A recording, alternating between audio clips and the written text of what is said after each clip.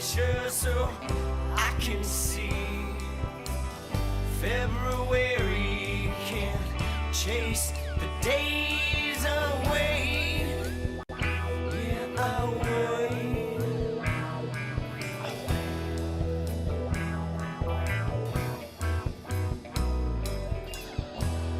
Why listen to what they say? Save yourself for another day. This one's coming, it's gone to the wind again. Yeah, again. Again.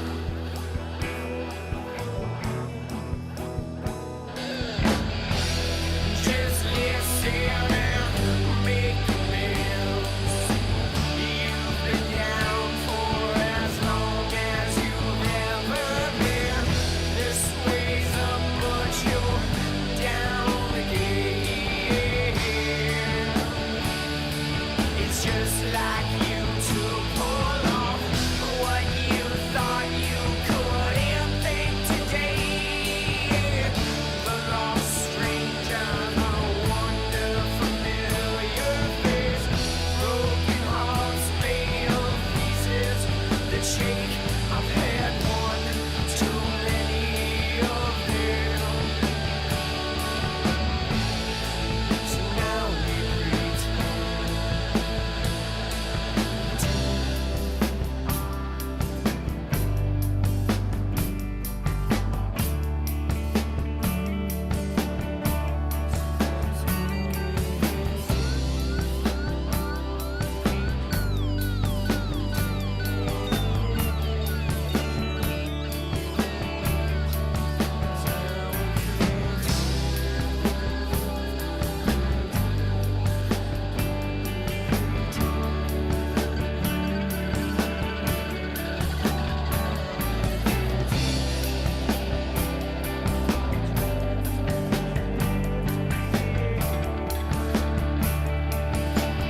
just like snow castle, oh, we drift to the edge.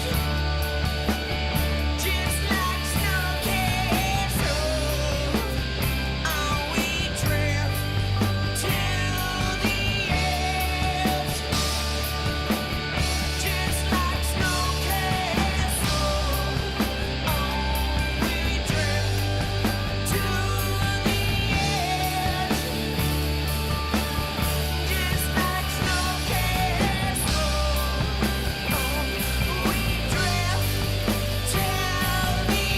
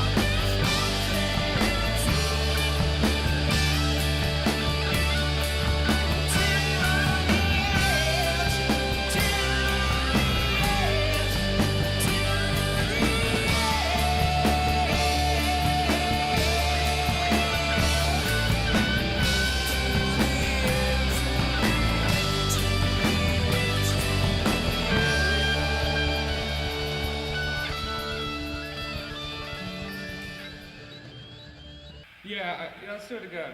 All right.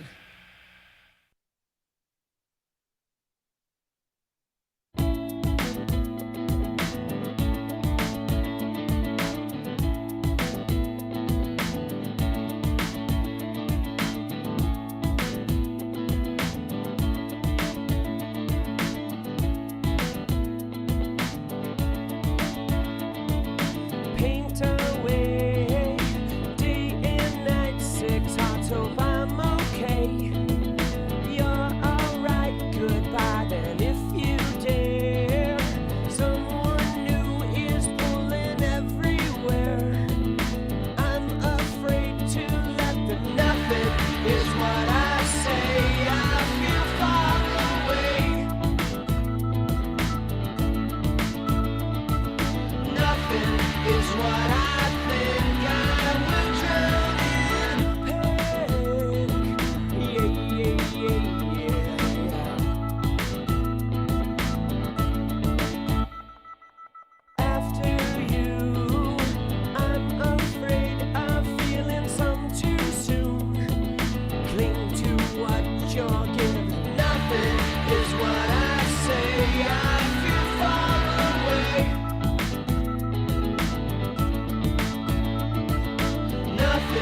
is what I think. I will drown in pain.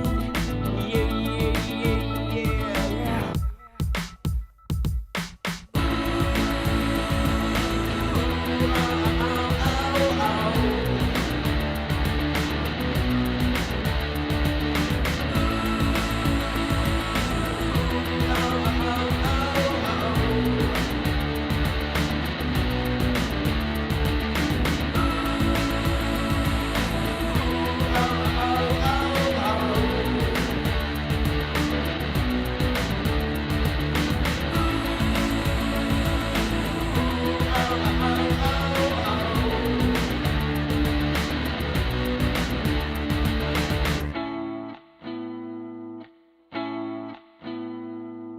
Paint away, day and night, 6 hearts, hope I'm okay. You're alright, goodbye then if you dare. Someone new is pulling everywhere. I'm afraid to let them. Nothing is what I say. I feel far away. Nothing is what I think. I will drown in pain. Yeah. Nothing is what I say. I feel far away. Nothing is what I think. I will drown in pain. Nothing is what I say. I feel far away. Nothing is what I think. Nothing is what I think. Yeah. 'Cause I will drown in pain.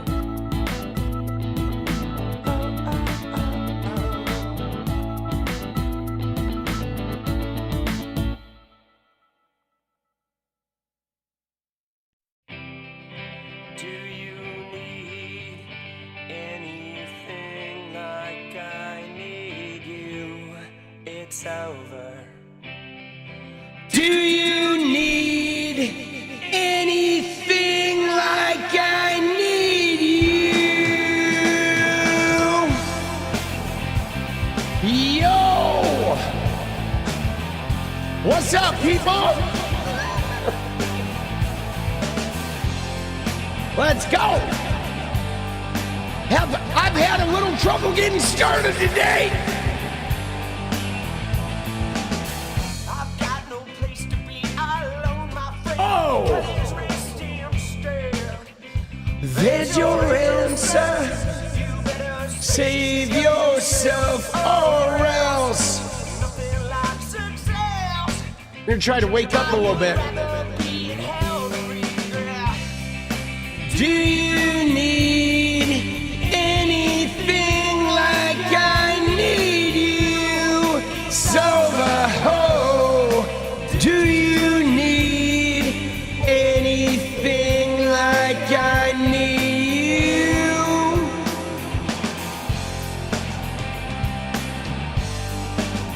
You know I do.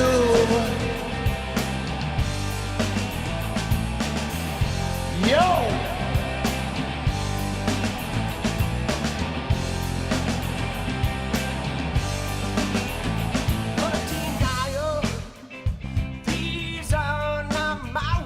Tell me where are mine most of the time. With reality and permit me to breathe before I do it again. Do you need anything like I need you? It's over. Oh, do you need anything like I need you? Do you need anything like I need you? It's over.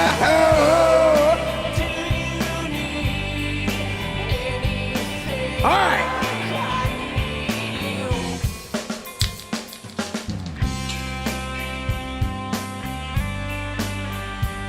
Let's go, people.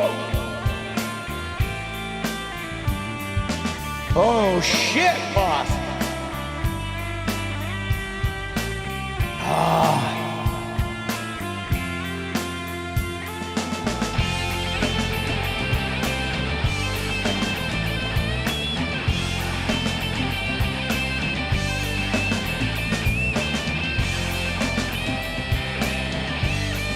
Whoops. Yes! Do you need anything like I need you?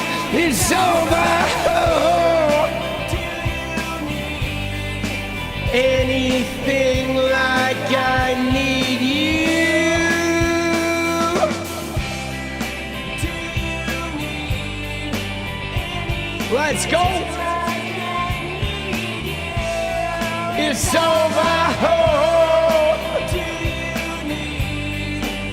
All right.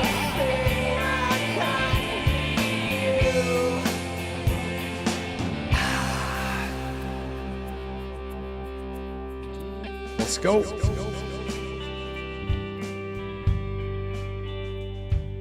Oh, there we go. There we go. Dude. What is fucking going on, bro? You see this? This is I think a recent image, right? I think this is a recent image of the fucking the Zorro Ranch, where it looks like, what are they doing over here, boss? Right? What are they doing to this place? Dude, they're like, I mean, is that gonna be the Christian kids swimming pool right there? Or what the fuck is going on, boss? What are we doing? How are we doing on this Sunday evening? Right? Dude, I've slept most of the day. I only made one video today. I'm sort of behind on everything. I did go to see Wuthering Heights, right? It's pretty good. I did fall asleep a little bit during the movie. Yeah, I've had a day of rest, sort of, and I am still tired, dude. You know, I fucking woke up late tonight, took yet another nap. I'm trying to catch up on fucking sleep, dude, because something tells me I'm not going to be getting a lot of it over the next couple months. But dude, if I was sleeping, it wasn't that good. No, it was good. I have a tendency to fall asleep during movies and television shows. It's just kind of a thing I do. And lately I am not, I have not been sleeping well. But yeah, this is wild. This was, you know, the helipad that became some garden that became now some hole in the ground, which is like, what are they doing there? That's pretty intriguing. You got these huge piles of dirt here. Are they digging out a foundation? Are they digging something else out? Are they, right? How old is this picture? We don't know. It seems pretty recent, you know? Dude, it's pretty crazy. You like to sleep with the TV on? Dude, I did, right? I did sleep with the TV on. Like, I went to sleep to like a movie for years and years and years as well. I think that is the curse of me at the movies sometimes. But I mean, we're gonna look at some shit tonight. There's a lot of shit on tap. A lot of it concerns Epstein. Obviously, we're gonna look at the Trump stuff. Because, I mean, dude, what's going on with Iran? What an epic disaster, okay? Can I just say, what an epic disaster. Like, already 3 dead, you know, on day 1. But, like, dude, it's, you know what it is? It's like the lack of plan. that is the thing that I got from today. Just, and I didn't even spend a lot of time investigating here, but I did a little bit of sniffing around, just sort of like general vibing. And the thing that's crazy about it is it became very clear that, like, oh my God, like, these guys don't have a plan, right? They like had no plan. It's sort of like everybody calling Trump up. Yeah, let's do this. Let's do this. Trump wants to be cool with Israel, and MBS, of all people, you find out that the Saudis have been calling him saying, yeah, you should really attack Iran. And so then they do it, and they literally, I think it amounts to, you know what it amounts to, guys? Because I was thinking about today, I was thinking about how, you know, if we had our, like, whatever, some fucking defense meeting with a whole bunch of, like, top government officials, and then they blew up and just killed like 50 of them at once. I mean, Iran's gonna be in fucking chaos, bro. This country is like, we have no idea who's gonna be running this thing, you know, 6 months from now. Like, it could, you know what I'm saying? Like, it could literally be, I mean, for all they want to say about Iran being disruptive, whatever, it could be 100 times worse, you know, because they don't have any fucking plan. You know what I'm saying? Like, I don't know, man. Dude, I will. And then, you know what part of me was thinking too? You ready for this? I know this sounds crazy, but part of me was thinking that they're so panicked that they know they're losing in November, right? That they know they are losing in November. And so they're almost like, okay, if we're going to lose in November, let's plunge the country into as much chaos as possible in hopes that they can win in 2028. Like, that's literally what occurred to me, because, you know, we're going to come back to the Zorro Ranch thing because this is really intriguing me. But look at this. Like, this is what fucking hit me, right? That's gas prices. And that is what, like, look at what fucking happened. Look at this shit, dude. It's like this massive spike, okay? And it was this thing that sort of, this is just when Trump was like, oh, $2 gallon of gas, right? He goes on TV for the State of the Union, and he's like, oh, gallon, we got cheap gas, energy costs, and now, like, dude, it's like, what is he doing? He literally just took the one thing, literally the one fucking thing in his favor, right? The one thing in his favor. There's only one thing he had going for his whole administration. And he just, like, lit that on fire, dude. Like, what? I don't even understand. You know what I'm saying? Isn't that bizarre?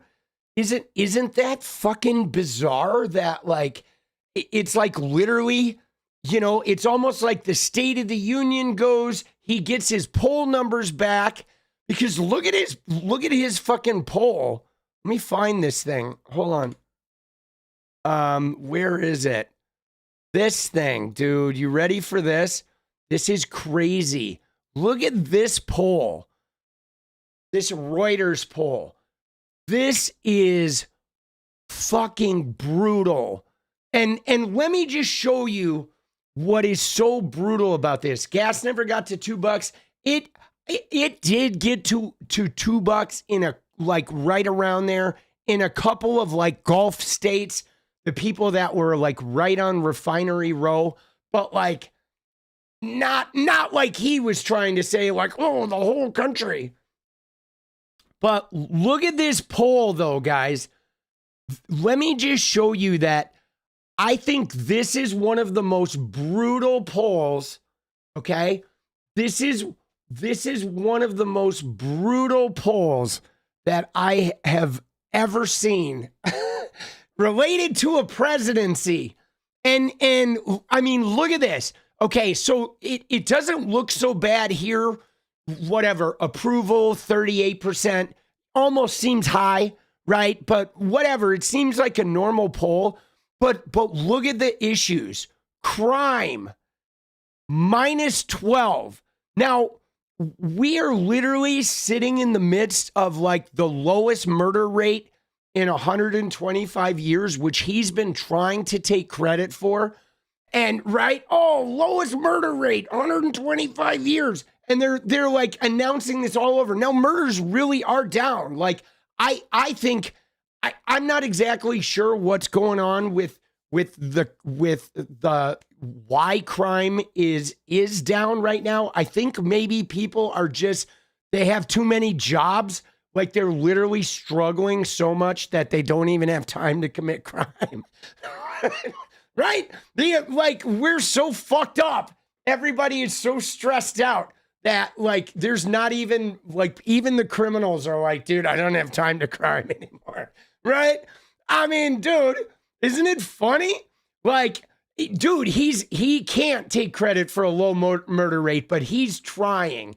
Okay? He is trying, right? But dude, crime is way down and he is -12, guys.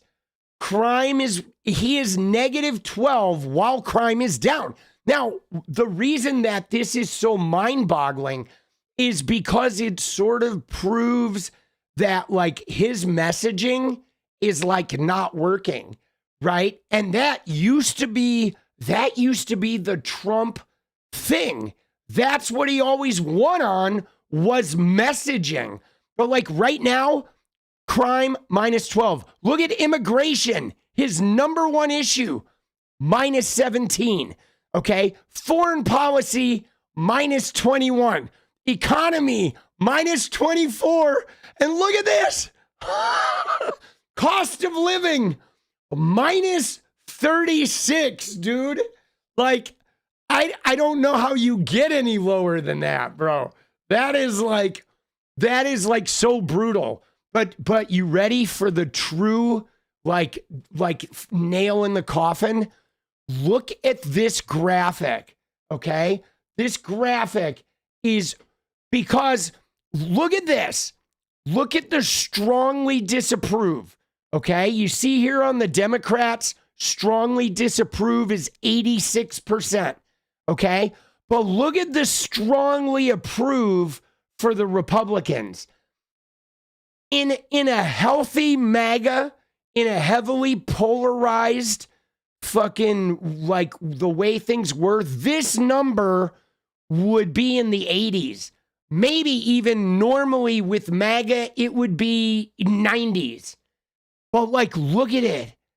It's 47 in his own party. Like, that's fucking devastating right there. You know what I'm saying? Yeah. No, a lot of people, a lot of independents in this. But dude, Oregon Valley Girl says, thanks, bro. Love your party. Let's go. Let's go. Dude, Oregon Valley Girl, let's fucking go, dude. Let's party. Thank you. Dude, I love it. I love the name too, Oregon Valley Girl. Dude, I grew up around the Valley Girls. Dude, isn't that crazy though? Like, that is crazy right there. Because this is like even the Republicans are like iffy. Like all that shit we've been talking about with, you know, Candace Owens, and you have Nick Fuentes, you have the extreme parts of the, you know, Laura Loomer is stumping for Trump, and Nick Fuentes is like, I'm not even voting. He's saying vote for Democrats, which is like insane. I mean, I'm not going to say anything. I don't want the Groypers in the Democratic Party, but if they're going to vote for us, like in the midterms, I'll let it slide. I'll ignore it, but I don't want those guys thinking they're going to be Dems now. Like, yeah, we're not interested. But whatever, we'll take their votes in fucking November. But dude, this is brutal. Dude, stop the stupidity. Let's go. Oh! Oh! Dude, let's go with those gifted memberships. Thank you. Thank you. Stop the stupidity. Let's go. But yeah, dude, this is crazy. This is fucking crazy because, again, look at the independents, guys. Look at the independents, too. Strongly disapprove, 51%. Strongly approve, 10%. That is crazy because that means more than half of the independents are just like, fuck this guy. Dude, shit. Murder goes down when repeat murderers are locked up. Murder is cyclical. I mean, yeah, like crime is all cyclical. You know what I'm saying? I am really intrigued though, right? About these numbers, man. This is fucking brutal because I looked at this, guys, right? And look at this. Disapprove with the Democrats, 95%. Approve with the Republicans is only 82%. But the key is that strongly is that the Republicans have a fracture here that is very concerning for them. Dude, Republicans have a fracture. And here, the Democrats are like strongly like, fuck this guy. Dude, Lucy Lou's mom, let's go. 5% margin of error. Dude, oh shit. Dude, screw Fetterman, bro. God, that guy, like somebody needs to pound sand up his ass.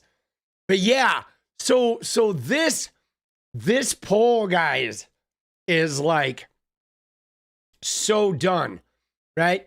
Oh, let's go. Raven, good to see you. They are so cooked. And this is, guys, this is some great news. Now, it doesn't mean it's over, okay? It is not over until it's over. Like, we're still going to have a significant grind ahead of us because the voter suppression is going to be off the charts. Like, this is my concern here, guys, is that this fracture and the fact that they know that it's fractured, they're going to try like outlandish shit. And we did see one of the first signs, I believe one of the first signs we saw. I found this photo. This is an AI photo that's making the rounds on the internet, which this photo is not real. You can see that that's not Trump, but I think it's funny that people are spreading this shit. They're like everybody is like taking advantage of this. But it was this comment about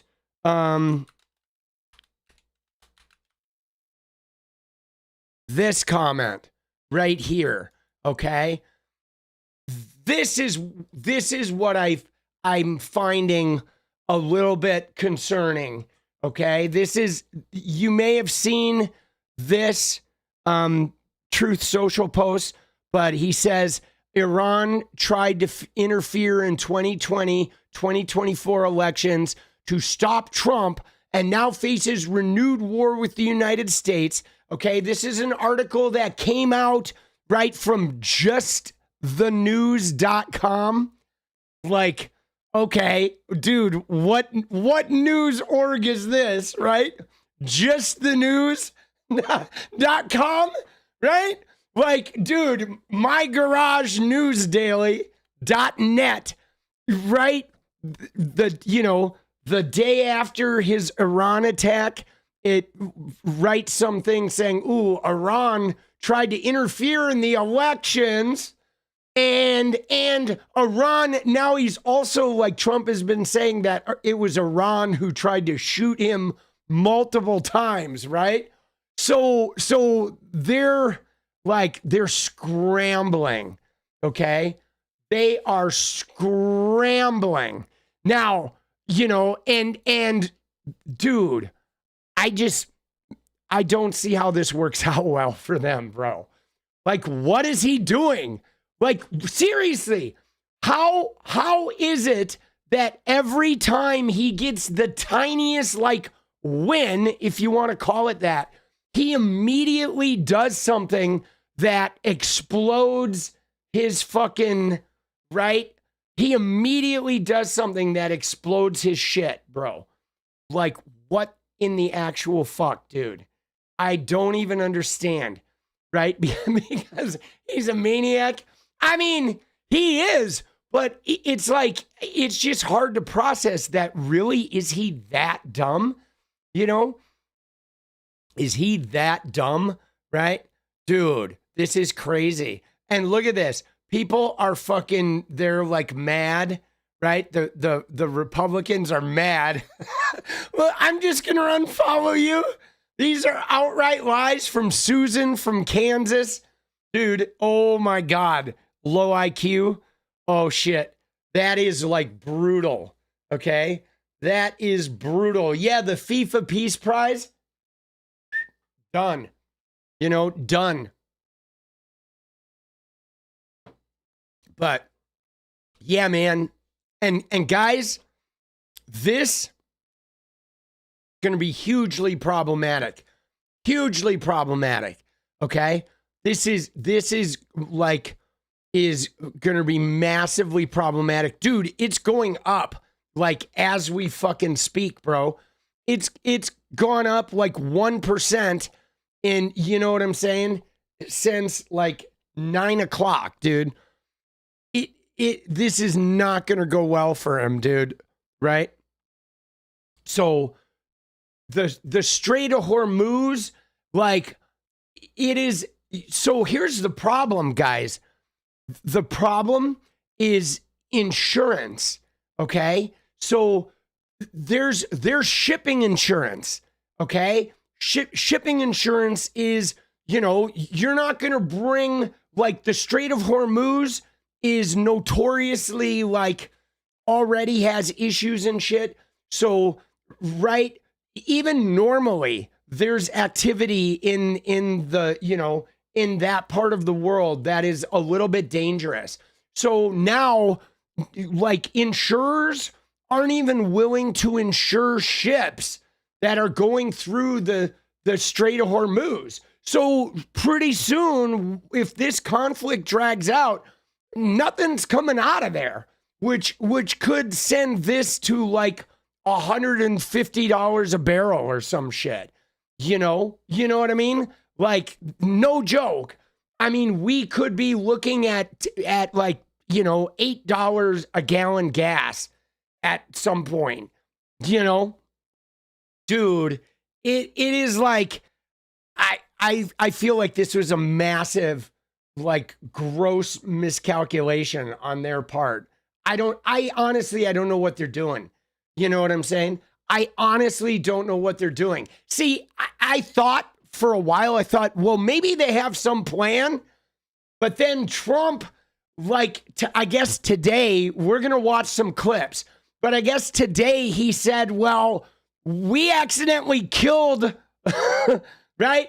We accidentally killed the guys that are, you know, that we had in mind for leading, right? You know, we had somebody in mind to run the country, but we sort of accidentally killed them. Dude, I mean, I don't mean to laugh, but like, bro, what is going on, dude? So they have no idea. They have no idea who's gonna be running that country, right? And you know, the best I could glean, okay, the best I could glean was they're just sort of like hoping that somebody good like wins the battle for that power vacuum. Dude. Dude, overplayed? Yeah. Yeah, I like, I don't know. I don't know what they thought. I mean, at this point, you know what I'm saying? I almost feel like, you know how the Middle East has been sort of buttering Trump up? right? Qatar gave him a plane. MBS is like sponsoring his golf tournaments and has been sinking a bunch of money into boxing and UFC and all that shit. I sort of feel like they just played Donald Trump. Like they just were like, we're your buddy. Oh yeah, let me give you some money. We're going to give you a plane. And then they were like, they had one goal. The Arab nations and Israel were just trying to talk him into doing some crazy attack that would knock Iran out or make them like non-functional.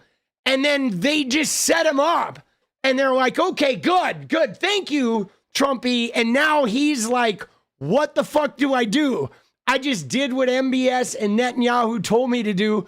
My gas price thing's gone. My fucking poll numbers are in the tank. I'm about to lose the House. I'm going to get impeached. My whole cabinet is like on Epstein Island. And now he doesn't know what to do, dude. He honestly doesn't know what to do, man. Oh my God. Dude, he is so fucked. Dude. What an idiot. What an idiot. Dude, I'm just waiting until it hits $72. All right, we're going to fucking wait for the... I mean, look at it. It was flat a minute ago, dude. It is like, bro.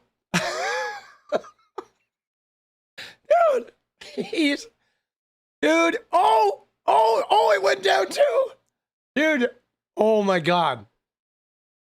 He is so dumb, guys. Like, you know what I'm saying?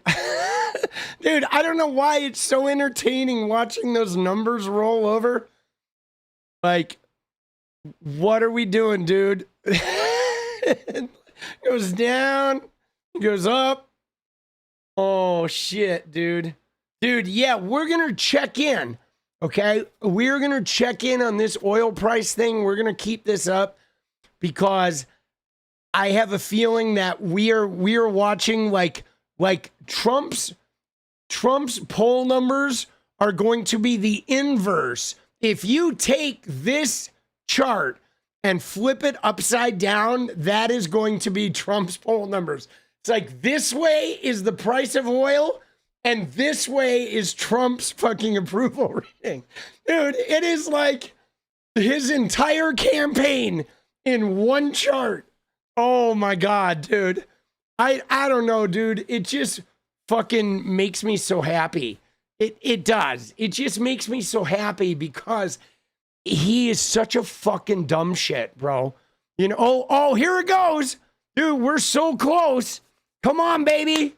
72. No, I shouldn't be rooting for the price to go up because I know it's like, it sucks. But I am rooting for Trump to fail, okay? I am because he's an asshole, okay? He is. He is a douchebag and he doesn't have anybody's best interests at heart. He ran on a campaign of like anti-humanity. He has empowered like the worst voices in the country. And so I literally want him to crash and burn. Like, you know, metaphorically, I want a massive, a massive digital explosion where his agenda used to be. Because his agenda is fucking terrible, bro. It's just not good. You know what I'm saying? Please don't do this. Living in the UK is 3 times worse. What? Oh, the price of gas in the UK, right? Well, dude, all of Europe and shit is like gas is already really expensive because they encourage people. There it goes. 72. Yeah. And guys, here's the thing. You ready? You ready? It's like, I just think, dude, let's go, Felicia. Let's go. Thank you, Felicia. Appreciate you, boss. I think what he said right here, what JN said right there about things have to hit bottom. I think the bottoming out is going to be essential, okay? Because we know right? We know that Trump wants to hold on to office. He's threatened about holding on to power, and people have had a fear of him like not wanting to vacate. But hitting rock bottom, it's gonna sting, guys. But I think we need to learn a fucking lesson here, okay? I think we do. Sometimes you have to just get your face down in the muck before people wake up and realize, you know what I'm saying? And so we're gonna hit rock bottom. We are, but that electorally, I think maybe that's what we need. You know what I'm saying? Yeah, it's just like we're gonna get a reset, okay? We're gonna get a reset out of this, you know? But Jesus, dude, this shit is brutal. You know what I'm saying? And yeah, I think there's a reckoning coming for Netanyahu's government as well. I think there's a lot of reckonings that are about to happen. You know? Oh, dance party goal reminder. Okay, yeah. No, let's do it. Let's set it up, dude. Here we go. Goal dance party. I couldn't read your thing because it's written in that sort of script. Bro.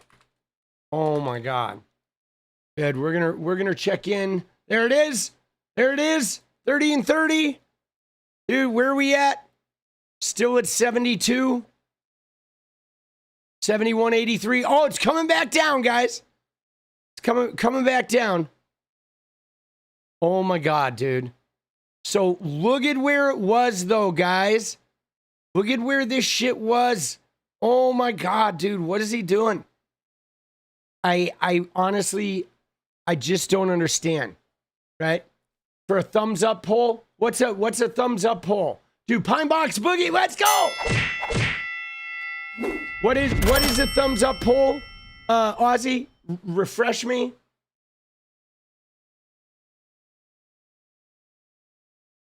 Oh.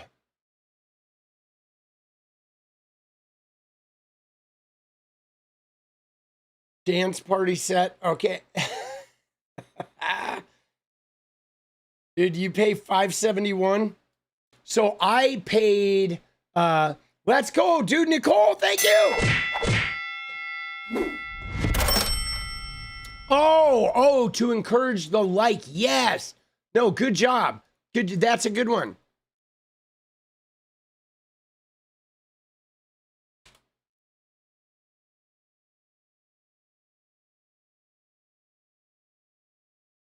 There it is.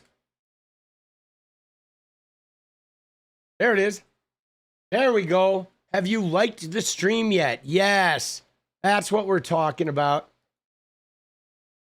Let's go, baby. Dude, let's go. Stop stupidity. Dude, let's go. Dude, kids with 5 gifted memberships. No way. Oh. Oh, shit, bro.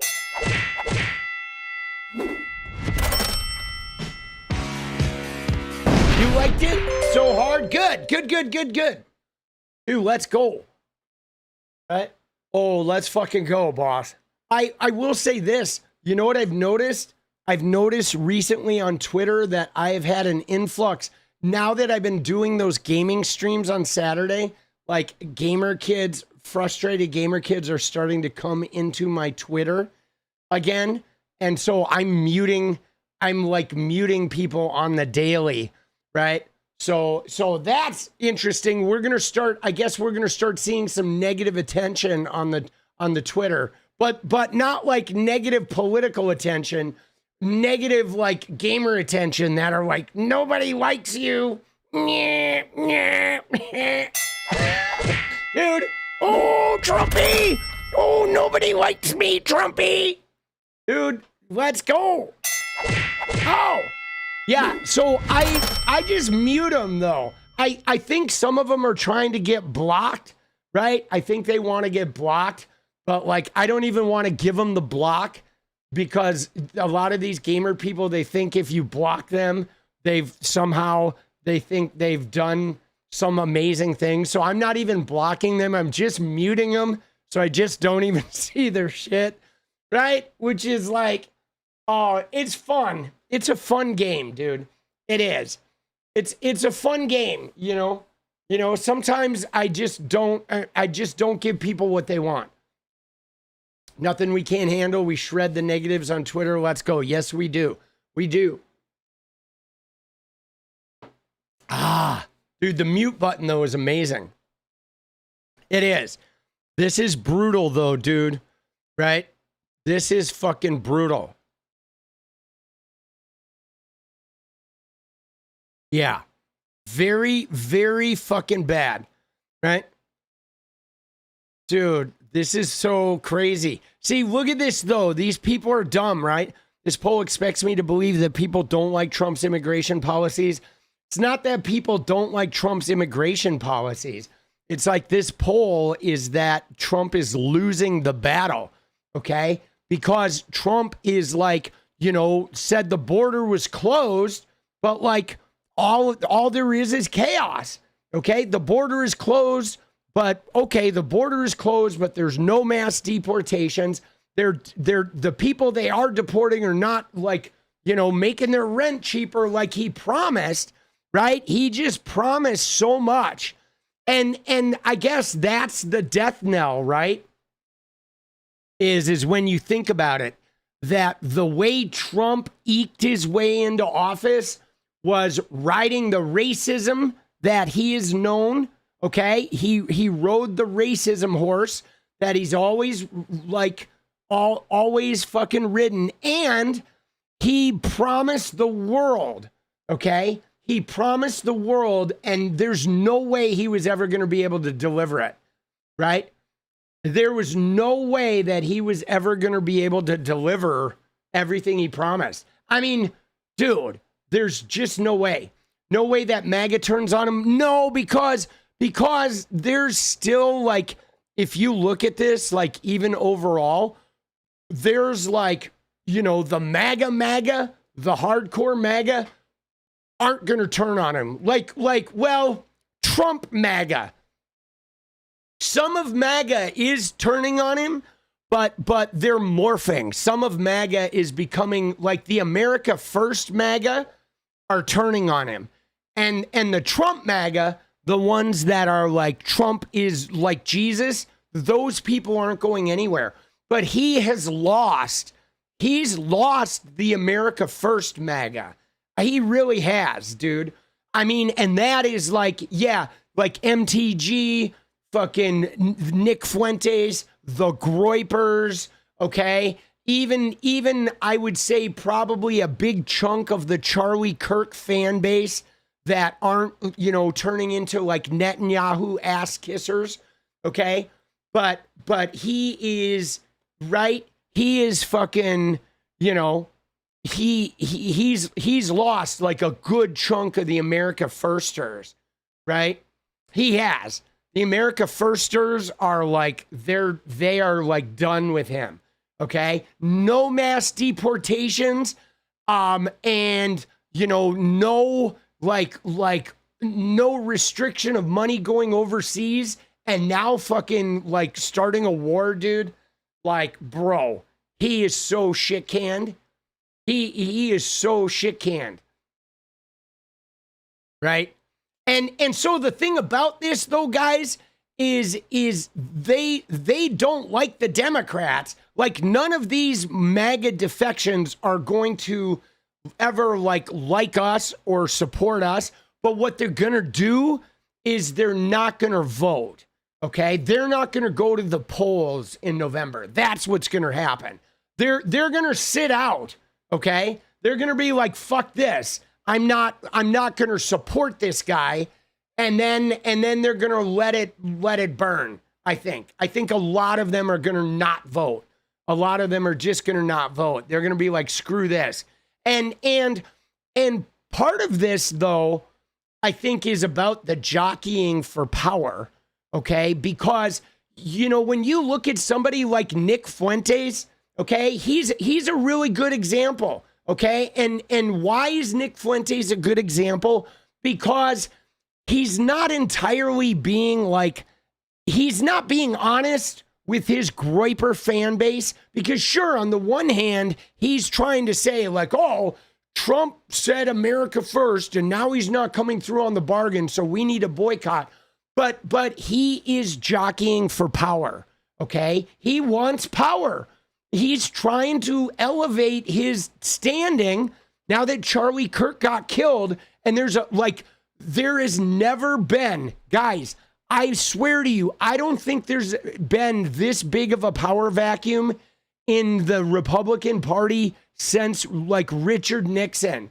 You know what I'm saying? Like, I honestly don't. And even then, it didn't last that long, okay? Because they didn't really hold the party responsible. With Nixon, they were more like, oh, he's a bad seed.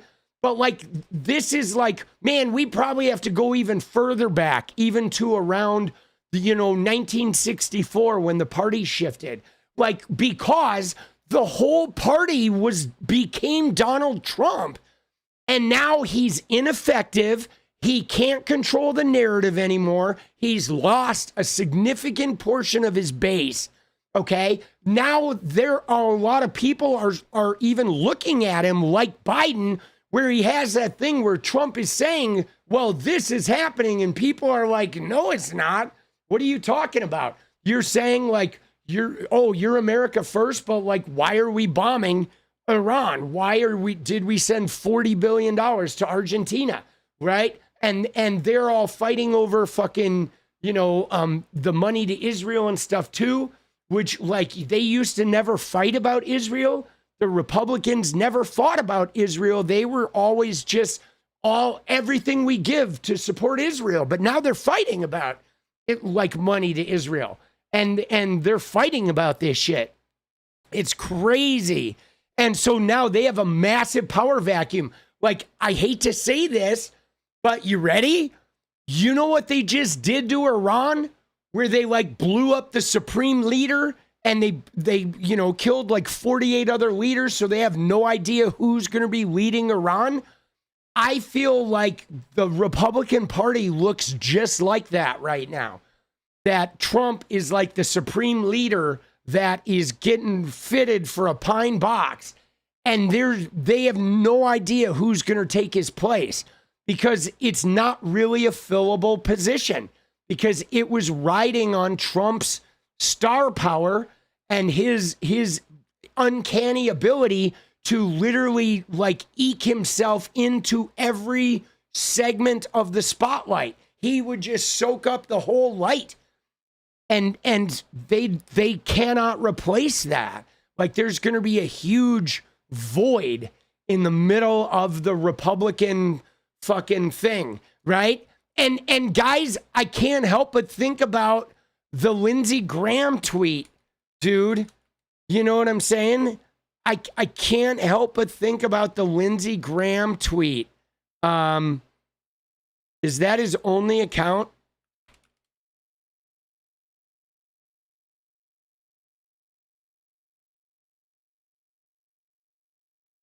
Oh, shit.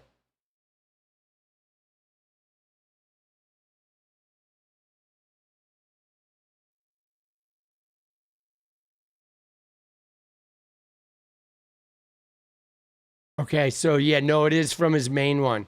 Okay, it is from, you ready? It's this tweet, guys.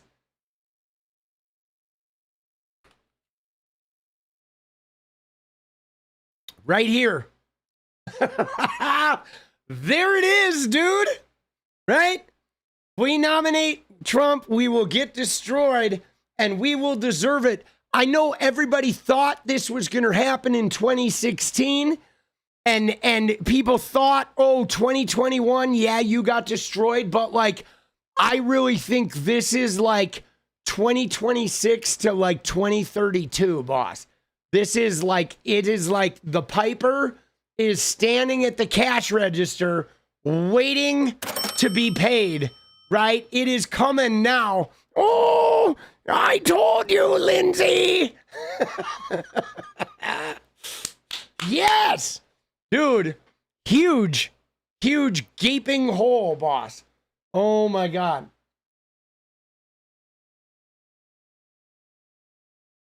huge gaping hole incoming, guys. Massive incoming hole, dude. Leave him a comment. I will. I've fucking saved that thing. I'm not gonna leave one right now because I have to gestate on it.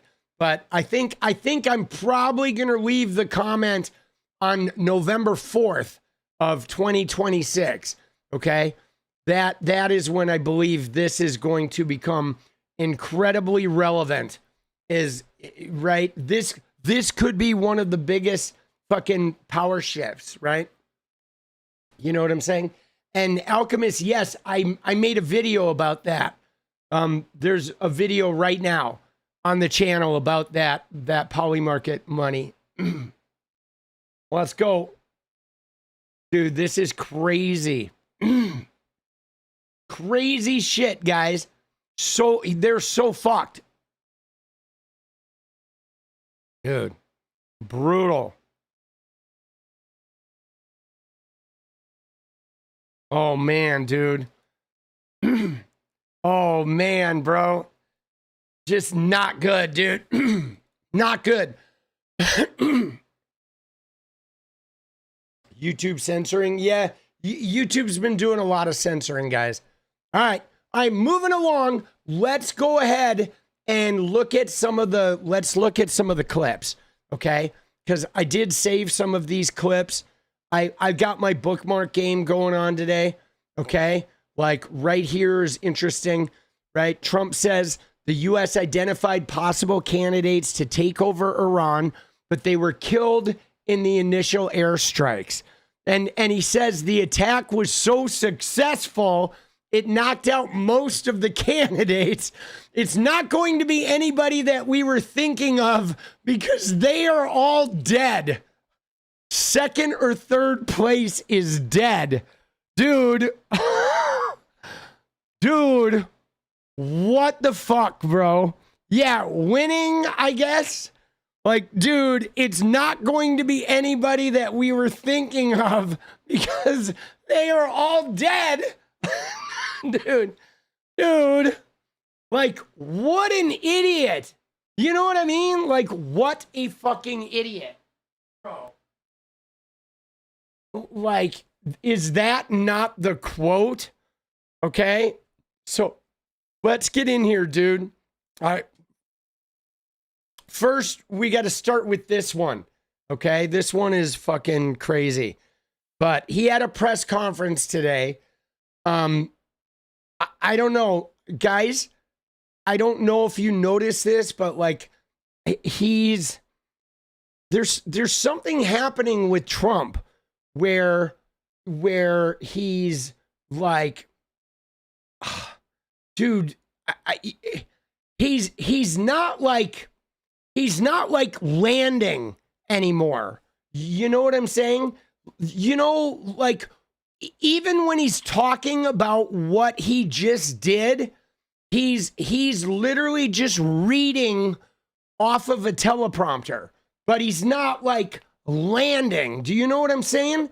There's right. His mojo is like gone. Dude, 𝗙𝗃𝗏𝗏, let's go. Right?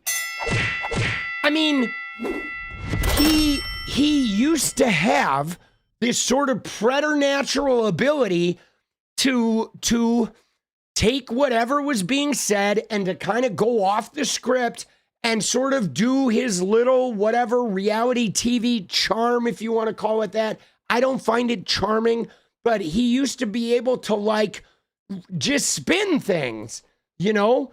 And he's just like reading shit off a teleprompter, and there's not even any conviction to the words. You know what I'm saying? Stop stupidity. Let's go. Dude, let's go. Dude, Toasted. Welcome to the memberships. Appreciate you. Welcome to the fam. You know what I'm saying? Like even watch this. Watch this part right here. Yeah, the magic. Gone. Watch this. It's brutal. Earlier today, CENTCOM shared the news that 3 U.S. military service members have been killed in action. As one nation, we grieve for the true American patriots who have made the ultimate sacrifice for our nation. even as we continue the righteous mission for which they gave their lives. We pray for the full recovery of the wounded and send our immense love and eternal gratitude to the families of the fallen. And sadly, there will likely be more. Before it ends, that's the way it is. Likely be more, but we'll do everything possible. Dude, who wrote this thing, bro? Like, you know what I'm saying? Like, who fucking wrote this thing? Dude, are they trying to sabotage him? Right? You know what I'm saying? Did Kamala Harris write this fucking speech for him or what, dude? Like, honestly, who, like, who's writing this shit, bro? You know what I mean? Like, seriously. Well, that won't be the case. But Dude, one more time. the way it is, Dude. of the fallen. And sadly, there will likely be more. Before it ends, that's the way it is. Likely be more, but we'll do everything possible where that won't be the case. But America will avenge their deaths and deliver the most punishing blow to the terrorists who have waged war against basically civilization. They have waged war against civilization itself. Oh, yeah. A result. Yeah, I'm sorry, buddy. Sorry. Oh, it's just not landing. I've lost my magic. They used to clap for me. Dude, he is like, dude, he is just crashing out. He's losing it. He is, Kit. He is losing it big time. Okay, stop stupidity. Let's go, dude. Thank you. Dude, let's go. Dude, Engrain, true gem of a speech right here. Yes, guys. So, hold on. I gotta deal with the fucking major itch right here. He's losing it. He's already lost it. Yeah, no. He is mostly, it is mostly gone. But the thing about it, oh my God, dude. Oh, that's good. What the fuck? This is insane. It is insane, right? Oh my God, that is so heavenly. Jesus. Oh, fuck, dude. Jenny got me the back scratchers some years ago, and that was amazing. But so his magic is like gone, right? It is like gone, guys. I mean, look at his face, dude. You know, if he wasn't such a piece of shit, right? If he wasn't such a piece of shit, I would actually feel bad for him. I'm serious. Okay, dude, stop stupidity. Let's go. I swear to you, because his mojo is gone. His base is defecting. He's underwater on everything, but he's an absolute piece of shit. So I am going to enjoy his suffering. But if he wasn't a piece of shit, even if he was somebody on the opposing team, I would honestly feel a little bad for the predicament because he's just flailing and has no fucking clue what's going on. But now I'm just going to enjoy this. I'm going to enjoy it because he deserves every last bit of it. Okay? He deserves every last bit. You know, he does. He's a fucking piece of shit in every possible way, right? From Epstein to fucking, you know, his lying, to the way he treats women. You know what I'm saying? But I'm talking about if, you know, the way everything is turned against him, if he was like a normal fucking human being, I would feel bad. I'd feel like, God, that sucks to have everything blow up in your face like that. But not for this guy. Dude, Shin Godzilla, let's go. All right, guys, wait, we got to hunker down before we hit more clips. We were watching him fade away, and I'm okay with it. Yeah, me too, kids. I'm down with that. I'm absolutely down with watching him fade away. 100%. Stop stupidity. Let's go. All right, guys, we are down to, we need 7 minutes. 18 and 7 for the dance party. Maybe karma is coming. Let's hope.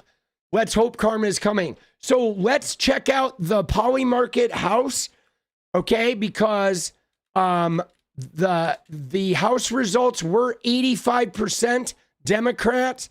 where are we at now? We are at 84. Oh shit, the Republicans gained a percentage on the House. All right, dude. They're really fucking pulling it in. Let's go. Somebody please stop this madness. Well, you know what, Headstrong? I think in the end, you know what's going to happen, guys? In the end, Trump himself is going to be the guy that stops this madness, guys. Okay? Trump himself is going to be the guy who grinds this to the bitter end, dude. Dude, stop stupidity. Let's go. Dude, let's go, dude. Toku, I appreciate you, boss. Don't worry about it, dude. You got to take care of yourself, all right? I'm just glad you're here, bro. Appreciate you. Don't ever feel bad if you can't, like, donate. You know, times are fucking tough. You know what I'm saying? Trump will fold soon. Dude, he is fucking sunk, bro. Honestly, guys, I don't think I've ever seen, I think the last time I've seen somebody, I think only 2 times I've seen somebody crash this hard, and it was like both Bushes, okay? It was the Bush father and son team, dude, that, like, you know what I mean? Those were the fucking, those were the, right? It was the Bush, the George, the 2 Georges, right? Where they fucking had the same thing, and also over war. You know what I mean? The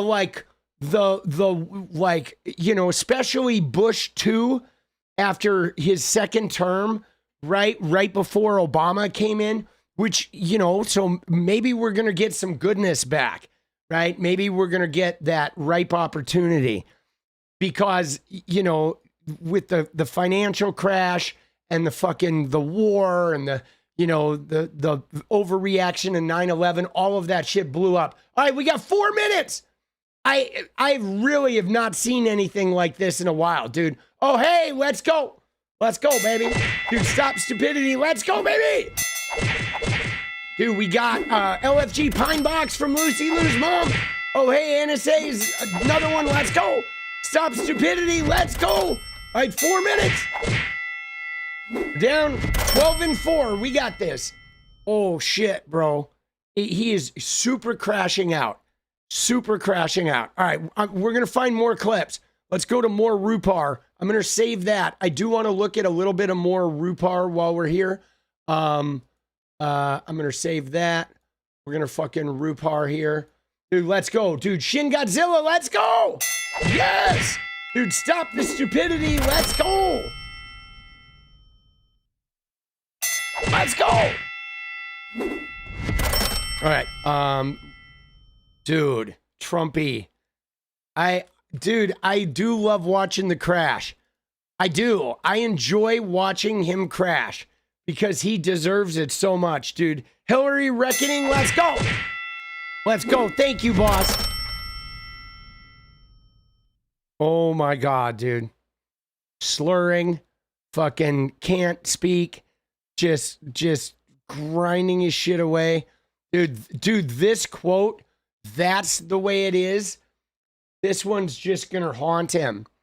You know what I'm saying? Like, you gotta wonder, are the people, are his handlers, do his handlers watch? Dude, stop stupidity, let's go. You know what I mean? Like,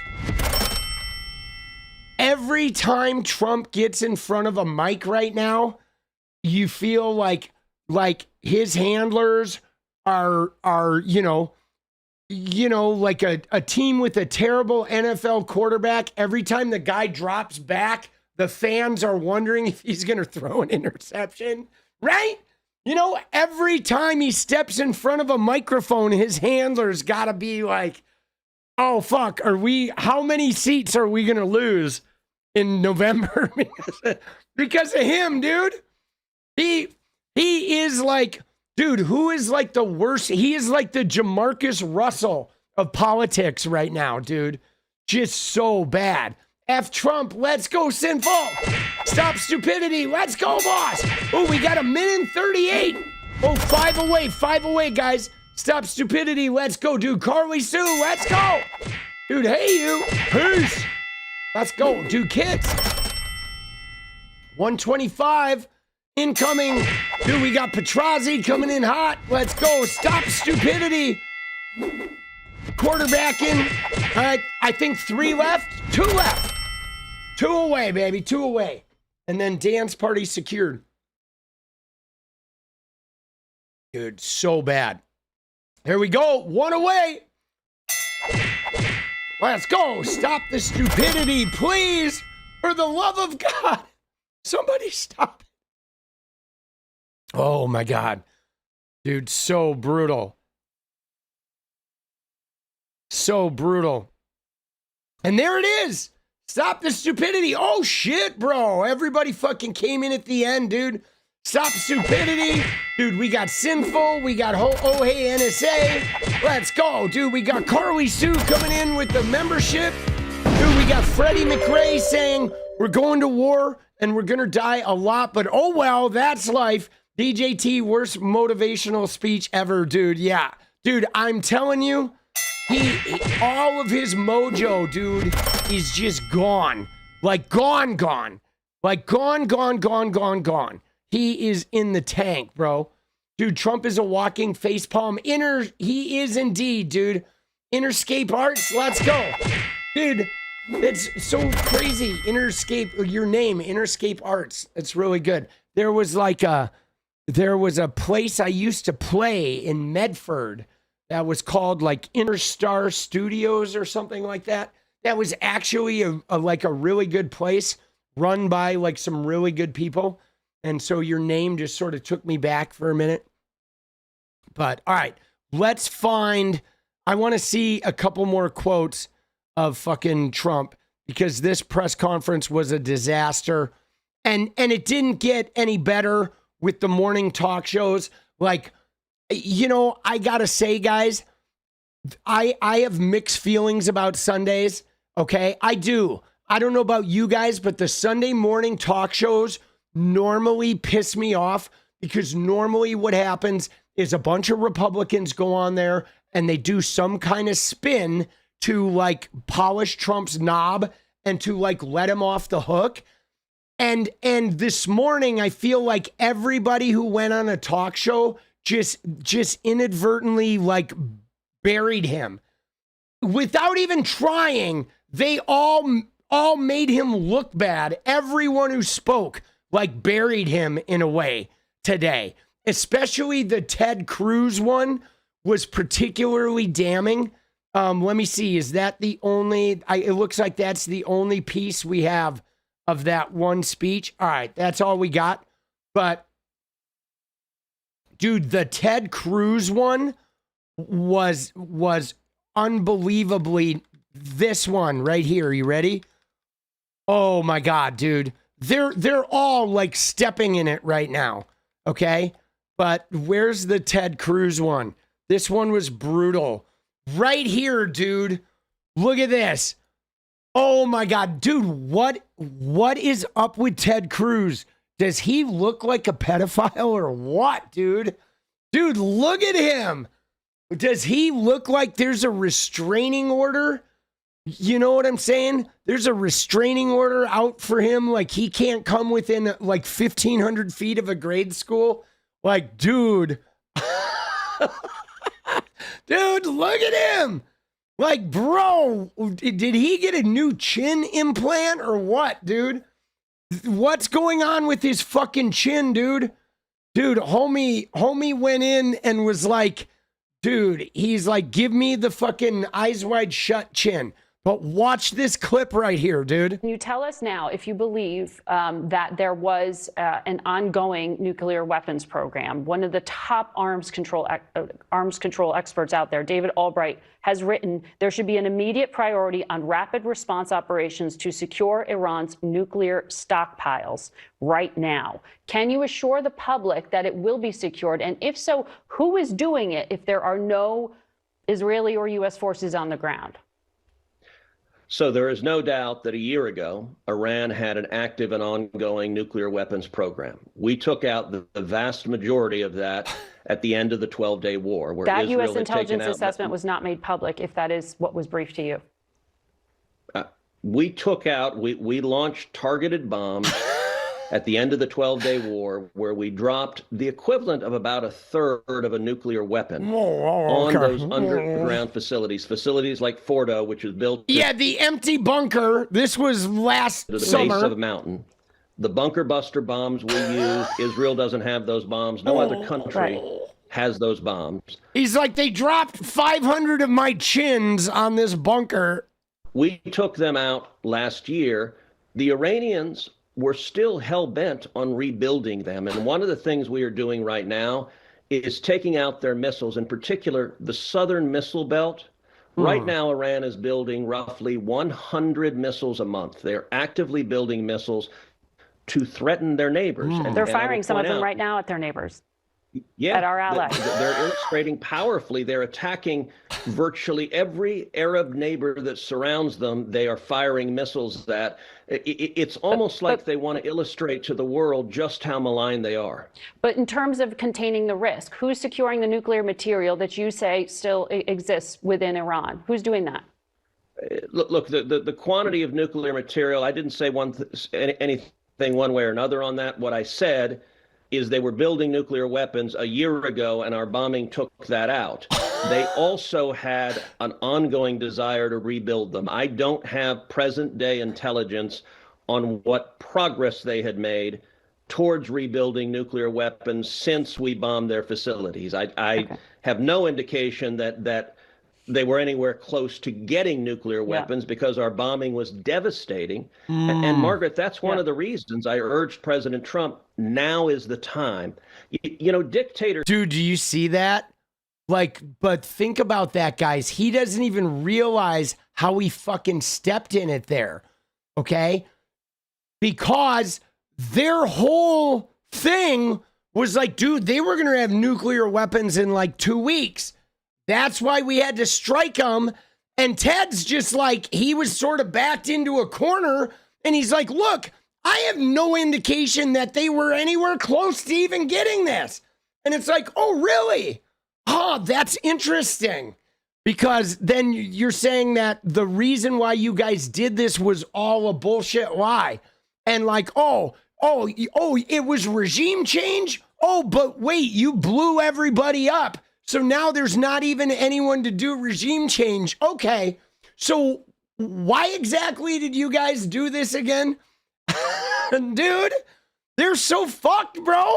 He just threw that in there as an aside. He doesn't even realize he's just badgered. Nuclear weapons since we bombed their facilities. I have no indication that they were anywhere close to getting nuclear weapons because our bombing was devastating. Oh, yeah. And Margaret, that's one of the reasons I urged President Trump, now is the time.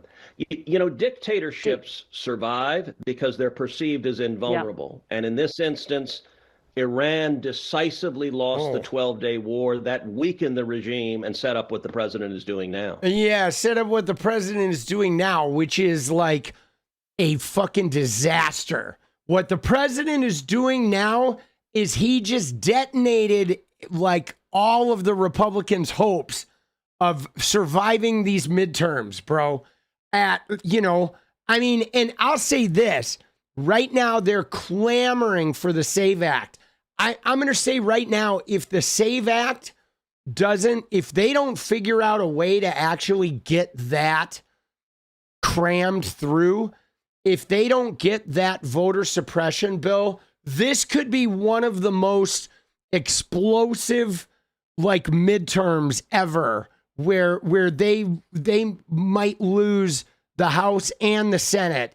It might be absolutely devastating. Like even right now, no matter how you feel about what's going on in Maine, right? I know right now there's a smear campaign against Graham Plattner and like, I don't know.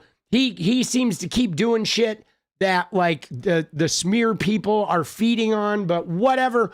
But dude, he is like demolishing Susan Collins. Like she is just like looks like she's gonna get shit canned. Okay. And so, you know, and maybe Texas picks up a Senate seat. Like this could be one of the single most devastating like midterm elections that we've ever seen in our lifetime. Like I honestly think, guys, it may be like the one that happened in the middle of Obama, right? You know, in the middle of Obama, there was a really big swing, but I think this could be on the state level and on the national level. This could be devastating. Because I don't think anybody's running the ship. You know what I'm saying? Like, I don't think anybody has a coherent plan anywhere. Like, there's nowhere, nobody has a coherent plan. I think Trump is just reacting to people, you know? Like, obviously, Hegseth changed it to Department of War. He wants to use the military. He wants to blow shit up. And MBS and Netanyahu are calling him saying, blow it up, Donnie.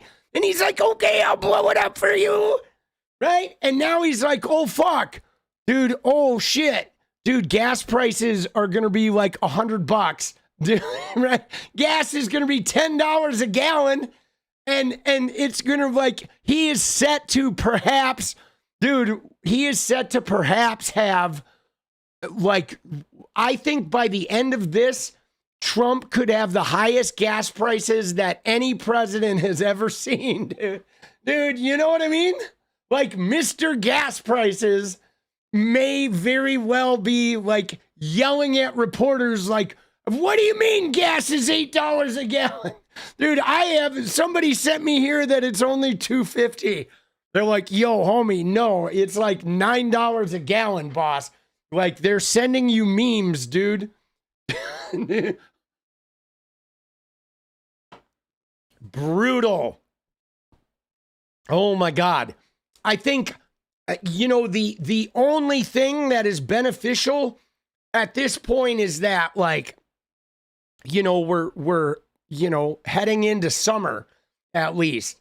Like, people's moods will be perking up a little bit because it's going to start getting warm again. But yeah, no, it could be like a Carter thing. You have two hybrids? Let's go. I've got a hybrid. Dude, I have a hybrid, and I'll tell you what, guys, I filled up before the attack. So I got that shit when it was still cheap, boss. But dude, it's almost at 73, dude. Dude, I have been live. Guys, I've been live for an hour and 24 minutes, and gas has gone up $1. Or the oil prices, sorry, not gas, but the oil prices have gone up $1 in 1 hour, dude. That's crazy. Like, dude, tomorrow night, it may well be $100 a barrel, right? By tomorrow night, we could be looking at $100 a barrel already, you know? And you know what I'm saying? And so look at the precious metals. Are they going way up? I mean, you know, I don't fucking engage in that shit. But I guess the thing about this though is like, you know, that shit is going way up too. But dude, you make sure you sell off, guys. If you're buying this shit, make sure you fucking time your sell off, guys. Because I'm telling you, they're going to fucking crash this shit. Okay? They are. Okay? They are going to, you know what I mean? They're going to fucking like don't get caught holding the bag. Okay? Let me just tell you. I know you keep waiting. Hell no, you're never selling gold. Nice. I mean, dude, I think I would sell some of it while it has this mass profit, because eventually it's going to tank, dude. Right? Let's look at the fucking, yeah, no, I guess it's going to fucking crash out, bro. Right? Dude. I remember when silver and shit was up, dude, gold only goes up. I don't know. I mean, this max is not fucking, they're like, I don't know why it only shows to 2012, right? But like, dude, I remember like silver and gold prices being fucking crazy and then crashing out when I was younger, right? But I mean, you know what I'm saying? But I mean, you have to sell at some point because otherwise, what are you going to do? You're just going to die and leave your gold. Like at some point, you're cashing that shit out, aren't you? You know what I'm saying? Like, you know what I mean? I mean, you're just going to hold it forever and never like take your profits, right? Like, what is that going to do? At some point, you want to take the profits, don't you? Right? I think they're going to crash this shit, dude. You can't take it with you. Hold it to retirement and pass it on to your kids. Oh, okay, dude. Yeah. I don't know, man. I still think like real estate's a better investment, boss. Right? I do. I mean, I get real estate is a little complicated. Like, I don't know. I don't trust this earthly shit. Dude, blacksmith, you're gonna make your kids a shield or something? Make them some chainmail. Dude, like, wasn't it there was a gold price crash, okay? When was there a gold price crash?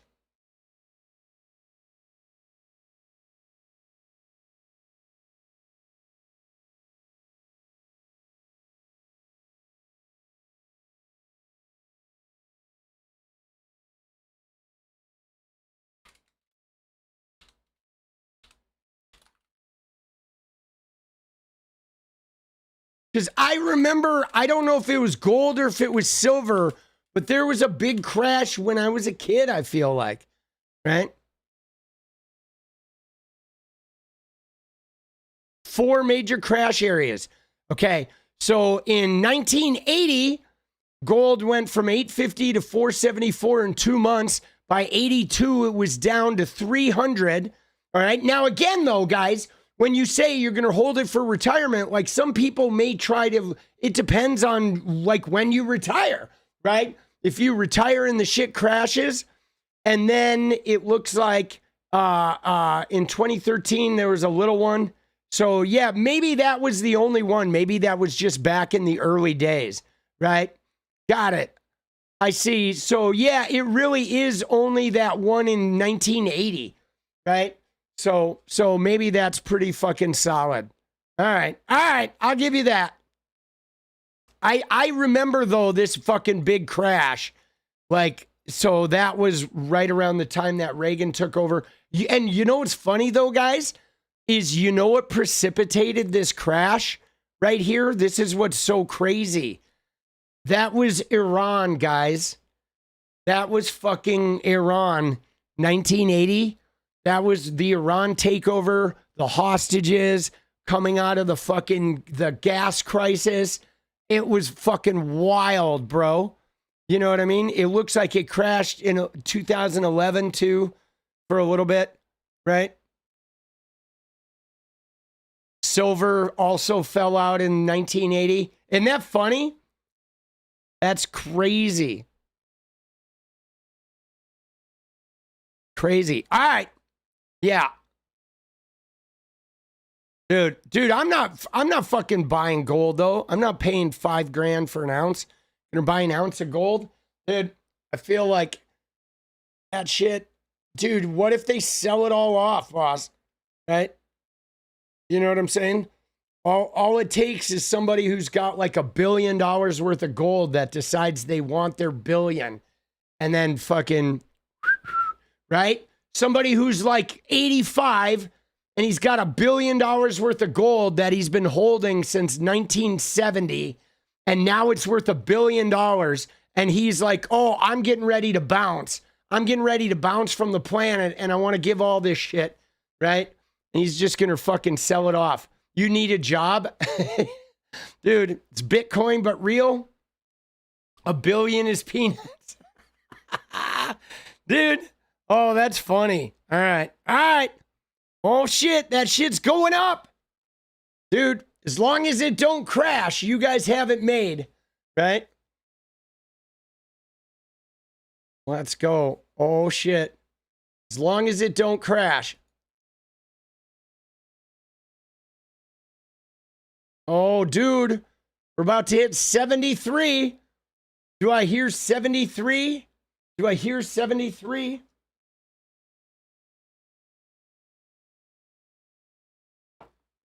Oh.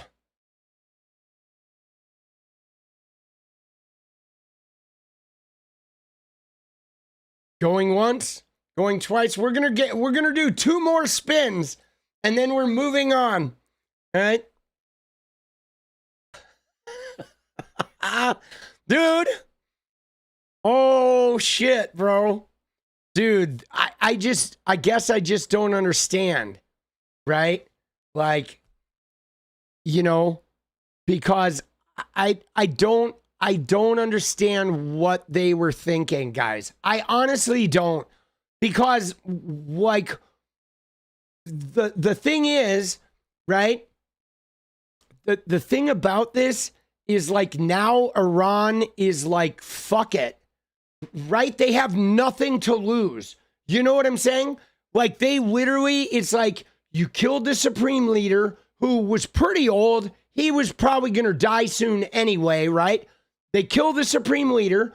They kill like 50 other people. There's nobody running the ship. Whoever goes into that position knows that, like, okay, let's just destroy the global markets. You know what I'm saying? It's like they now have nothing to lose to, like, all right, we can sink oil tankers. We can shut down the Strait of Hormuz. We can, like, fire missiles into every country. We can create a huge amount of chaos. And all the while, whatever terrorist cells they have are going to be, like, so fired up. Like, you know what I mean? It was almost like this was the dumbest fucking thing. We're going to have like 10 years of fucking chaos, extra chaos in the Middle East. And you know what I'm saying? It's like, so it just feels like it was the worst possible move. The worst possible move they could fucking make, you know? You know what I mean? Like, bro. All right, I guess we're not getting 73 yet. We'll check back later. Dude, you see this? Trending today. Did you see when this was trending? Send Barron. Oh, man. That's not good, dude. Send Barron, right? And there's a website, Draft Barron Trump. Oh, my God. America is strong because its leaders are strong. President Trump proves that every day. Naturally, his son Barron is more than ready to defend the country his father so boldly commands. Service is honor. Strength is inherited. Dog bless Barron. Oh my God, dude. Dude, Trump's like, oh yeah. About us? This site is dedicated to honoring the strongest and bravest voices in war. When power is projected abroad, it is only right that strength exists at home. If you're looking for proven genes, inherited courage, and unquestionable resolve, look no further than the Trump family. Leadership starts somewhere. Look at him. It's fucking snoozed. Oh my God, dude. Dude, people come up to me with tears in their eyes and they say, sir, you're the strongest. Send Barron off to war. I've always been strong, very strong, stronger than anyone expected. Some say the strongest ever, and strength matters, believe me. Dude, Donald Jr. says, this moment is really about Barron, okay? Always has been. He represents strength, courage, and service. I'll be honoring that sacrifice in my own way, mainly by talking about it from a safe distance. Right? And Eric says, people always say I'm stupid, which is totally unfair because I understand a lot about pancakes. Pancakes are complex. You've got batter, heat, timing. If you rush it, you ruin everything. I think about pancakes a lot. Mostly pancakes. Oh my God, dude. That is so crazy. Oh, fuck. Dude, mostly pancakes. Oh, bro. That is so good. Dude, that is crazy. Oh my God. That is something special. Dude, and then what do we have? Trump comes back. What are the objectives for Iran? Who do you want to lead Iran?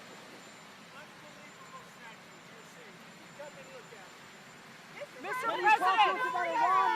President! Dude, there's an entire press gaggle hanging out there as he comes back from Mar-a-Lago, right? Comes back from his little makeshift situation room, and they're like, what about Iran? Can you talk to us about Iran? Who's going to be leading Iran? What's happening now with Iran? And he's like, look at this beautiful statue. What a beautiful, oh my God, I love the statue. Like, dude, homie, he's like lost the plot, guys. Talk about Iran, Mr. President. We take questions on Iran. What's the statue? Mr. President, what's your message to the families of the service members who were killed? Dude, his message is like, yo, nice statue. I'm out. Oh, when will they stop talking about Iran? Oh, right? Dude, guys, how long before he gives the Epstein quote where he's going to be like, yo, you still talking about Iran? Why is everybody still talking about Iran? Like, I thought Iran was like me being this like really strong military guy, right? Why we still talking about it? Dude, he's bent.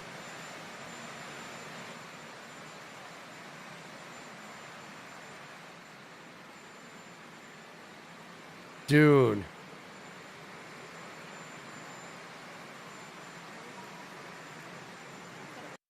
Dude, he is so cooked, guys. Dude, he is. Operation fucking Epstein failure, boss. He is like, you know what it is, guys? Is you've seen like, I don't know, people that have Alzheimer's or something, you find them like out in the road and they're like in their slippers and like a robe or something, and they're sort of out there and they're like, I'm not sure what I'm doing here. You're like, yeah, we got to get you home. You're going to get hurt out here, right? That's literally like where he's at, where he's just sort of like the statue and like, yo, you just killed like 50 Iranian leaders and that whole country is in turmoil. And, you know, you said it was like nuclear weapons, which they didn't have. And you said it was about regime change, but now you have no idea who's going to take over that country. Like, what are you doing? And he's like, where am I? What am I doing? Like, have you seen this statue? Bro, dude. Oh my God, boss. Like, that is fucking brutal. He's standing there in the dark, right? He is just in the dark, dude.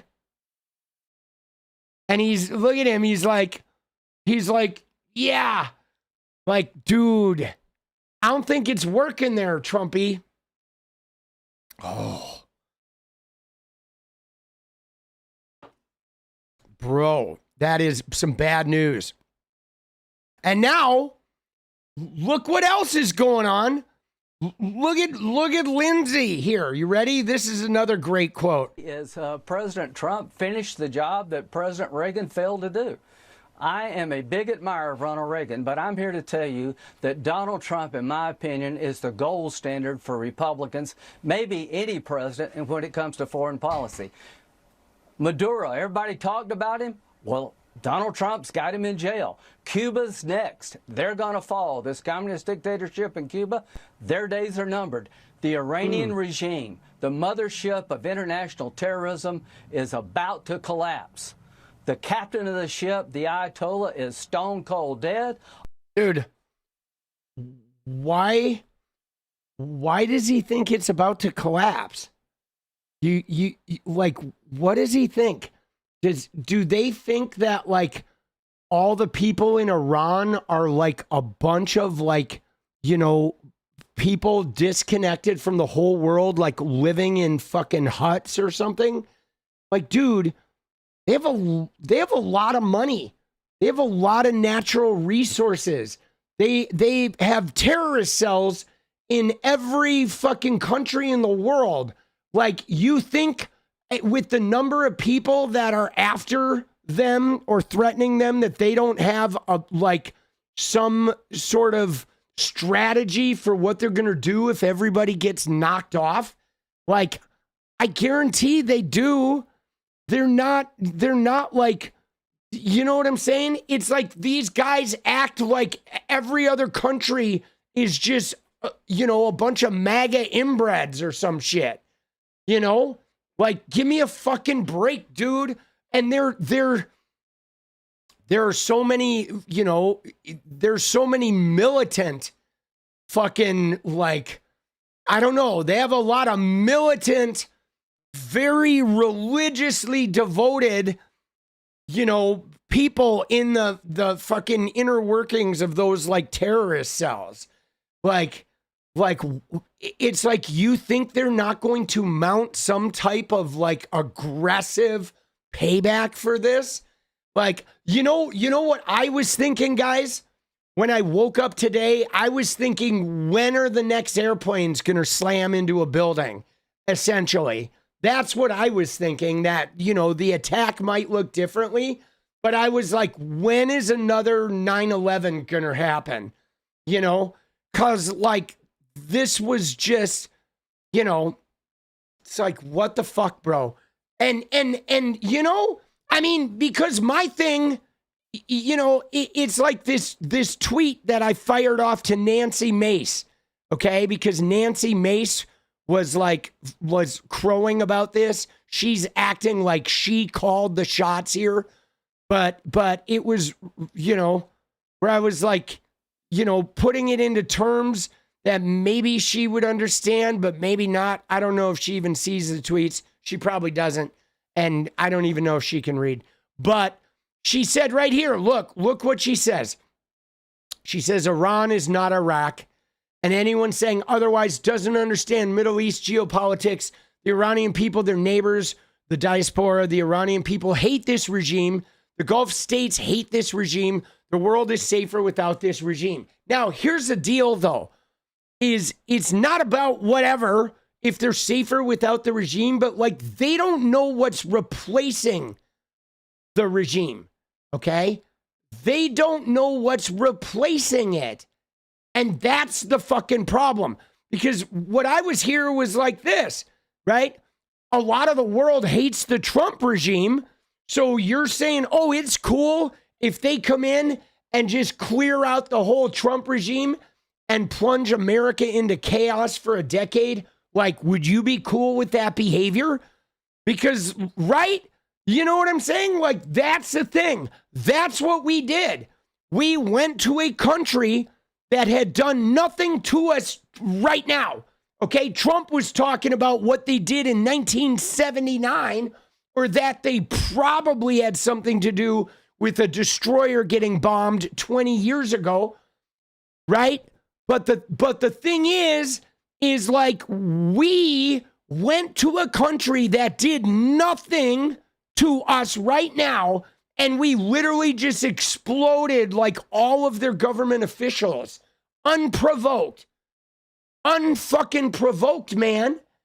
And like, that's just not okay. Okay? Now, regardless of how bad that guy is, that's not okay. Okay? Like, what the fuck is going on? That is going to have consequences, man. You know what I mean? Like, how do they think that there's going to be no consequences for that behavior? You know what I'm saying? Like, bro, that is just fucking absolute insanity. Okay? It is absolute insanity, guys. And then here she is. Look at what she's doing now. Okay? I mean, I called her a hag. Yes, I did. I called her a hag, dude. Dude, she is a hag. That is a fitting term, bro. Okay? Because, I mean, I know what she's doing. Okay? You know what she's doing, right? I mean, we all saw the article about her, right? I can't remember if it was the New York Times, remember, or some article, but we saw the article about her staff. Her staff is turning over. Like, she is running a last-ditch effort to polish the Trump knob as hard as possible, like hoping that she gets some type of endorsement. Trump is exonerated. Watch this clip. She is like desperately trying to get Donald Trump to go all in on her, hoping it'll help her win in South Carolina, because her political career, guys, is like a missile falling out of the fucking sky, bro. It is like, I mean, she is literally a flying projectile that you're like, wow, is that a missile? Is that a fallen spacecraft? Is that a satellite falling out of the air? Oh my God, no, that's Nancy Mace's political career. Oh my God. Jesus Christ, dude. Watch this clip. Right off the bat, your reaction to 3 U.S. service members being killed in the early stages of these combat operations, the president saying their sacrifice was worth it for this greater mission, and he's also preparing the American people maybe for more deaths by saying it's likely more service members could die. What do you make of the first 48 hours or so of this mission, and what questions do you have for the administration moving forward? They're expected to brief you and others in Congress on Tuesday, as I understand it. What's going through your mind tonight? Well, number one, I want to thank President Trump for his speech today, acknowledging those who sacrificed, these warriors laid down their lives for our enemy, fighting and protecting American citizens here and abroad, because terrorism isn't just in Iran, it's everywhere around the world. As we've seen in the last 24 hours, it's something to take seriously. Head on a swivel, as they sometimes say, number one. Number two, I believe President Trump will go down as the most consequential president in American history during one of the most consequential times in world history. And he took out someone that no one thought this could ever happen, taking out the leader of the #1 state sponsor of terrorism, the Ayatollah Khamenei. Dude, what is she doing, bro? Dude, doesn't she does not look good. She looks like so unhealthy. She looks like she's aged like 50 years in the last 1 year, bro. But that's her response. What do you make of the soldier deaths and him saying there's going to be more? And she's like, he is one of the most consequential human beings ever. Dude, this whole interview was like pretty batshit, okay? This whole interview with Nancy Mace was like insane, dude. I mean, that quote right there, I feel like that quote does not help her at all, okay? Or does not help Trump at all, doesn't help her at all, you know? There's others, right? You know what I mean? Here we go. Watch this one. You ready? Here's another one, dude, with fucking Nancy's little Epstein buddy, Anna Paulina Luna. Can you just tell me really quickly, where have they killed thousands of Americans in America? I didn't say they killed thousands of Americans in America. I said that they have been responsible for thousands of Americans being killed. And I think that that's easily something that you can verify. I don't know, state-sponsored terrorism for starters. Why don't you, are you serious right now about that whole thing? I'm not going to list out exact specific locations. They've literally been responsible for sponsored terrorism. Are you talking about the Iraq war where the U.S. invaded Iraq? You can start out by the 3 that they just killed. Okay, the whole point of your network, if you want to actually talk about the facts here, I'm giving you the facts. But I'm not going to sit here and argue with you about something that's commonly accepted and known. Congresswoman, you don't have a good understanding of the conflict. Well, I'm the one that's getting the briefings, not you. You're a pundit offering your opinion because you want clickbait, but are actually interested in the substance. No, not at all. We can talk about the fact that Obama sent millions upon millions of dollars to the Iranian regime, or do you not want to? Dude, he gave them their money back that we had taken, like, right? But, dude, look at how she's crashing out. Because she said they've killed thousands upon thousands of Americans. And so he's like, okay, well, where did they kill these people? And she's like, Obama gave them money. I get the briefings, you don't. Right? Obama, Biden, squirrel. Ah, oh, Trumpy, let me rub your pee-pee. Ah. Address that because it's not supported by your opinion and your network. No, not at all. Is this really even something that we're going to actually get to substance here, or are you going to continue to attack this? No, it seems like you just want to filibuster. It seems like you don't really want to have a good faith conversation. Or you just don't like what I'm saying. No, we would have invited you on the air. This happens every time I'm on with you. Yeah, you keep coming on every time, and you keep stating a lot of things that are incorrect. Because the United States launched an attack on Iran. About it, except for you. The United States launched a war against Iran right now. Iran retaliated, in which American members. Strikes.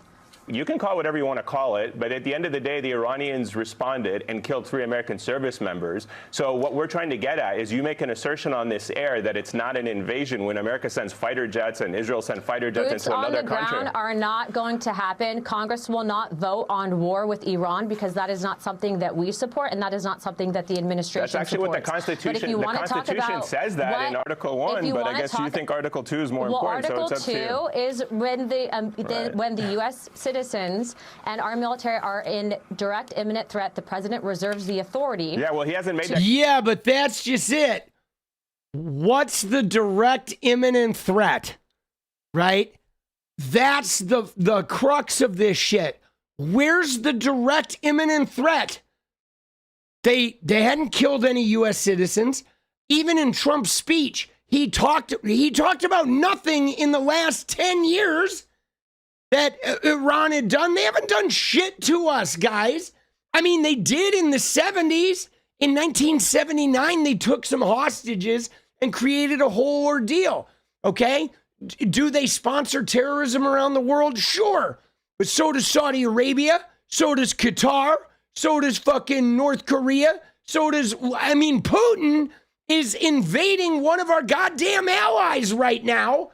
And we don't go attack Putin and say, hey, man, stop invading our ally. Donald Trump is literally like trying to give away Ukraine to Putin. And then in the middle, they go and just bomb. Dude, they killed so many Iranian leaders. They literally like, it is like, it would be like if the 50 governors went to Mar-a-Lago to have some governor's ball and Iran came in with some fighter jets and just blew up Mar-a-Lago and just fucking killed all of those people, all of the governors and the president. That's essentially what we did. And we did it for no reason other than MBS and Bibi were calling Trump saying, yeah, do it. Come on, do it. This will be good for you. This is going to make you like a military hero. They're going to put you on Mount Rushmore if you do this. They're going to give you the Nobel Peace Prize if you do it. And then after he did it, they're probably sitting there calling each other going, I can't believe he actually fucking did it. Like, this is the stupidest motherfucker alive. Bro, they're like high-fiving and shit and being like, oh my God, like this guy is like, dude, let's call him and tell him to send us $1 billion. Let's call him and say, send us $500 billion. Dude, you know what I mean? Like, fuck, bro. It is like the stupidest shit, right? I know that's a little implausible of like those guys like being aligned. But at this point, you almost have to feel like, are they fucking with him? Is like, you know what I mean? Like seriously, how dumb is this guy? Okay? How dumb, dude? I mean, pretty fucking dumb, bro. Dude, when was the State of the Union, dude? When was it? Hold on. The date was the 24th. Okay, so look at this. Dude, here we go. There we are on the 24th. There we are a couple days later, and this is Trump's big thing. Okay, again, the gas prices, I have a hybrid. I don't drive a lot. I've never voted on gas prices because that would give oil companies too much influence over who I'm voting for. But this is their thing, dude. Oil, gas, the price of everything is going to come down when energy, energy, right? Dude, look at this shit, bro. Like, what a fucking dumbass. Oh my God, dude. Like, it is just astonishing at how stupid he is, bro. That case to the American public or Congress, and that's the problem, and that's why he's supposed to go to Congress. Well, he's not going to give you classified intelligence information. He's not supposed to give it to me. He's supposed to give it to members of Congress. He's supposed to go give it to members of Congress. That's exactly why members of Congress. You're only one. There are 435 members and 100 senators, and others have not gotten it. You're not the only one who gets to speak on behalf of the American people. Prior to the strike. Anyway, yeah, but so what's funny is she's out here saying, how do you know I didn't get special information? But Ted Cruz, at the same time, is on a show saying, well, I didn't really see any information that said they were even close to having a nuclear weapon. Dude, they're so cooked. We're out of time, there was actually a briefing really appreciate you coming there you go. You don't want to hear the facts. They got a briefing. It's not a fact. I'm telling you what other members of Congress have said, and that's the whole point of them being able to have a debate in Congress. Congress was notified. That's not what members of Congress say, but really appreciate you coming on here and saying something different. Congresswoman Anna Paulina Luna. Really appreciate it. Thanks for coming on. Dude, how much could Trump's... Oh my God, bro. Dude, did you see what he said at the end? I mean, I know you did, but I really appreciate you coming on and saying something different. Like everybody in Congress said, this hasn't happened, but I do appreciate you coming here to say, oh, fuck, bro. That is just brutal, okay? That is just brutal. Right? Because this is what it comes down to, guys. There was no imminent threat. No imminent threat, guys. Okay? No imminent threat. They're like super cooked, man.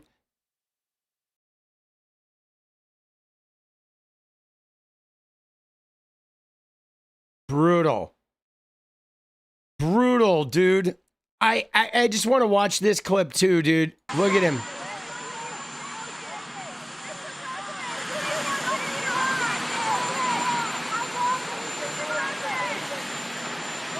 Dude. Yeah, dude. Like, he doesn't look good, bro. Right? He doesn't look good. I mean, look at him, dude. Look at him, bro. He is like, he's lost his confidence. He's lost his mojo. His brain is like fucking tapioca pudding at this point. He is like crashing hard, bro. Right? That what's your message to families of the fallen?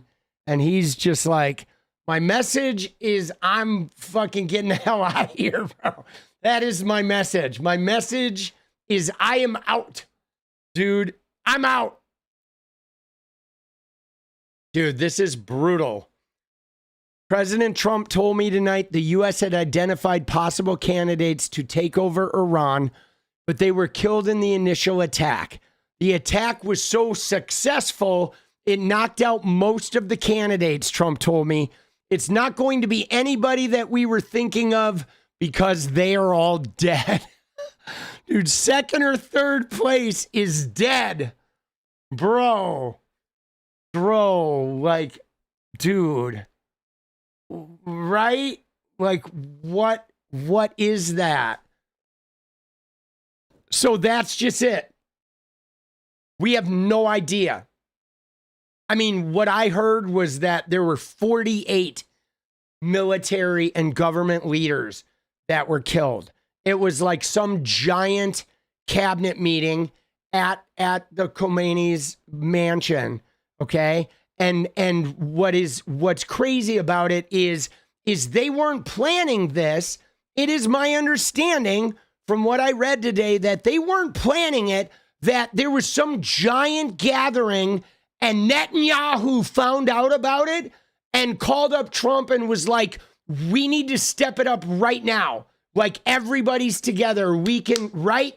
This was really more about Netanyahu trying to eliminate everybody in the region that he thought was a potential threat and him getting Trump on board with it. And apparently, like, Saudi Arabia was calling him too, that they were just sort of like, you know, looking at this as a way to goad Trump into, because now, guys, who benefits?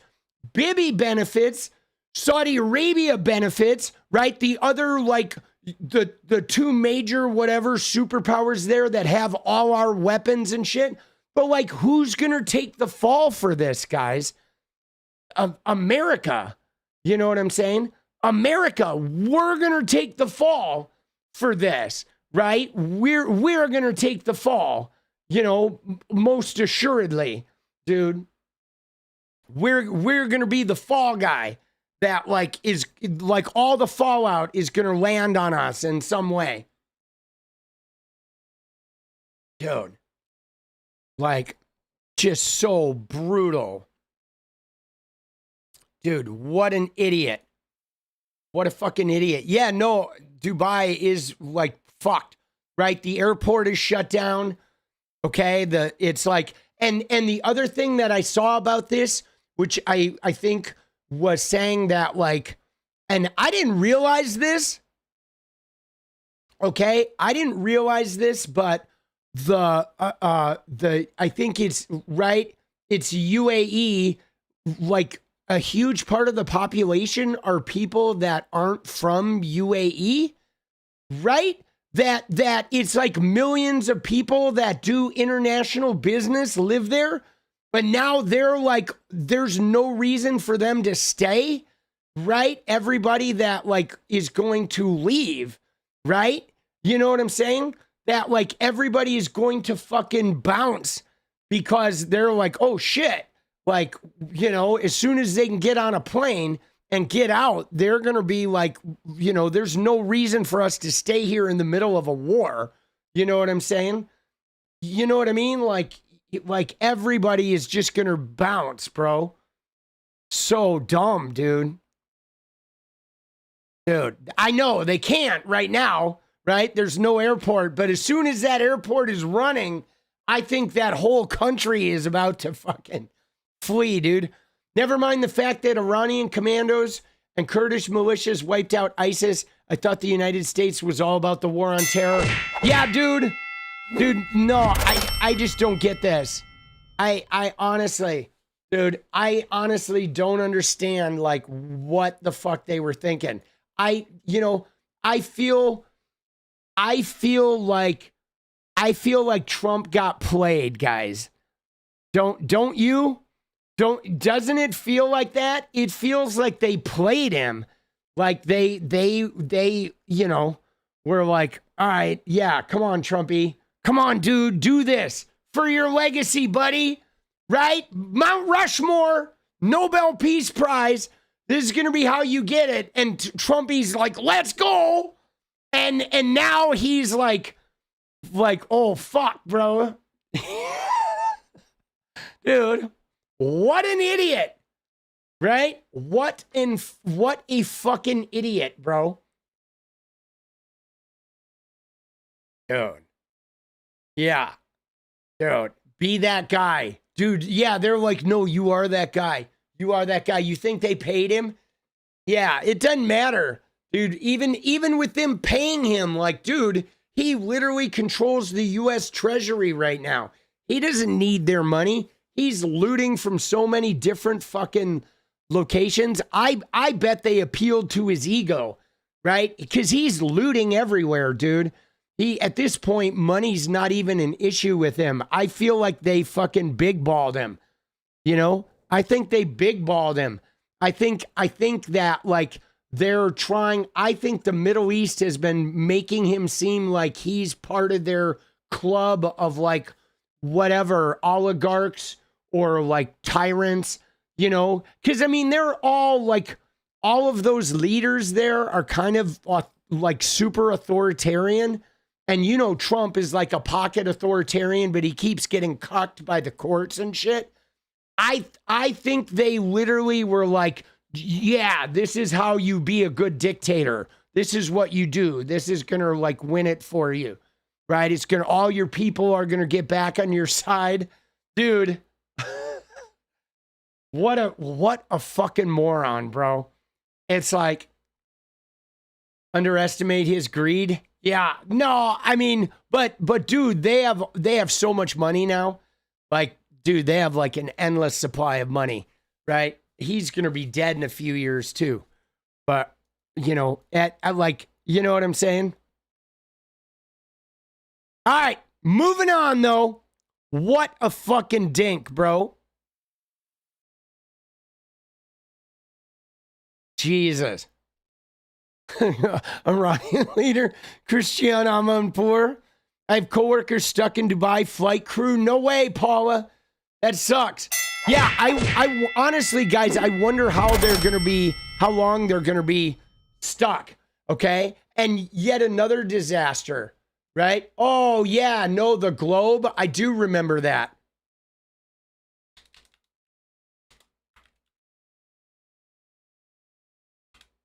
Yeah, this shit.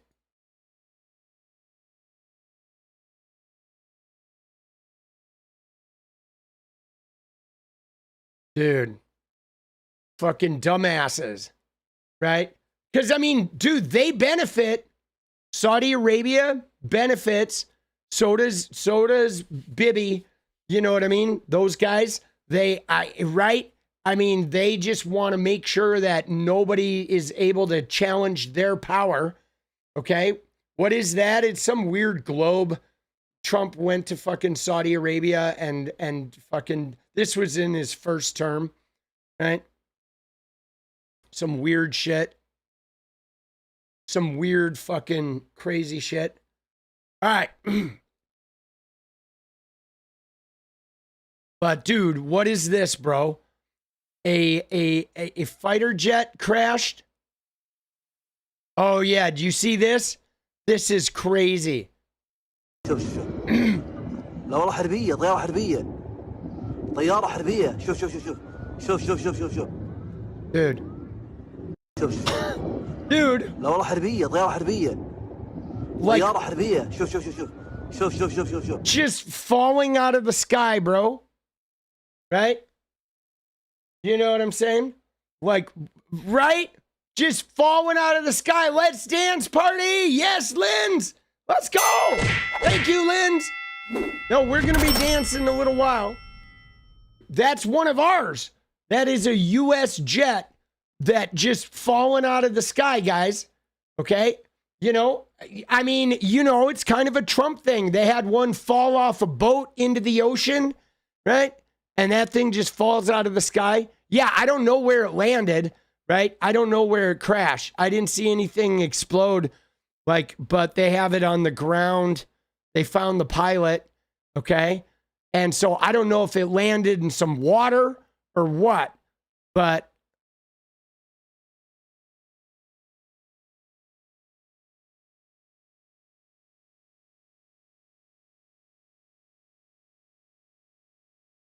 yeah, It's shit. It is like it fucking he ejected, and it says that possibly friendly fire, maybe mechanical failure. Does Barron have bone spurs? I don't know that he does, but I do know if there was ever a draft, I'm sure Barron would get some bone spurs, right? But yeah, that's fucking crazy. There's another angle of it. Okay. Seems to be a plume of smoke. It's on fire.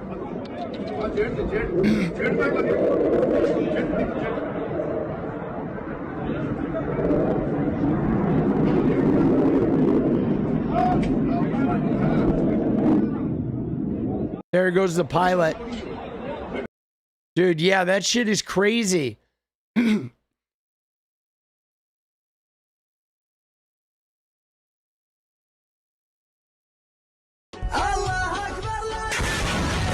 Oh yeah, there's the explosion. So there was an explosion. You just couldn't see it because it was like, I guess, over the hillside. But there's definitely an explosion, right?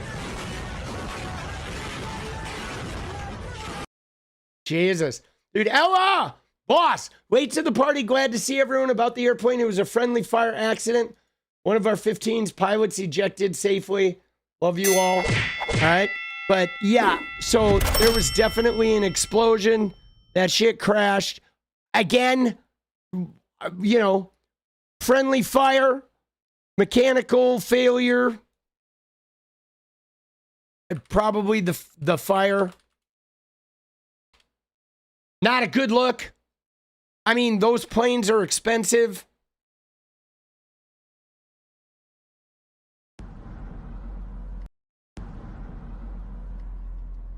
Jesus.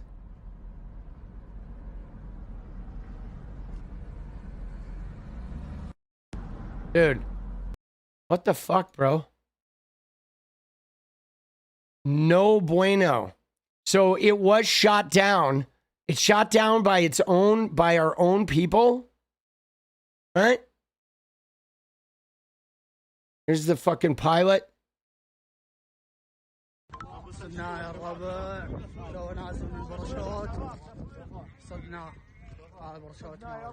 Dude, what the fuck, bro? Dude, what the fuck, man? Isn't that crazy?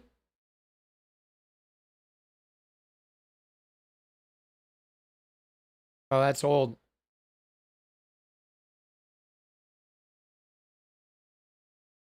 Some of this shit is old.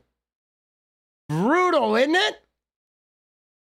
Our universal health care. Dude, we were never getting universal health care under fucking the Trump skin.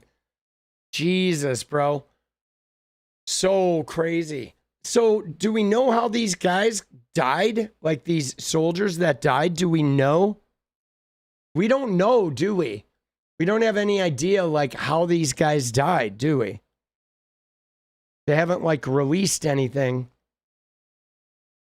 Because that's the thing that I wonder is if it was just airstrikes and shit, like how did they end up dying?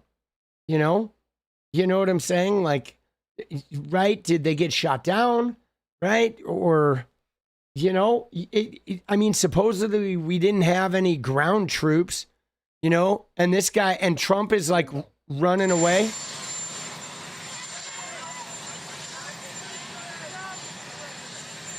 You know what I'm saying?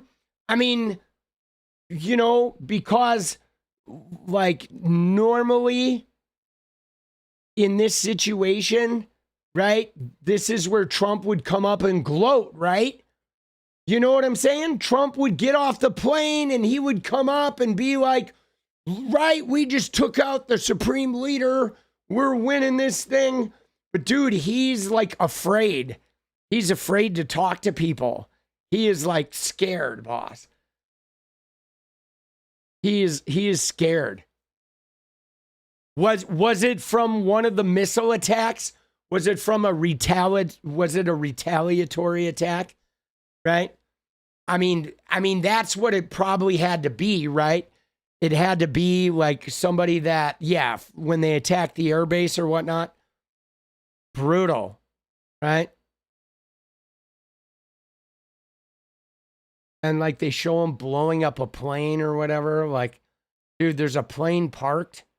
Like, these videos are so dumb, right? Like, there's a plane. Oh, yeah, good job, guys.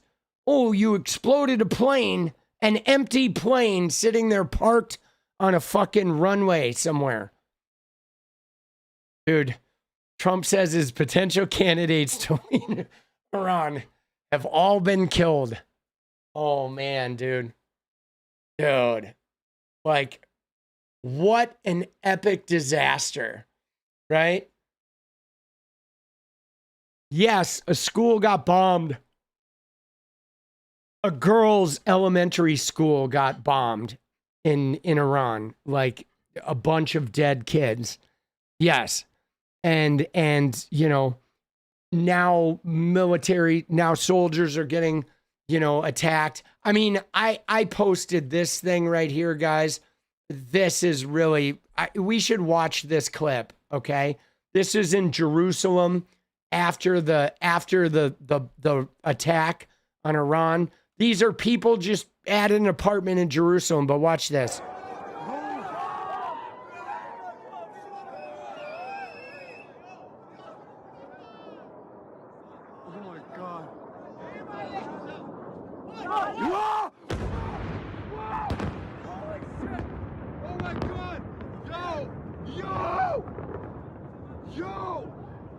Yo! No way! No way! No way! Oh my god! Oh my god! Oh, holy fuck! Oh my god! Oh my god! Yeah. Oh my god! Oh my god! Yo! Oh! Oh my god! Oh my god! That's retarded! It actually hit right here. But dude, these are just Israeli citizens in Jerusalem sitting there watching fucking missiles fall out of the sky. Well, the thing about this Iron Fist is it's not that these people are like, can't believe, these are just fucking citizens. Like, these guys didn't ask Bibi to go attack fucking Iran. You know what I'm saying? Like, I mean, this is like, we forget because everybody talks about, oh, Israel, Israel, Israel. But there's like many people in Israel who are like, fuck, now that Bibi just went and attacked Iran, like, they're waiting for the missile to hit their fucking building. You know what I'm saying? It's like, right? It's like the same shit. And this is why I posted this, because I was like, we cheer for war because this shit isn't happening to us. And thank you, Angie. Peace. You know what I'm saying? Like the fact is like, we're the ones. You know what I'm saying? But Iron Fist, you're projecting, bro. Like, you're acting like everybody that lived in Israel was cool with the Palestinian horror. They weren't, dude. There were like massive fucking like protests in Tel Aviv, dude. You know what I'm saying? There were massive fucking protests in Israel. There's a bunch of people that are being held fucking, they're like having a warmongering president like we do. You know what I'm saying? Like, all of America's not cheering on what's going on in Iran or the people being shot in the street, but like the fucking news media is projecting it like they are. Dude, there were like 100,000 people in Israel that are horrified by what was going on in Gaza. But what are they going to do? They're going to pull out a rifle and go shoot at fucking Netanyahu? Like, you know what I'm saying? Like, that's just it. You know what I mean? Like, everybody, like, there are millions of people in Israel that are not cheering on what went on in Gaza. There sure are some people that cheered on. You know what I mean? Sure, there are some people there, the same way that some people here cheered 𝗙𝗟𝗏, but like, you know, Israel is not, everybody there was not cheering it, you know? You know what I'm saying? Like, certainly not. But there's nothing they can do, you know? You know what I'm saying? And no, they don't all hate all Arabs, Maurice. That's incorrect. Okay? You get propagandized.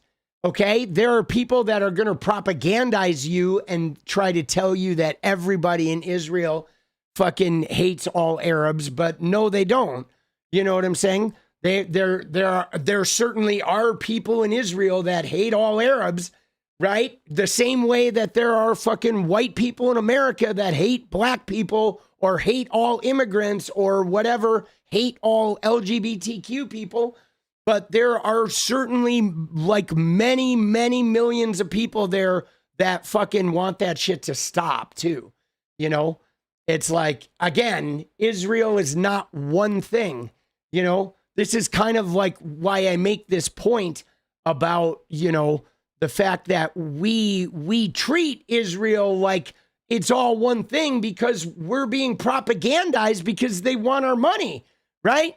You know what I'm saying? Or they want to like shut it down, or they want to like be like, some people are painting them all as evil and some people are fucking, you know what I'm saying? But it is not. It's not like that. Like, there are plenty of people there trying to oppose the government, right? You know what I'm saying? It's just the same way. What are we doing? We can't stop Trump, you know? So, and they can't stop Netanyahu, you know? You know what I mean? Right? How long have I been doing this? For, I don't know, about 2 years, right? About 2 years. But I also, though, I was already like well known because of gaming. So I did like, you know what I'm saying? Dude, I'm wrong. Dude, you sound like an asshole, boss. Right? No offense, but right? I'm going to send you packing, Maurice, because I'm not wrong. You're wrong and you're a bigoted asshole. Okay? So you can fucking take off. We're not going to listen to any more of your shit. And no, I'm not here to debate bigoted assholes. Okay? No offense, right? I'm not here to debate somebody who's trying to project an entire country like feeding your fucking hatred of like the region, because you're full of shit, dude. You're full of shit. Okay? You're full of shit. You know what I'm saying? Like massive amounts of people in Israel wanted that shit to stop. And they are being victimized by a fucking brutal regime, dude. You know what I'm saying? There are like, you know, like seriously, that's fucking bullshit, right? It is. That shit is bullshit. That's like the shit. You know what I'm saying? That's how they like dehumanize this shit, right? Dude, I'm serious. It's like the same shit they do where they try to make it seem like every gay person is some grooming weirdo when they're not. You know, the grooming weirdos are the fucking white Christian guys in power, dude. Dude, let's go. Let's go. Out of my chat. Dude.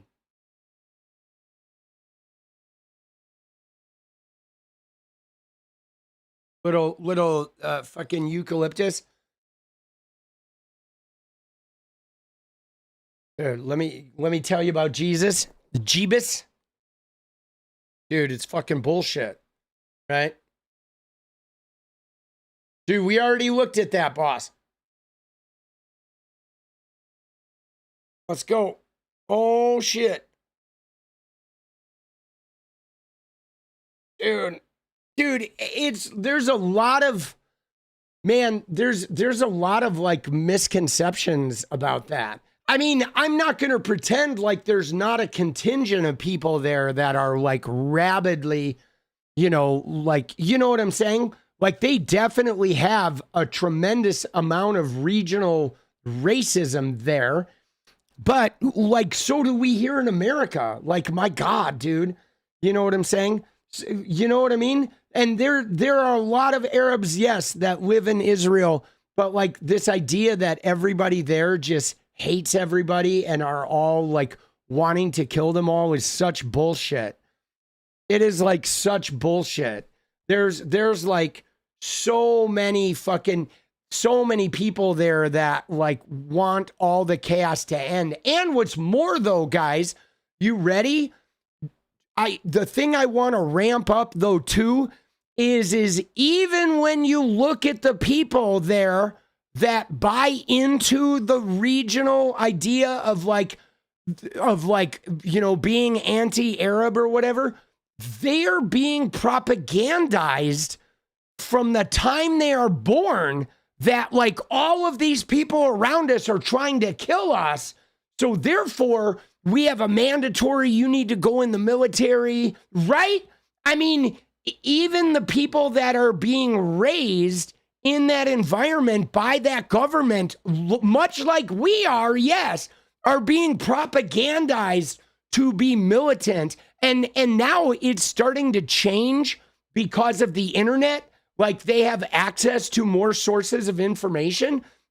But we are looking at even the people that are adamantly, regionally, whatever, like wanting this Israeli supremacy, they were like propagandized to believe that shit.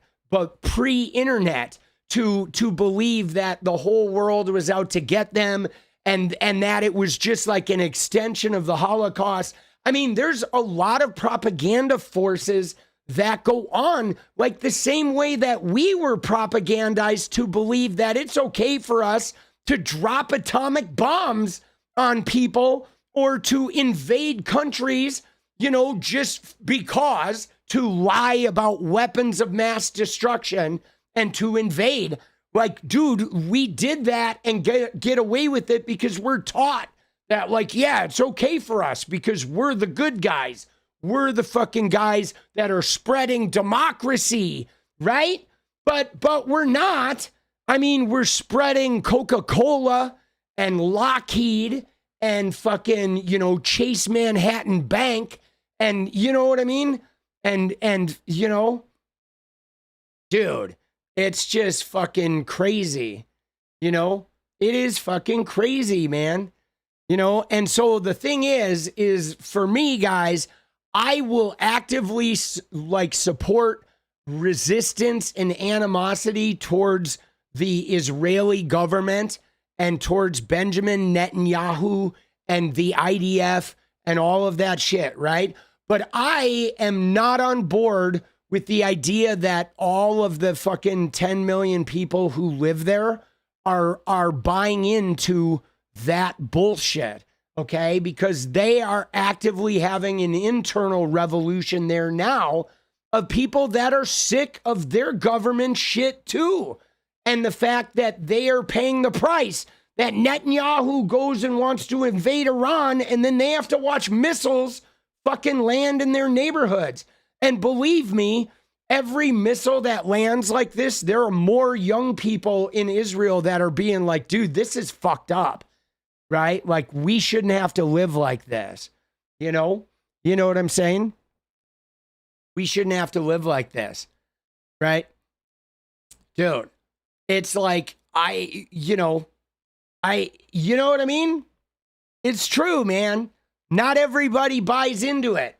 You know what I'm saying? The same way that, like, you know, not everybody in America buys into Donald Trump, okay? And what Donald Trump is doing. Even though he won the election, Donald Trump did. But that doesn't mean that 50% of America approves of his ICE and approves of his fucking, you know, bombing Iran and fucking kidnapping Maduro. You know what I'm saying? Like, it's like geopolitically, we're not one thing, you know? You know what I'm saying? You know what I mean? We are not one thing. And neither is Israel, and neither is Iran, and neither is, you know, Palestine, right? I mean, look at the propaganda we do here.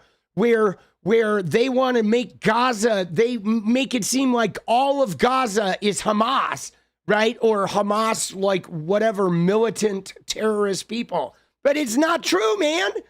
There's like, sure, Hamas was like tied into their government, but like they didn't really have a lot of choices. They had to pick somebody, you know what I'm saying? The same way that we don't have a lot of choices for our leaders. And like, you know, this is why these geopolitical, you know, wars and conflicts are so brutal, because like there's a lot of people in the middle that are paying the price for these decisions, you know? You know what I mean? Termination of pregnancy is legal and covered in this place we fund. What a system for us taxpayers here. Like you're saying abortion is legal and covered in the places we fund. And yeah, but not here. Dude, this is crazy, you know? People are not a hive mind. No, they're not. You know what I'm saying? Dude, it's fucking brutal, man.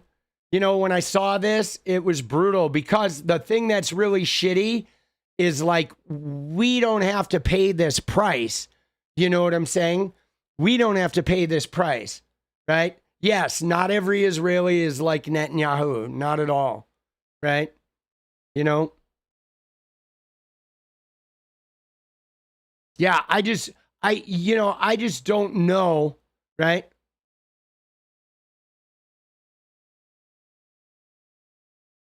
I just don't know, like, you know, I don't know. I don't know what comes next, man.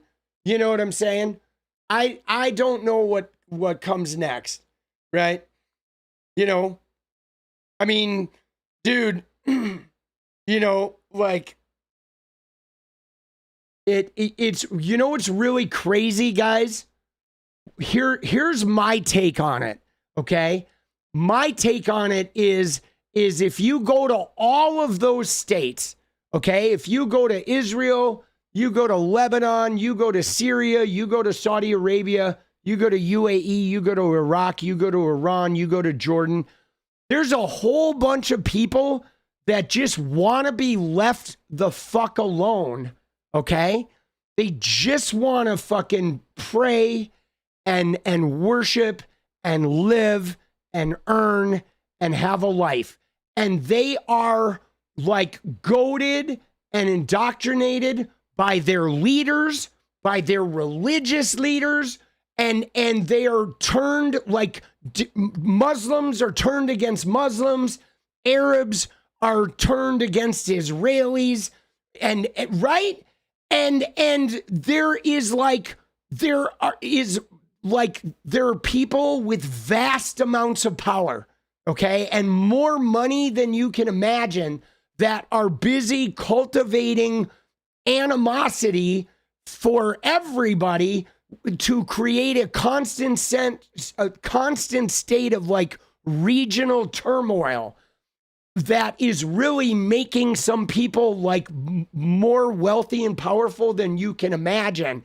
And there's like millions and millions of people that are caught in the middle of this, that are like warring with each other.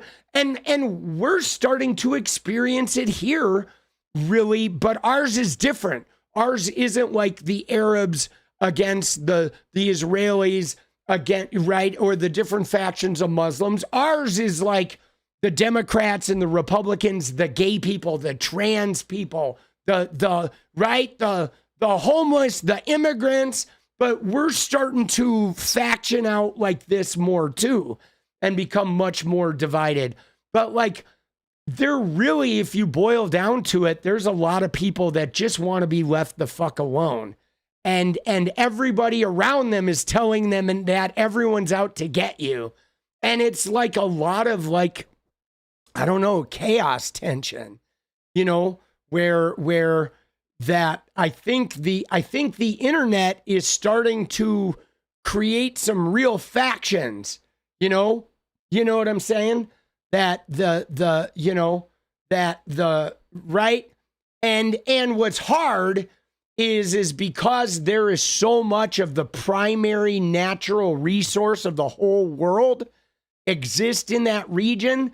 There's like they have like they have a lot of resources. You know what I mean? And so I don't know, man. I feel really bad about like in a way, I feel really bad for all of the people in that region that are stuck inside that, because you know what I mean? You know, there are so many people there that I feel like are ready to shed the propaganda, like Arabs, Israelis, various factions of Muslims and Jews and Christians that live in that region. I feel like there's a lot of people there that are just ready to not be propagandized to want to kill each other. And I think that hopefully we're going to start having a reckoning like that here in America too, because we're being pushed in that direction, guys. You know what I mean? Like and a lot of it is evangelical Christianity, you know what I'm saying? And like, you know, and it is, you know, what Bingewood is saying is really difficult. Like, America doesn't want anybody to wake up because, guys, we sell weapons to all of them, right? We fund Israel, and then we sell weapons to Saudi Arabia, and then we sell weapons to people who sell weapons to Iran. I mean, we were fucking selling weapons to Iran, you know what I mean, for a long time too. We were feeding all sides of the conflict. And then meanwhile, like, trying to declare who's good and who's evil. Dude, it's fucked up, bro. Like, this is not cool. And meanwhile, we're not fucking suffering. We don't have missiles falling on us because we're 6,500 miles away. But dude, this makes me feel like bad, dude. You know what I mean? Because like a lot of innocent, you know, Israelis and Jews and Christians and Muslims and Arabs are going to die inside Israel. Like people that fucking don't want this, didn't want that battle. You know what I'm saying? And then there are some people that probably thought they wanted the battle because they've been told that their whole life. And now some missiles are going to fall on their city and they're going to realize, oh shit, I've been getting lied to, you know what I mean? And we already have had some attacks here. You know, there was a shooter in Austin already. Okay. That like, you know, it's already looks like it's dropped out of the little news feed thing. But right. You know, 3 dead, including the suspect, 14 injured. Okay, now what are we gonna do, guys? You ready? So this guy, we can look at this. We don't know who this guy was, but now they're trying to. Oh, he had a shirt that said something about Allah, right? He had an Iranian flag on his shirt. Now, here's the thing. Is I don't think this guy was a terrorist cell guy. This guy may very well have just been somebody that is like, I don't know, mentally ill, reactive. Like, you know what I'm saying? Like what'll happen now is anybody who's mentally ill and really, you know, worked up about what's going on may act out and may shoot somebody or snap but our media, the right-wing media is going to make every one of these sound like it was a terrorist cell, okay? Why? Because they want us to think, oh, there's terrorists here in America, like we can bomb more over there. Now we can send in our troops, right? It is like a perpetual state of like us being propagandized, okay? And will there be a major terrorist attack? There might be. Okay, there might be, but everything that like is remotely, you know, somebody with brown skin or somebody who is remotely, from anywhere near the Middle East, we're going to get told it's terrorism and to ramp that shit up. You know what I'm saying? But like, dude, this is just really sad now. It's like now everything's just going to start unraveling. Okay. You know, but this guy was, it identified him as 𝗦𝗙𝗽𝗡𝗙𝗟, right?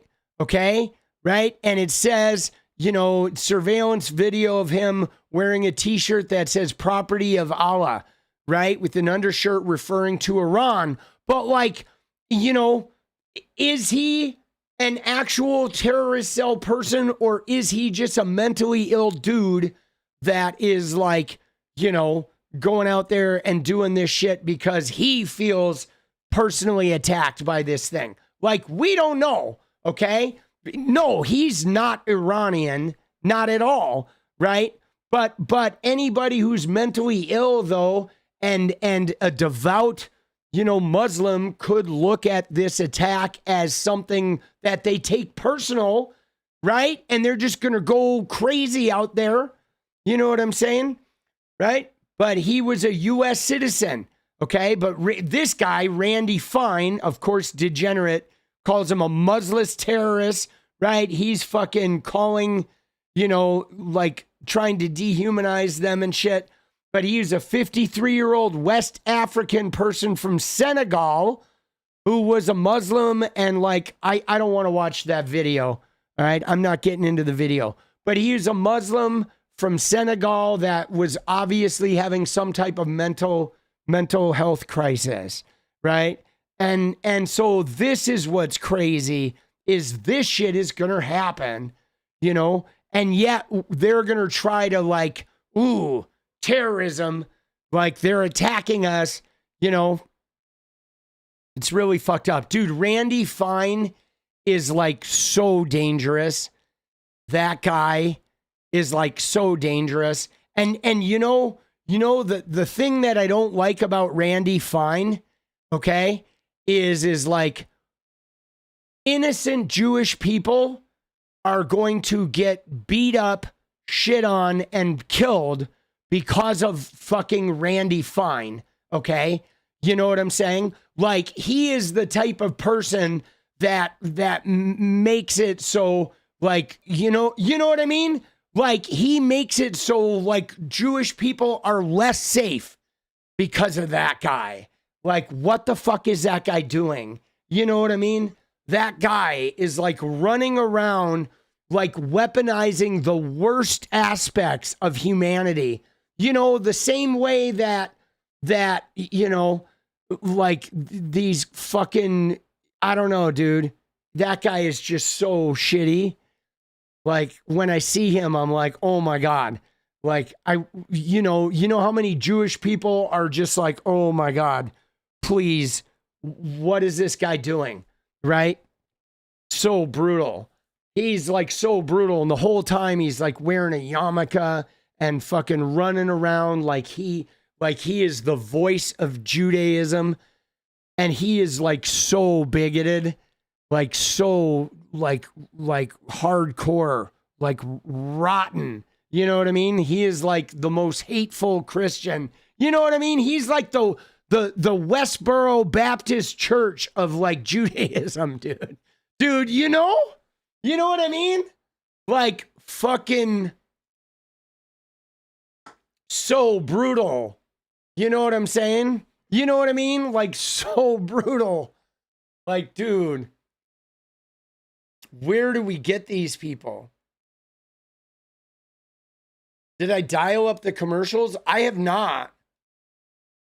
I've not done anything to the commercials. But I think fucking, I don't know. I feel like somebody told me, guys, I don't know if this is accurate, but here, I'm going to type it in case you're watching, but someone told me,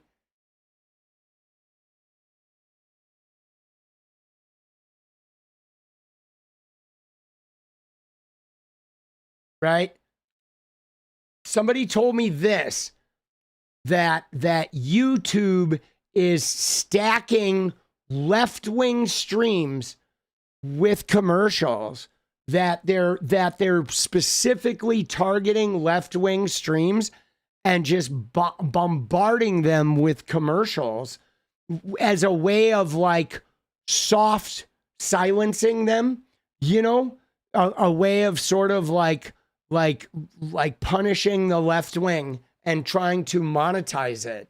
You know what I'm saying? I've been hearing this from multiple sources, right? It's been a pretty common complaint that I've been hearing in both in my YouTube comments. I've seen it in other people's YouTube comments. I've seen people talk about it on Twitter, that in particular, they're really fucking piling on the commercials, you know, in left-wing streams as a way of like trying to mute them, you know? So my thing with this, guys, is I would say hang in there and know that if they bombard you with commercials, that I am putting that money to good use. Or if it gets really, really bad, just get YouTube Premium.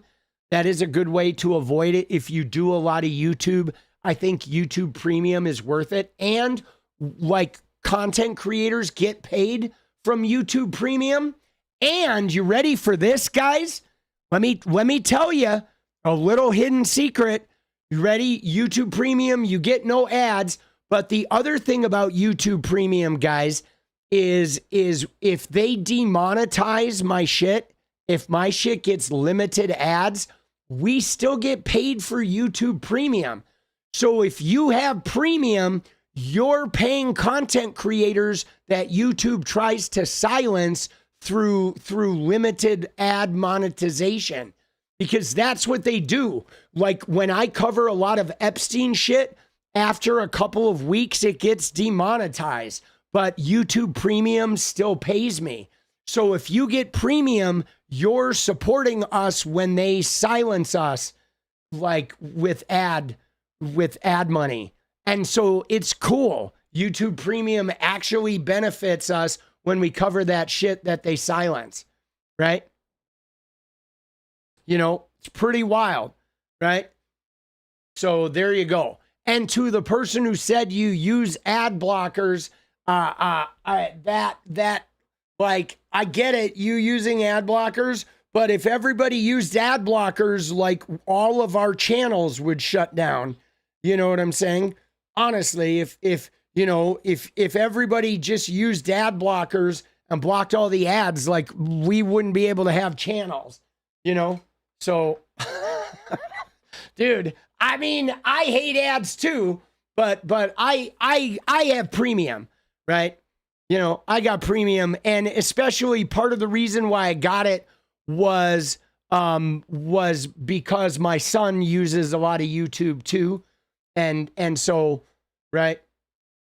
This is the only channel you're here for. Let's go, Shin. I appreciate it. Rather buy your merch. Hey man, dude, I'm never going to complain about you buying the merch, or we have Cash App. You see the Cash App up there too. But the Premium is a little bit beneficial in the fact that let's go. Thank you, Wilfred. That when they limited ads us, that we still get Premium revenue, which is crazy. Yeah, I would suggest that too. That like I wouldn't walk around if you use ad block. I would say don't tell the creators you're watching that you're using ad block, because we never like to see that, right? Because ad block, it is the bane of our existence, right? Because we're living. I mean, we hate ads too, but like that's how we're able to do this shit. Wilfred, let's go. Dude, Premium is cheap and worth it. Yeah, if you use it a lot, Premium's a good investment. I mean, I don't know what it is, but like I get the family plan, so we all have it, right? And I originally got it though because of my kid. I got it for him because, you know, it was just one of those things where I knew he was a heavy duty YouTube user, and I didn't want him being manipulated by all the ads. You know what I'm saying? Like it was more like me choosing to take away the fucking capitalism from poisoning my kid's mind, right? Because I knew, what are they going to hit him with? A bunch of ads about like his hairline and fucking right-wing propaganda and a bunch of like shitty fucking pseudo-political ads or some military ads. You know how they do it. They tend to pump left-wing people with right-wing ads. So I literally got it just to prevent that manosphere shit from infecting my kid's brain, dude. You know what I mean? That's why I got premium. And it was even before I was like a hardcore YouTuber. I was just like, oh shit, dude. Cause he was telling me like the kind of ads he was getting. And I'm like, holy fucking shit, bro. Not cool, dude. Dude, it's so manipulative. But yes, you know, I think just don't tell creators you're using ad block, okay? Because we panic, dude. We do. We panic, right? Because we're all in a tenuous situation, especially now with, you know, I was talking to Jenny about this today, that like how it's really unnerving because there's no guarantee, right, for us, because like, you know, like right now, you ready? Right now, it's just sort of this thing where when I do Epstein related stuff, I have to be really careful how I cover it because it might get demonetized, right? But what's crazy about it as a creator is not knowing the level of fascism that's going on here, right? Dude, independent media is the voice that's saving democracy here in the US. Thank you, Tommy. You're welcome, Victor. Thank you, boss. But like, I literally, you ready? I literally wake up in this situation where I wonder if I'm ever going to wake up one day and just have all of my channels, all of my videos, right, with that yellow. It's like a yellow thing that's called limited ads. Every day I wake up, I go into my stats and I look at my content and I'm like, oh, good, they're not all yellow, right? Because that's something that I now live in a very real fear of, that one day we're going to wake up and like all of the left-wing content creators, like all of our shit would just be like hard yellow, right? You know what I mean? It's like, dude, you don't know. You know what I'm saying? And I mean, now they're buying Warner Brothers. Like you have Larry Ellison buying all this shit. We could wake up one day and fucking just have it be that they can't stop the signal. Let's go, Pinfall. They cannot, right?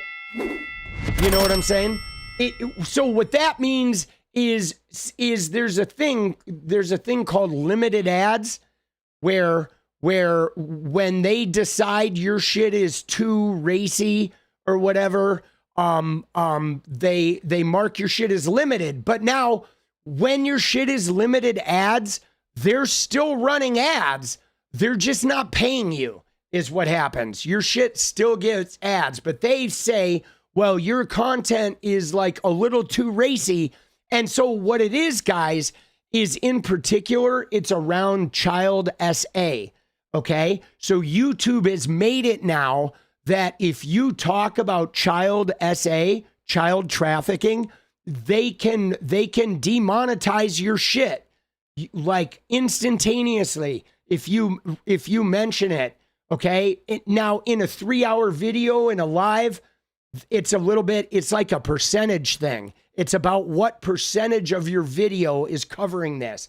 So and so now it's crazy because you have this Epstein case, but you have to be real fucking careful how you talk about it and you know, muting the ages or muting certain words so you talk about it without talking about it. But yeah, they've ramped it up, okay? Since the Epstein files have become a topic, it has gotten like, I have to be more careful talking about it. I use code words.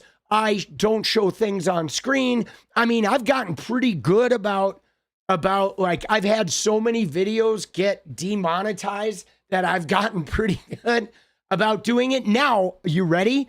I will say this, that one thing I have to give YouTube credit here. You ready? Because normally what they do, guys, is they let it go for like 2 weeks.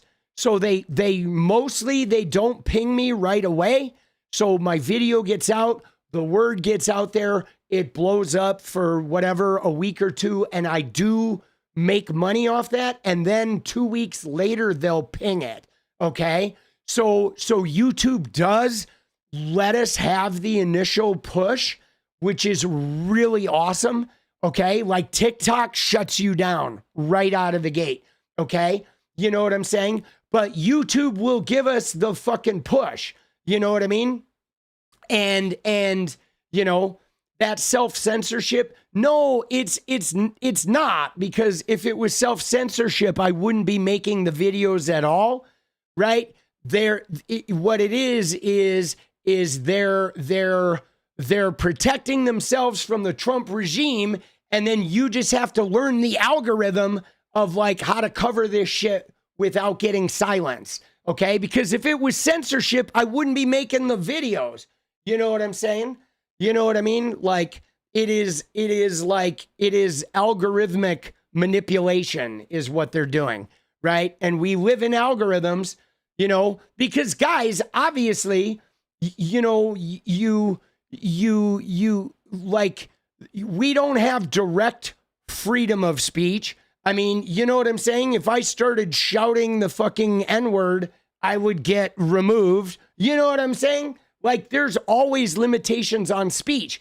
And some of it, okay, some of it with the child essay, you have to be careful, because you have to make sure that people that are putting actually dangerous shit out there can get nixed right away, right? So there have to be regulations, but they are like, you can tell that the Trump regime is watching them, okay? You absolutely can. Like, and you know this with everybody. So I don't know, man. It's like right now I can say, I hate to say this, right? If it wasn't censorship, you'd be able to speak freely about an actual news story. Well, no, but the thing about it is, 𝗙𝗪cy, is you can speak freely. I mean, you can, but you can't. If it wasn't censorship, yeah, but see, I don't buy that that's all censorship, because you know what I'm saying? It's like, because I think you're ready. I think you thinking that you've ever been able to speak freely is where you are like, you've never been able to speak freely. Like, let me put it to you that way, right? You've never been able to speak freely on the airwaves. The airwaves have always been censored. I mean, the FCC, like, you know what I'm saying? Like you have always been censored on the airwaves, right? And what's more, though, you ready? You know how you've been censored by the airwaves in the past? You didn't have access. Okay, the only people that had access were the people that were on NBC and had TV shows funded by the mainstream media corporations. And then they had an FCC, practices and standards is what it was called. That was like looking over everything they were saying. So you've never had any freedom. And in fact, most people of our stature didn't even have access to the airwaves at all, right? And so what's crazy about it is, even now with the censorship, we actually have freedom, because now I have a channel. Like, I have a voice and potentially unlimited size, right? I could potentially end up as big as Midas Touch, maybe, right? Maybe not, but I have a chance at it, right? So it's interesting, because it's like there is both censorship and there is both more freedom and access, but there's always standards and practices, right? There always is something that is like limiting you for the sake of like the public good, right? So it's a little bit of an illusion, this idea of that we were ever free because we weren't. Right? That's the thing that maybe we're waking up to, is we've never actually had free speech, right? I mean, we do and we don't, right? You know what I mean? I mean, if that makes sense, like, I think right now, what the trade-off is that, like, and this is my take on it, right? Like right now, though, is that like I have access, which is, to me, is more important than like this concept of uncensored speech, right? Because the thing is any speech that is being controlled or policed, you always can find a way to navigate around that, right? But they're not going to put me in jail, right? The free speech is like, I can still talk about Trump and say the most negative shit, and they're not going to come to my door and take me away.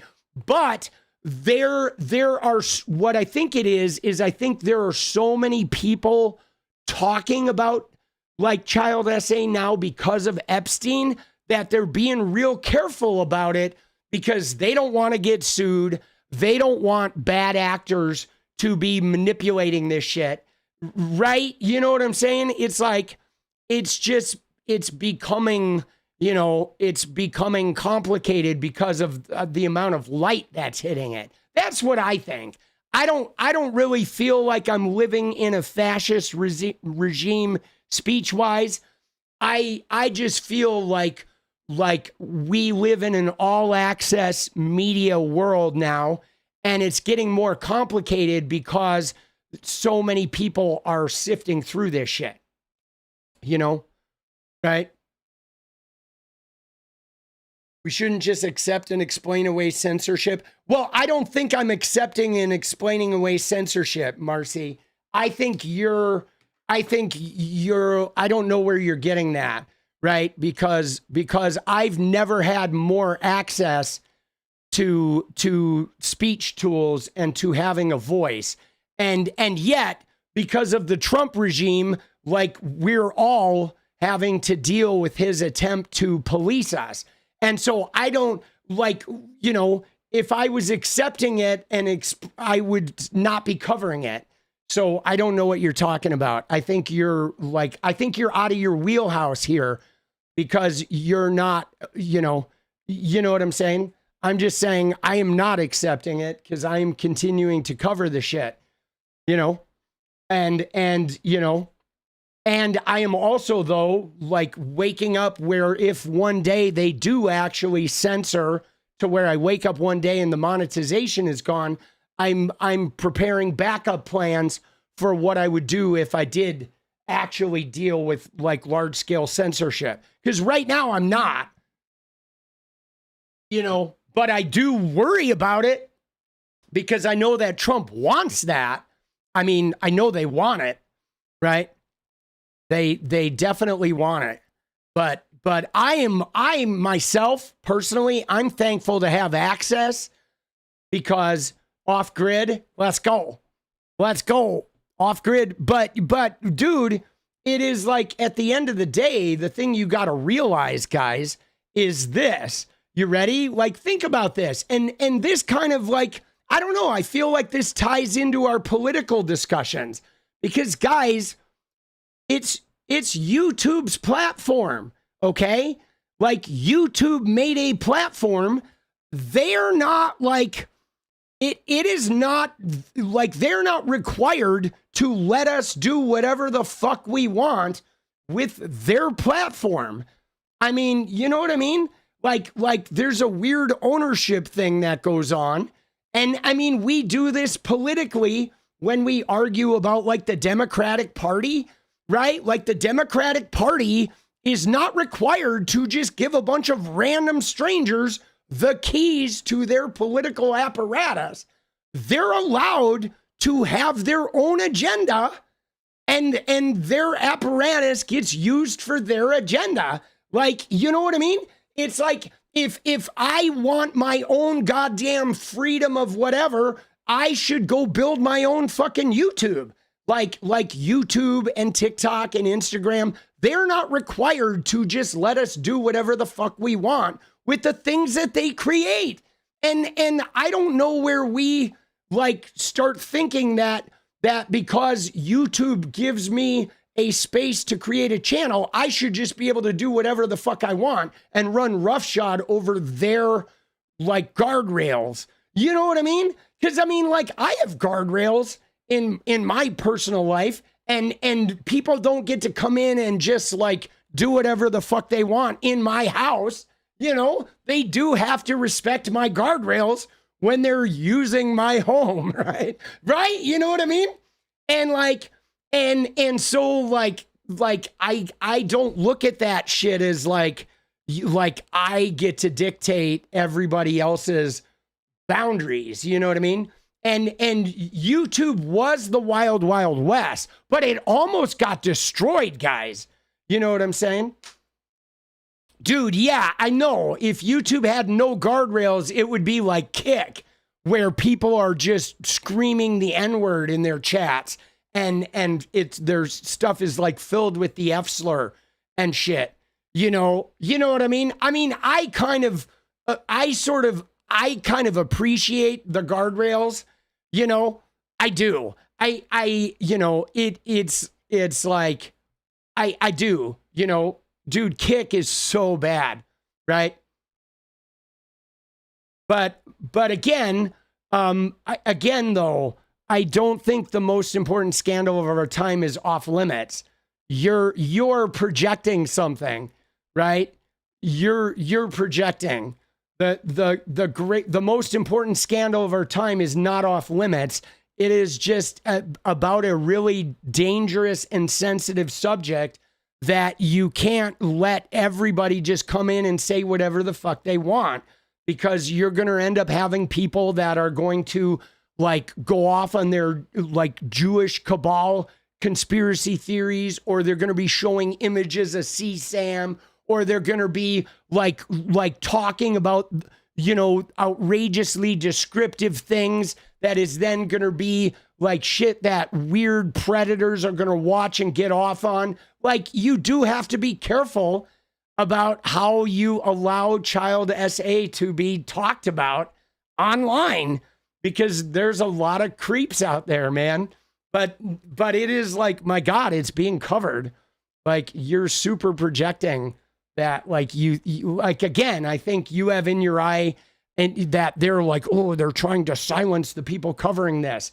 It's like, no, there's a lot of people covering it, and there's a lot of fucking weirdos covering it, and there's a lot of predators all over the internet. And so it's like, it's getting hard because it didn't just get covered for like a month. It is like one of the most covered things out there.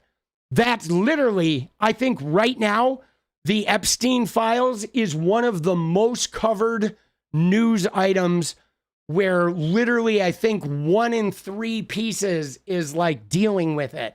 Like, my channel is literally like 70% fucking, you know what I'm saying? Right? Is like 70% covering this shit. Dude, I'm not arguing anymore. I'm ignoring, like, I'm just not arguing anymore, right? Dude, Rumble is terrible. Dude, it is like literally like 70% of my content covers the Epstein files. No one is being silenced. You know what I'm saying? It is just getting difficult, because it is like, you know, they're like making it so you got to be really careful. Now, again, I think it's easier when you're a big channel. You know what I'm saying? You kind of wish it wasn't, that there's a lot of other news stuff. Yeah, maybe there is, but I think this is the most important news story of our time, without a doubt, because it's so tied into the way women are abused and kids are abused, and like it's really tied into our social fabric, you know? You know what I'm saying? Dude, it's crazy. But it is fucking, you know, TikTok is definitely like censoring. Like TikTok is like hardcore censoring. And it's only going to get worse. TikTok, we lost TikTok, guys. And you know what I'm saying? TikTok is sort of, I mean, I'm still making content on there and I'm still creating. I'm still using it to the best of my ability. But TikTok is sort of gone, right? It is. It is crazy. I feel really bad for the creators that like made TikTok their central platform, right? Because it was a huge political central platform, but now they're kind of fucked, right? Dude, TikTok is like gone, right? Do you guys watch a lot of political TikTok stuff? It's like, dude, TikTok they're like totally being shut down, right? Dude, they are. Like TikTok is like super crazy. You know what I mean? Like if you post something on TikTok that covers Epstein, there's a really good chance that it will get held for like external review. Or if you talk about Donald Trump's racier shit, like TikTok will hold something for like, you know, whatever external review, and it'll sit there for like days. I've had shit sit in external, like needs further review for like 2 days, 3 days. And then it finally will get put out. And by then you've already missed the window. Now, I think there's like a sliding scale with this, where I think the bigger your channel, the more power you have, because you have a human rep. You know what I'm saying? So a lot of the dancing, even when you're dancing around on YouTube, a lot of the dancing will occur until you become big enough to have a human partner, right? You get people going, dude. KVG, yeah. I mean, you know, it's.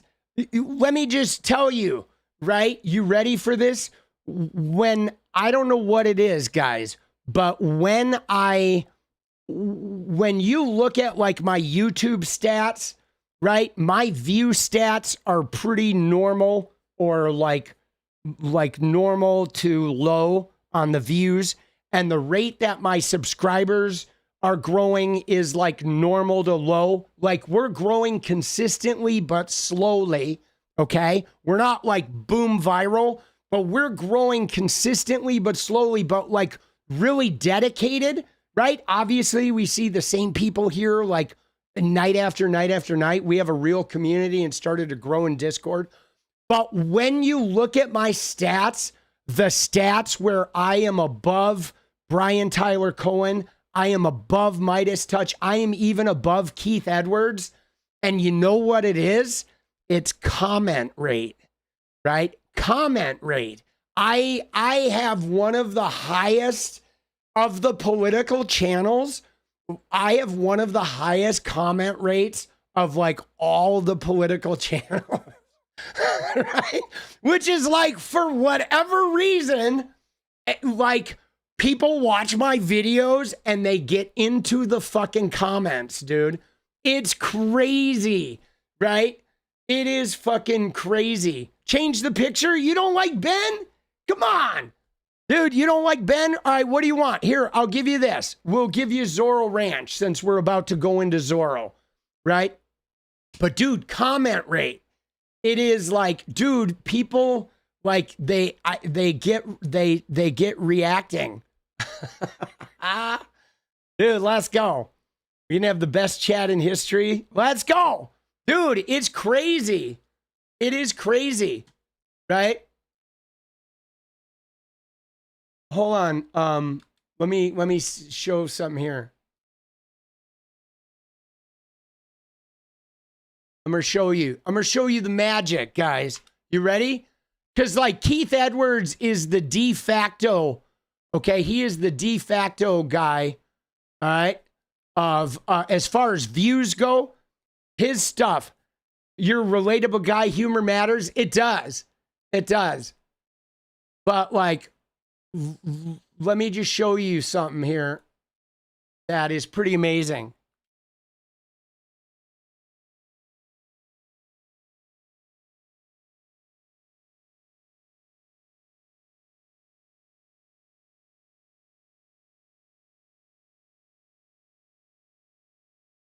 You ready?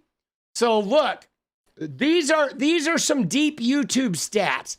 Okay. Now, hold on.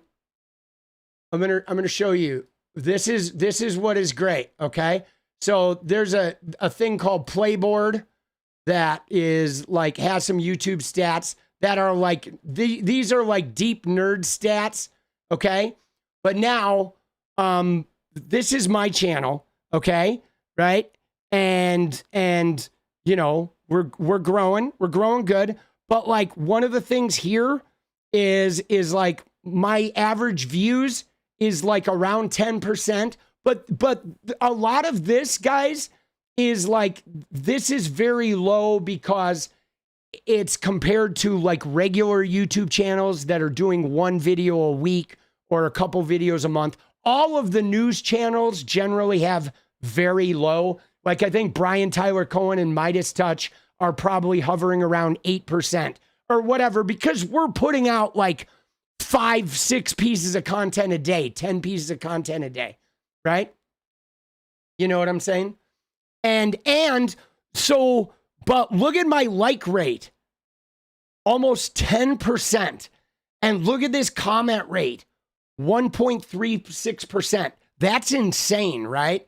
Now, look at this. When we look at somebody like Keith Edwards, Keith Edwards is like a golden god of the video views, right? 37%.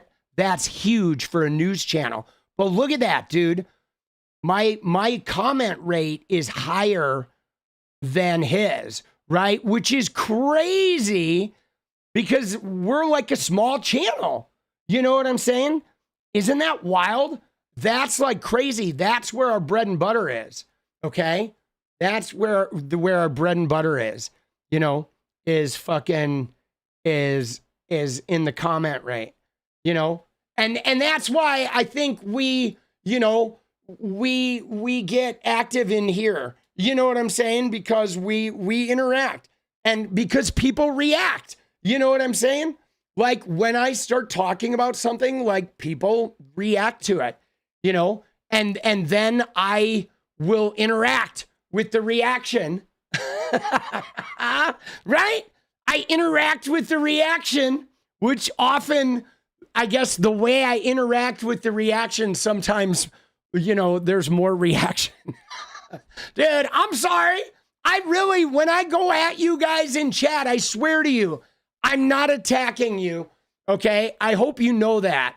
Right? I just think that like I'm really opinionated and you know what I'm saying? And I think you guys are really opinionated and I think we're all really passionate and I think that that's good. I think it's good. You know what I'm saying? You know what I mean?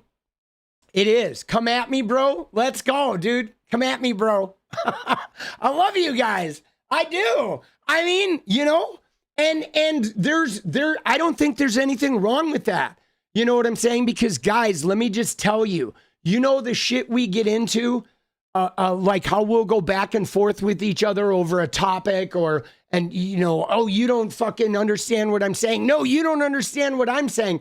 So dude, I used to have those conversations with my son okay, where like, oh my God, dude, he and I would stay up till 5 a.m.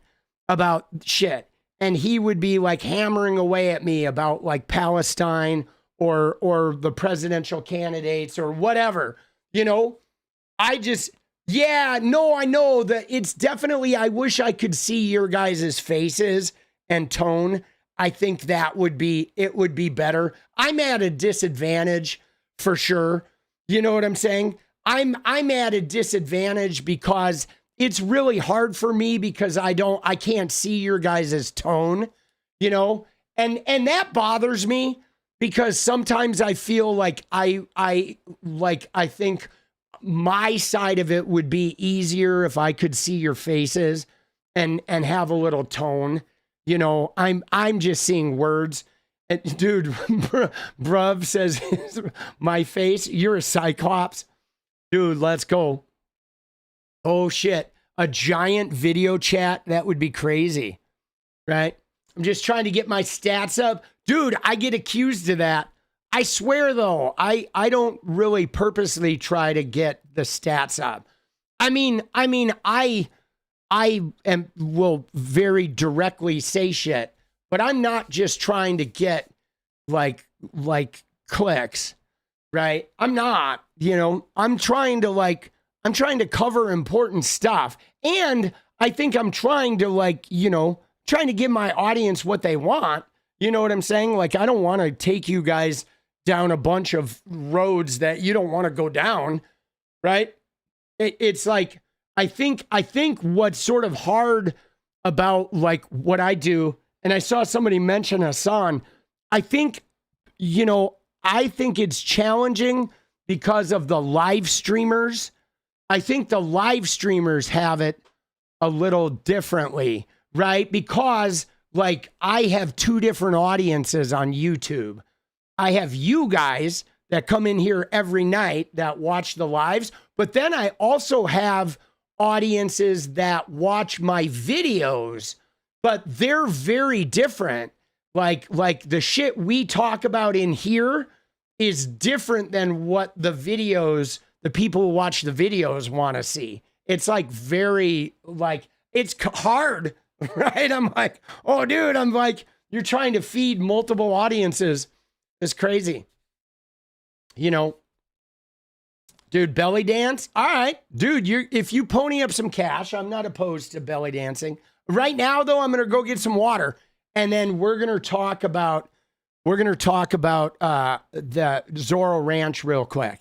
All right, dude, we got to talk about this shit. You ready? We're going to finish up with Zorro. We're going to finish up. You're too old to be on camera? That's all right. Not everybody wants to be on camera. You know, I mean, that's the other thing though, is I think a lot of people like the chats and they like being in chat because they want to be part of the conversation, but they don't want to be on camera, right? You know, and I get it. I like being on camera, you know? You affect the videos? You do, dude. You guys affect everything, boss. Every like, you know, it's the videos are better with your interactions. I mean, I go to places I wouldn't normally go if it wasn't for you guys being in the chat. You know, that's what that's what makes a live streamer.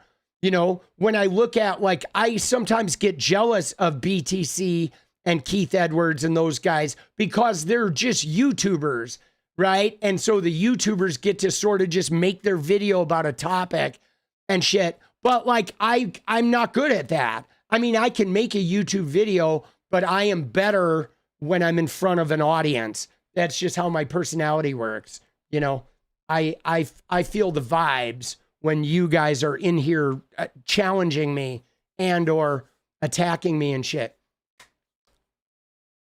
Dude, let's go. You ready? 72? No way, dude. Let's go.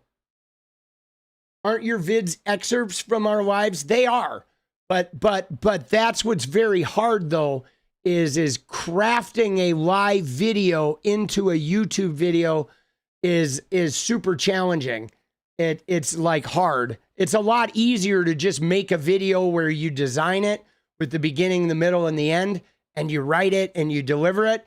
But I can't do that with the same level of passion and intensity. Like, the reason people like me is because of the person I am in front of an audience. But then I have to edit it into a package that delivers. It's like, you know what it is? It's like recording music. There's some bands, right? Like Primus, you go see them live and you're like, this is amazing. But you listen to Primus on CD and it's like, dude, this sounds like shit, right?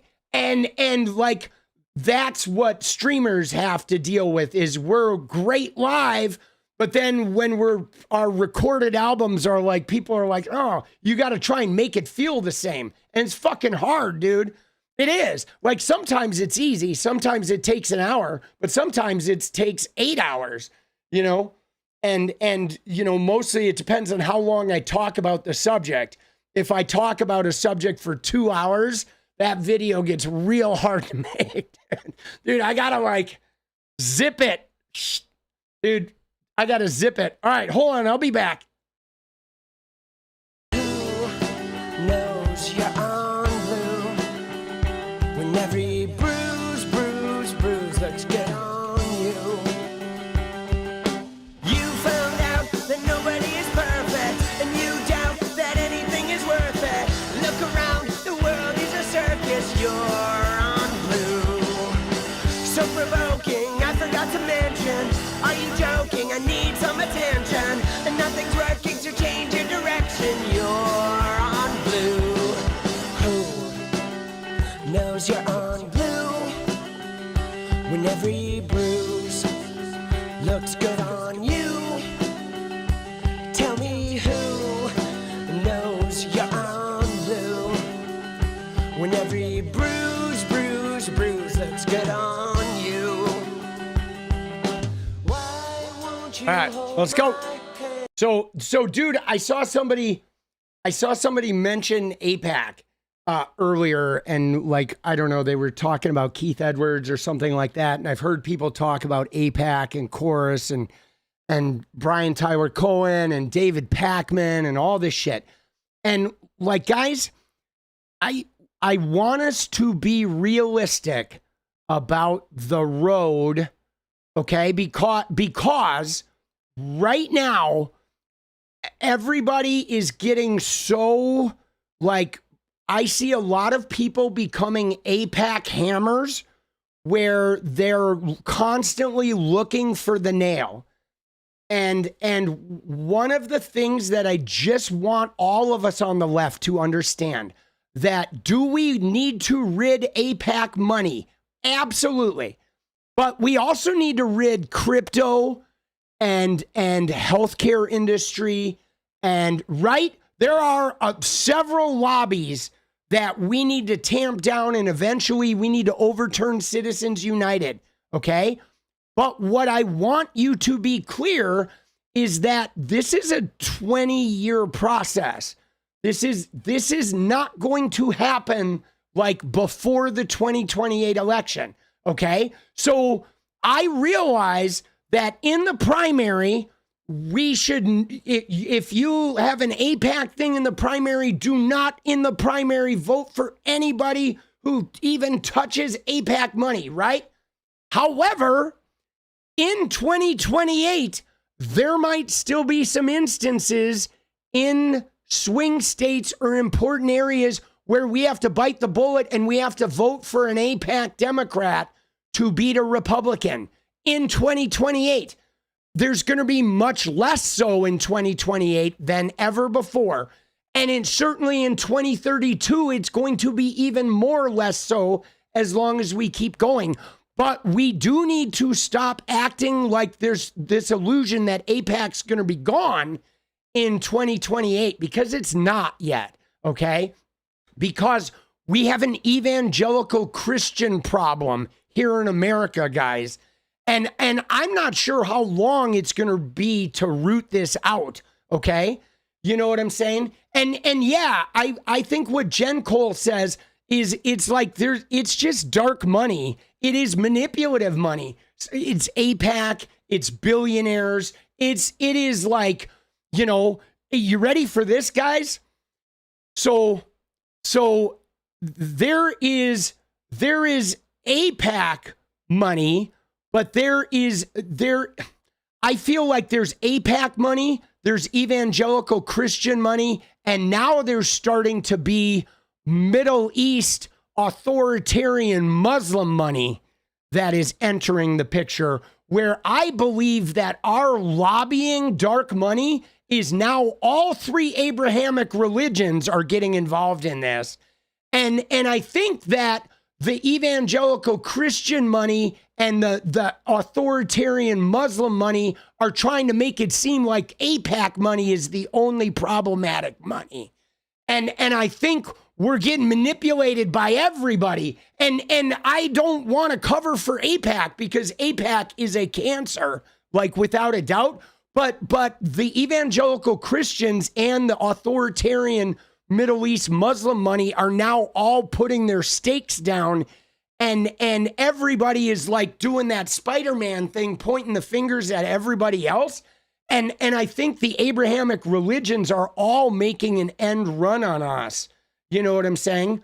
And you know what I'm saying? It's like, it's fucked up, bro. It is fucked up. You know, but it is like we have to fight AIPAC, but we can't pretend like that's the only fight, guys, because what I worry about now is I worry about what they're going to do next is they're going to try to make it so the only issue, like they're going to try to use the fear of AIPAC be the thing that cuts the Democratic Party in half and disables it, right? And meanwhile, the oil money and the crypto money and the AI money is going to be running unfettered, and pretty soon Palantir is going to be fucking like sticking like fake like AIPAC fears up our ass, which is like, again, we gotta watch AIPAC and several other of the dark money things. You know what I'm saying?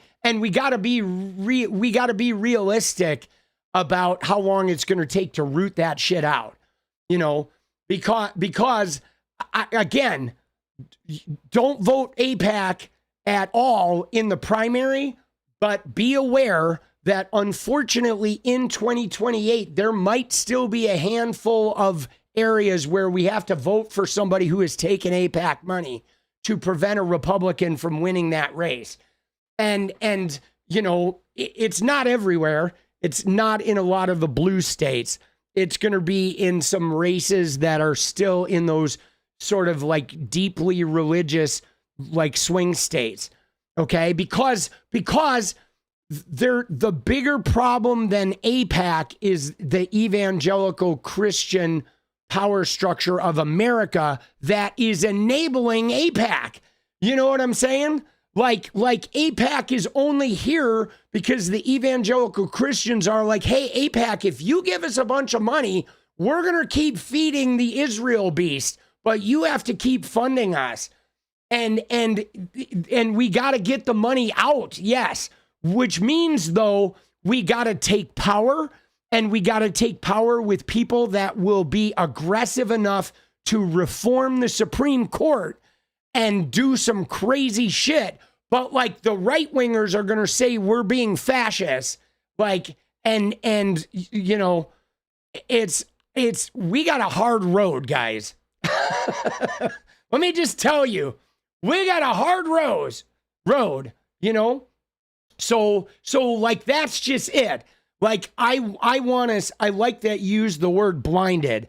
I want us to be anti-AIPAC, but not blinded by all of the other dangers, because the only thing we look at is AIPAC. To where, right? Because what's going to happen, guys, you ready?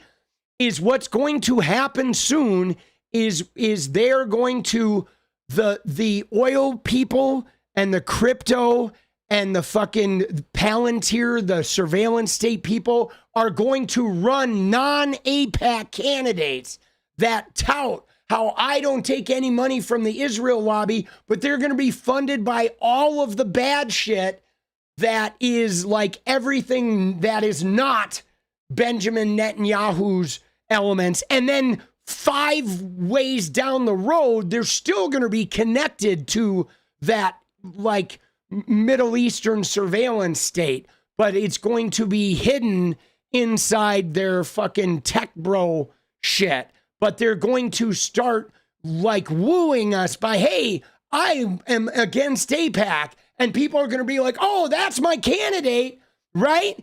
I'm just saying we got to be vigilant because they're on to us now. And they're already starting to hide the AIPAC money. And pretty soon they're going to come out being anti-AIPAC, but they're going to be like owned by Palantir, right? And you know what I'm saying?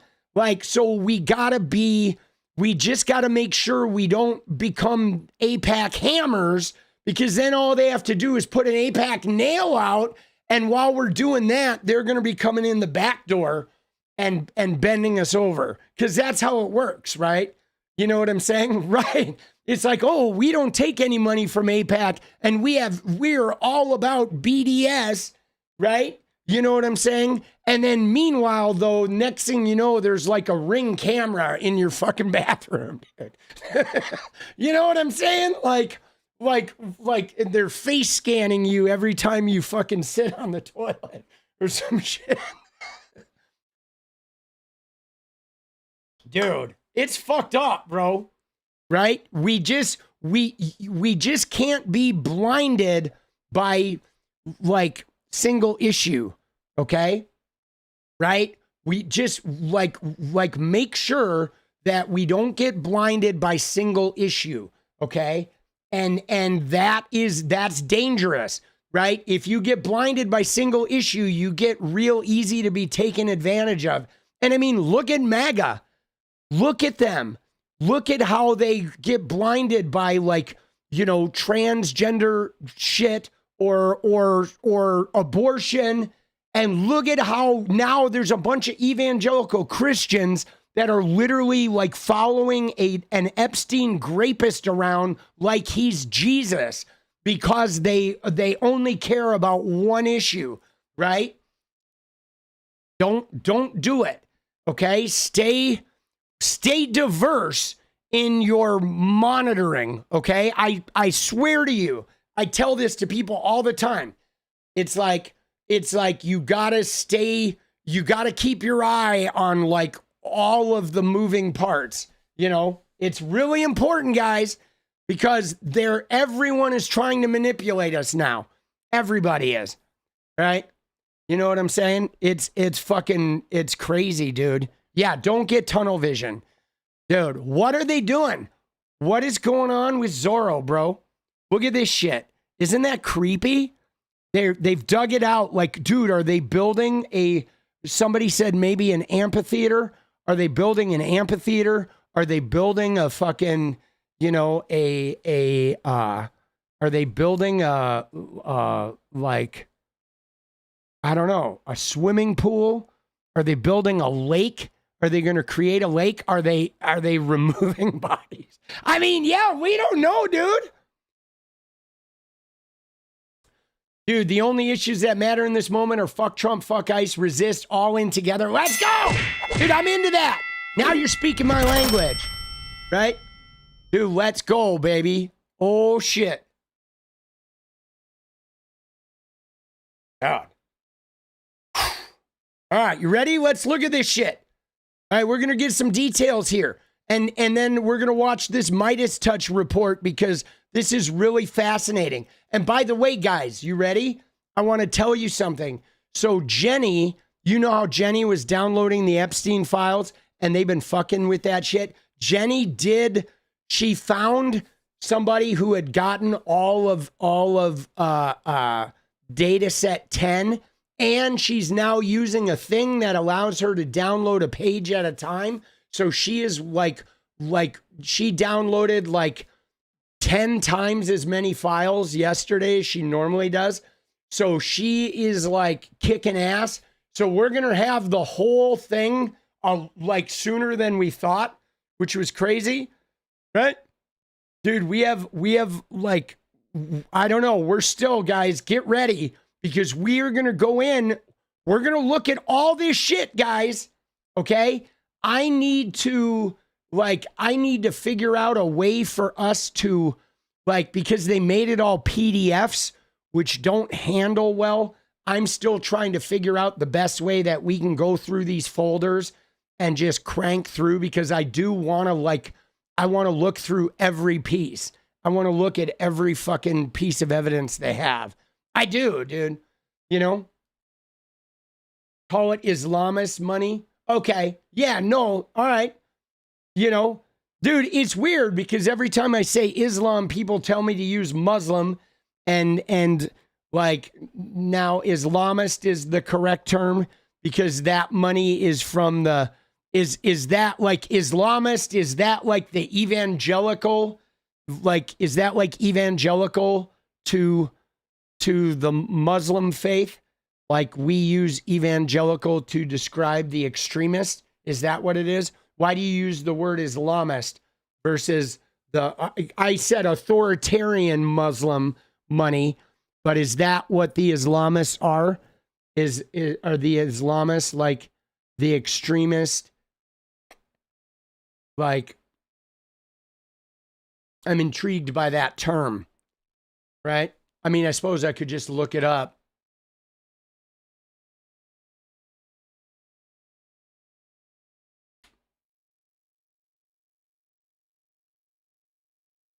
Oh, I got it. Okay. So the Islamists are the people. Yeah, it is like evangelicals, right? Because they're the ones that are trying to force everybody. They want all of society to live under their religious rules, right? So Islamist is like the evangelicals here in America who are trying to reshape society, right? The Islamists are like Muslims are just people that are of the faith, and the Islamists are the ones that are trying to reorder society and government to be faith-based, right? Okay. And that's like distinct from the religion itself. Got it. Okay. No, I see it. That makes a lot of sense, right? Yeah. As with evangelicals and Zionists, you have the Zionists, the evangelicals, the fucking Islamists, etc. So right. Got it. They're the ones who want the theocracy, right? Dude, I'm telling you, man. Dude, religion. I'm sorry, guys. I know I would probably have a much bigger audience if I wasn't so anti-religion, but I just can't see anything good about religion anymore, guys. It's just jumped the shark. It has, to where like I totally get spirituality and the idea of connectedness and having faith and shit, but if you're practicing a religion, you're not doing that. Your religion is like supporting other more harmful parts of the religion. It's just like, even if you're in a Lutheran church that accepts everybody, that has a trans flag on the fucking door, you are part of that tax-free church protected umbrella that is simultaneously supporting the most extreme factions of the church, right? And I mean, I guess we're all into it because we're all doing it with capitalism. So maybe I have to understand that they're like, you know, in a way we're all culpable because it's all about capitalism, right? But I feel like tuning in, turning on and dropping out of organized religion is really like the best thing that anybody who really truly says if they believe in the Christian faith, the best thing they can do is to drop out of organized religion altogether and take that shit completely under wraps and make it something so personal that you no longer proselytize it to the world at all. You know what I mean? And I did just quote Tim Leary. Yes, absolutely. Because the thing is it's the organization of the religion that is like feeding the beast, right? You know what I mean? It is the organizational structure, right? It is a structural thing that is like, you know, it is, there's nothing wrong with people having that faith. It's when they get into a room with other people, all of that faith, they start like cannibalizing themselves and othering, you know, everybody that's a perceived danger. You know, it's like organized religion is a hammer, and then they go around looking for the nail, you know? And so, yeah, it's I don't know, man. I'm deeply troubled by the Abrahamic religions. All three of them, guys. You know what I'm saying? You know what I mean? All three of the Abrahamics are problematic. But all right, you ready? Let's get in here, dude.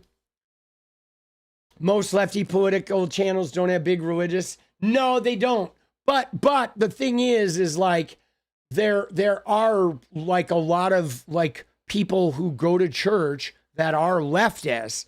And so with me, I am so vehemently anti the Abrahamic religions that like people who go to church may be like have a problem with me.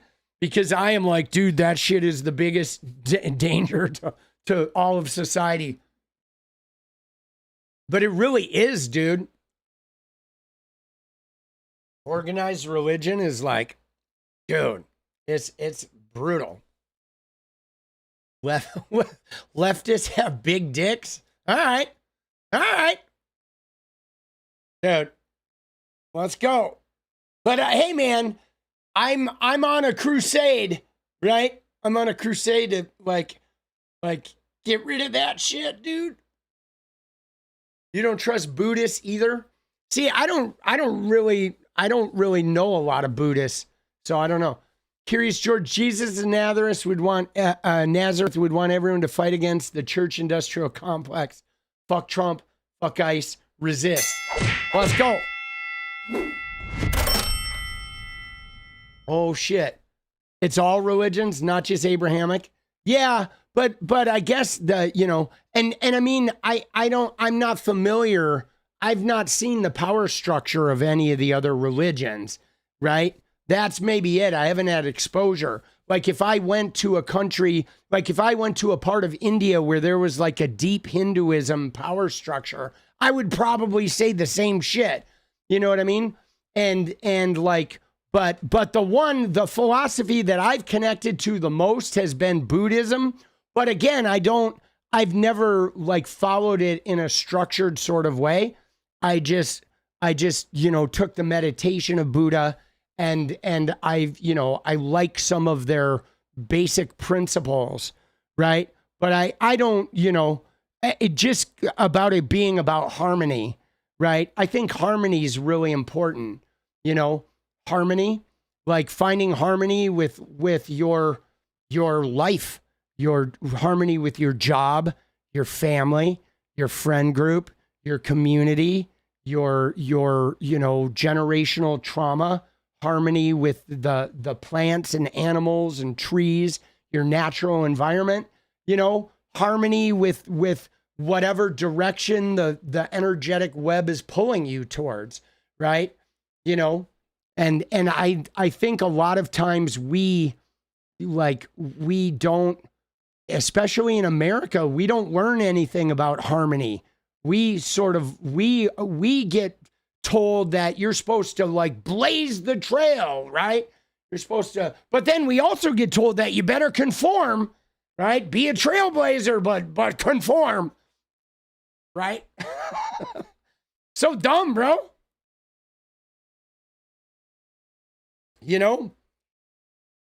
All right, you ready? Let's go. Dude, we got to cover this shit. We got like 15 minutes and then I got to go. I got to go make videos. Dude, I've been streaming like way too long. I mean, it's okay though, because we're meandering and doing tangents and shit. But all right, here we go. Right now they're calling it Raphael Ranch, guys. That's the new name. Raphael Ranch. Dude, they fucking named this thing after a Teenage Mutant Ninja Turtle, bro. What are they doing? I know they named it after like San Rafael or Saint Raphael or whatever. But dude, they named it after a fucking TMNT. Dude, like, come on, bro. Raphael Ranch. Dude, April O'Neil. Oh, shit. Dude, are they going to have the adult entertainer? Dude, she's amazing. I love how there's an adult entertainer with the same name, right? Like, oh, shit, bro. Dude. Shh. All right, Raphael Ranch. So heinous allegations have prompted state officials to restart an inquiry which went cold in 2019 into Jeffrey Epstein's lesser-known property. Okay, one of Epstein's most secretive and least scrutinized former properties is not an island, but it might as well be. His palatial 30,000 square foot New Mexico mansion sits on a ridge overlooking thousands of acres southwestern land he named Zorro Ranch. A sea of tufted grass, prickly hollow cactus, and cracked arroyos, the sparsely populated high desert south of Santa Fe is a land where the nearest neighbors are miles away. Most everyone minds their own business. Okay, some of the financiers' victims have said they were trafficked there. Famous figures visited, and Mr. Epstein mused about turning Zorro into a headquarters for outlandish genetic engineering experiments. And yet, New Mexico leaders say there's never been a thorough investigation of the criminal activity that may have occurred at the ranch during the 26 years a convicted sex offender owned it. A state-led inquiry into Epstein's actions were taken over by federal prosecutors in 2019 and then apparently fizzled, according to New Mexico officials and recently unsealed records. And again, guys, this is one of the, it's 𝗙𝗍𝗋𝗏? Okay, got you. 𝗙𝗍𝗋. Okay, thank you. This is one of the biggest, okay? This is one of the biggest fucking, I think this might be the biggest scandal of all of the Epstein shit is during the Trump admin, okay? Trump DOJ. I'm telling you, dude, this is one of maybe the biggest, other than Epstein himself being offed, right? This is like the biggest scandal, okay? The fact that the arrest happened, and again, Trump had to arrest. This shit was blowing up nationally. Acosta had to step down, and then they started their prosecution, but they left Zorro off.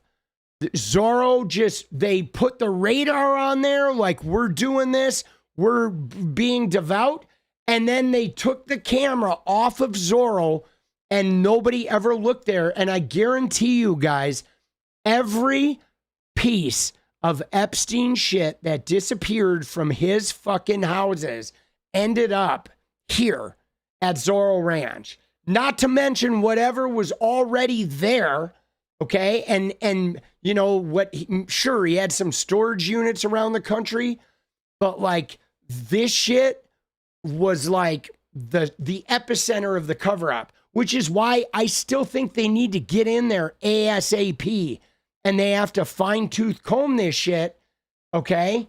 Because there's probably some forensic clues there still, because you can't hide everything, guys. You can't. Not only has it been overshadowed, it's been completely ignored, said Eddie Aragon, an Albuquerque radio DJ who spent years researching Epstein's activities. There's Eddie Aragon. Let's go, Eddie. Let's fucking get this shit, boss. He checked off the other corners of Mr. Epstein's empire that had been scoured, such as Little St. James, private island right out in the Caribbean. Everyone was paying attention to Paris, Little St. James, New York, and Miami, but they didn't pay attention to Zorro.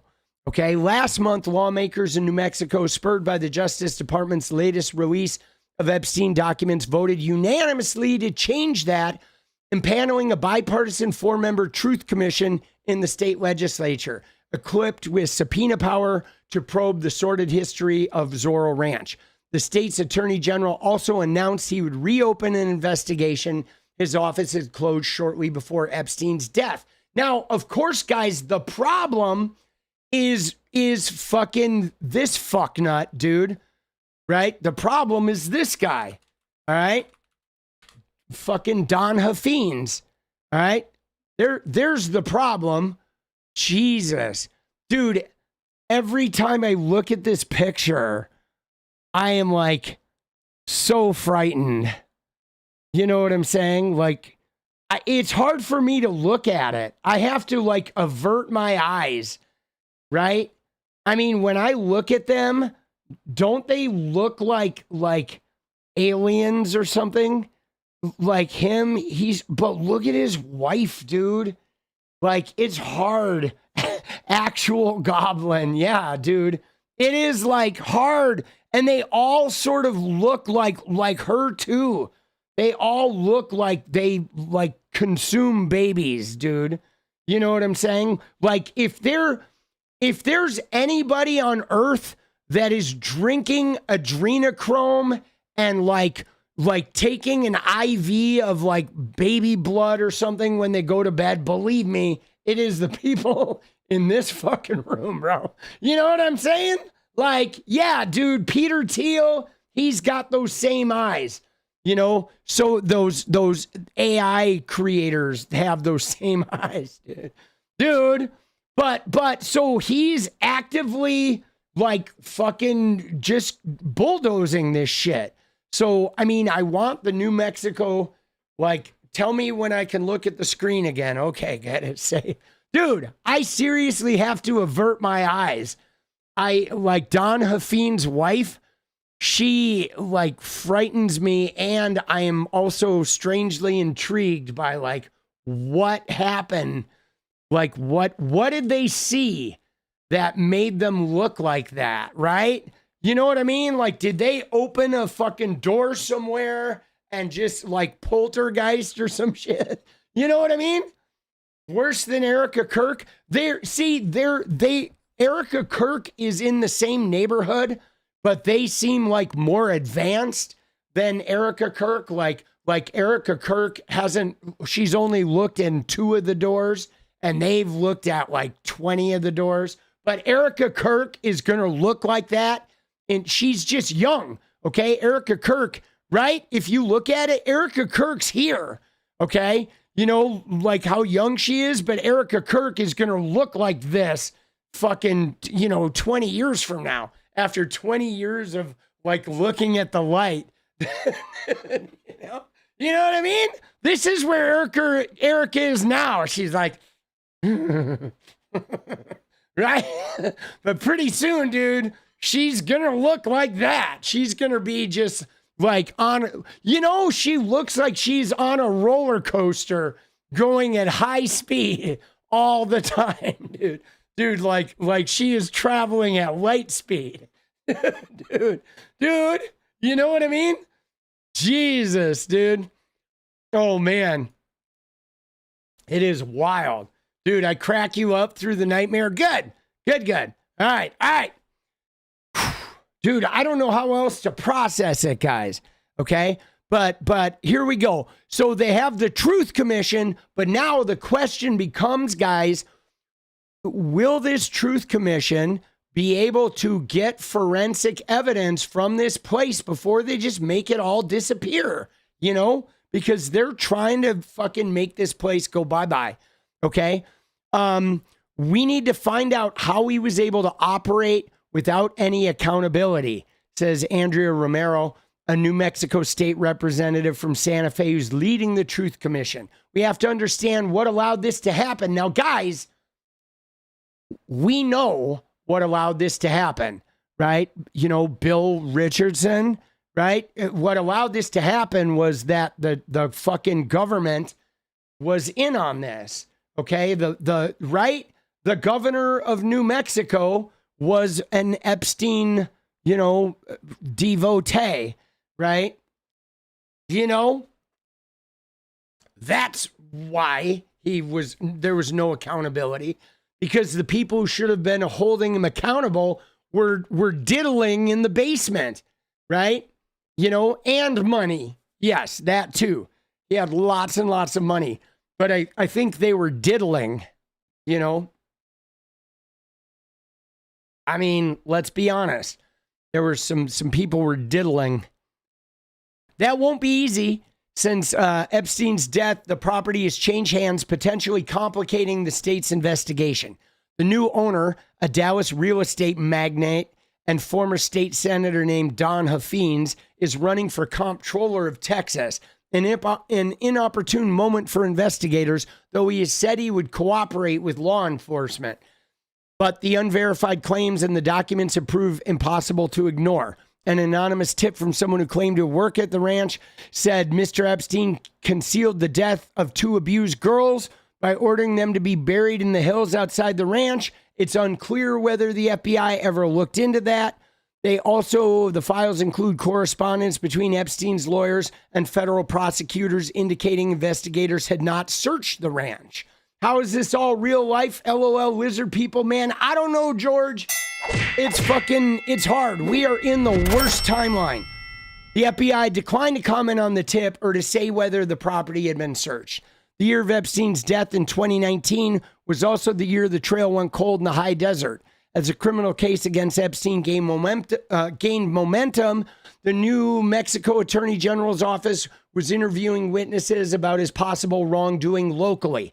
But federal prosecutors in SDNY asked the state authorities to stop their work and to share everything they had, okay, according to Hector Balderas, a former New Mexico Attorney General, and recently released emails. So they came in and just took it all. The prosecutors believed their case would be stronger if they led the investigation. But a year later, he decided federal authorities were not being aggressive enough, and his office sent a letter urging them to seize the New Mexico assets. We believe that this ranch was used by Epstein and others to facilitate the commission and prolong concealment of his trafficking of children. Okay? Now they have a little remnant set up for the victims, right? Mr. Balderas did not receive a reply. SDNY directed a request for comment to the Justice Department, which did not respond. So nobody's talking, too. Nobody wants to talk about why they did this. And guys, I think these people, and I hate to say this, but Maureen Comey was like one of the lead prosecutors of Ghislaine Maxwell. And Annie Farmer fucking testified in Ghislaine Maxwell's trial, and Annie Farmer was abused at Zorro Ranch. Okay? You know what I'm saying? You know what I mean? So, dude, something's going on. Something is rotten. Something in Denmark fucking stinks, bro. Okay? So it says there should have been more convictions that were tied to conduct in New Mexico. The tip about buried bodies was originally sent in 2019 to Mr. Aragon, who said he alerted local authorities. He never heard back. But the land of enchantment, as New Mexico calls itself, has long held its secrets close. Okay, in the 1940s, right, the Army Corps of Engineers chose Los Alamos Mesa for the Manhattan Project.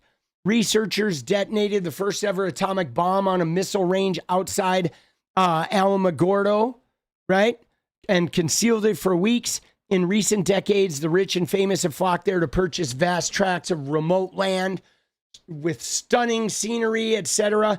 Asked how Zorro Ranch could have avoided scrutiny for so long. Several residents replied, "It's New Mexico," and that's just it. I think there's a lot of buried secrets there, right? I think it has a pretty sordid history, just even from the way those tribal lands were overtaken and shit. All right, he purchased the ranch in 1993 from the family of another New Mexico governor, Bruce King, okay, linking himself with the state's political elite, right, with small living quarters. He started major construction projects. Then Jim Sloan was an artist and resident of the era, and he turned down fucking work on the ranch because he didn't want to sign an NDA. That's crazy, dude. That he wanted you to sign, he wanted the people who worked on it to sign an NDA, man. That's so sus. All right. It just seemed fishy to me, said Sloan, who's now 90, lives 10 miles north of the ranch. There he is, Jim Sloan, local artist who said, no, man, I'm not signing an NDA. Sprawling compound would eventually include a private runway, a helicopter pad, an airplane hangar for his personal jet, and a mansion believed to be the largest in the state. Barbed wire fencing lined the outskirts, hidden cameras recorded coming and goings, and residents of the rural towns nearby saw the mansion's glaring lights at night and frequent air traffic, but most did not know who lived there or what was going on inside. And there it is too, guys. Frequent air traffic, right? You know what I mean? Frequent air traffic. That's what bothers me about this place. Helicopters, private planes coming in and out all day and night. New Mexicans, we pretty much leave people alone, said Mike Anaya, 62, a former county commissioner who's born and raised in Galisteo. That's why movie stars like to come to Santa Fe. Nobody bothers them. Mr. Anaya and his partner, Kevin Saunders, can see Mr. Epstein's former home from their small horse ranch, an unsettling scar on the magnificent vista. Here we were, so close, and we knew nothing. It's creepy. Today, New Mexico officials say Epstein appeared drawn to their state for several reasons. Right? Along with the King family, Epstein's powerful connections included Bill Richardson, another former governor of New Mexico, UN ambassador and energy secretary who died in 2023. See, that's a travesty too, man. I wish some of these guys, I wish some of these guys had gotten talked to, you know, like it's a bummer that some of these guys like died and never got put on the record, you know? Right? But here, you ready? New Mexico also has more lenient sex offender registry laws, which allowed Mr. Epstein to avoid registration after pleading guilty to felony sex crimes in Florida. So now, dude, do you think he bought the ranch there because of those laws? Because he bought the ranch before he got busted, okay? He bought the ranch 15 years before. But much like Andrew Tate moving to Romania, is that why he bought it? So if he did get busted, it was going to be like a safer haven? I mean, I'm sure it is. I'm sure it dialed into it. Okay. Then there was the geography. In addition to Zorro Ranch, he leased 1,200 acres of public land adjacent to it, ostensibly for grazing. Instead, he used it to further buffer illicit activity. Okay. And the contracts got canceled, of course, when he got arrested. I feel like New Mexico was chosen specifically because of its obscurity. Ms. Romero, the state representative, is concerned that political evidence or that potential evidence may have been lost since his death and the property sale to the fucking crazy lizard people of Texas, bro. Dude, she is just wild, man. Mr. Huffines, the new owner, said recently he was planning to turn the property into a Christian retreat. Law enforcement had not contacted him about getting access to the premises, he said, but he would comply if they did. He's renamed the place San Rafael Ranch after the patron saint of healing. He's building a new front gate, and when it is complete, he said the stone arch above the entrance will read, "Blessed are those who come in the name of the Lord." Yikes. Dude, that is so gross. And guys, I hate that phrase, right? Blessed are those who come in the name of the Lord. And you know why? You know why I hate that phrase, guys? Is because when you subscribe to that idea that anyone who comes in the name of the Lord is blessed, that means that the bad guys will just come in the name of the Lord and they're going to hide in the blessing. Okay?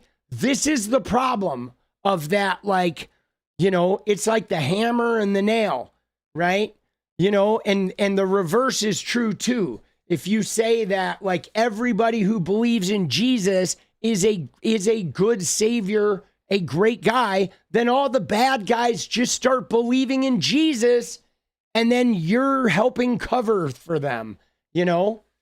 And you know, but guys, here's the deal. You ready? If we go to the lizard people, dude, this guy bought this thing 3 years ago, guys. Okay? He bought it 3 years ago. These two people did.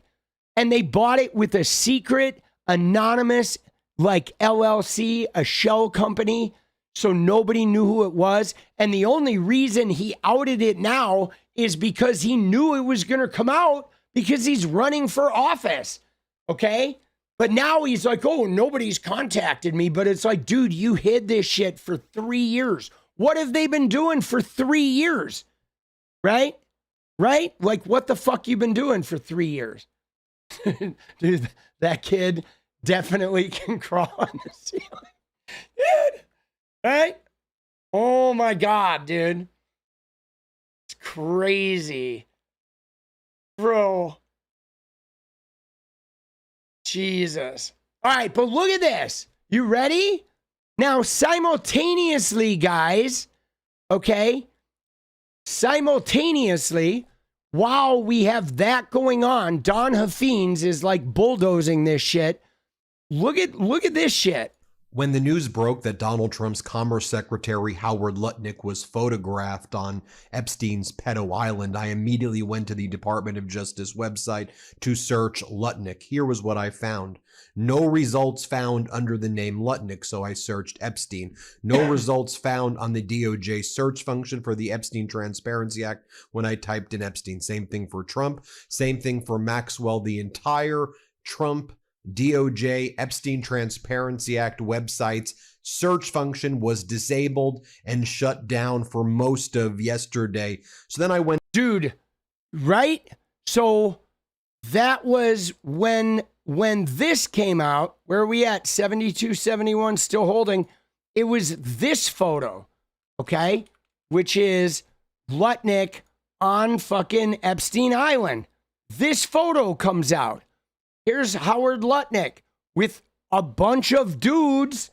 I don't know if we've identified who these dudes are, but Howard Lutnick, remember, I saw Epstein once. I saw the massage table. Ooh, this guy's trouble. One and definitely done. And now Howard's on the island.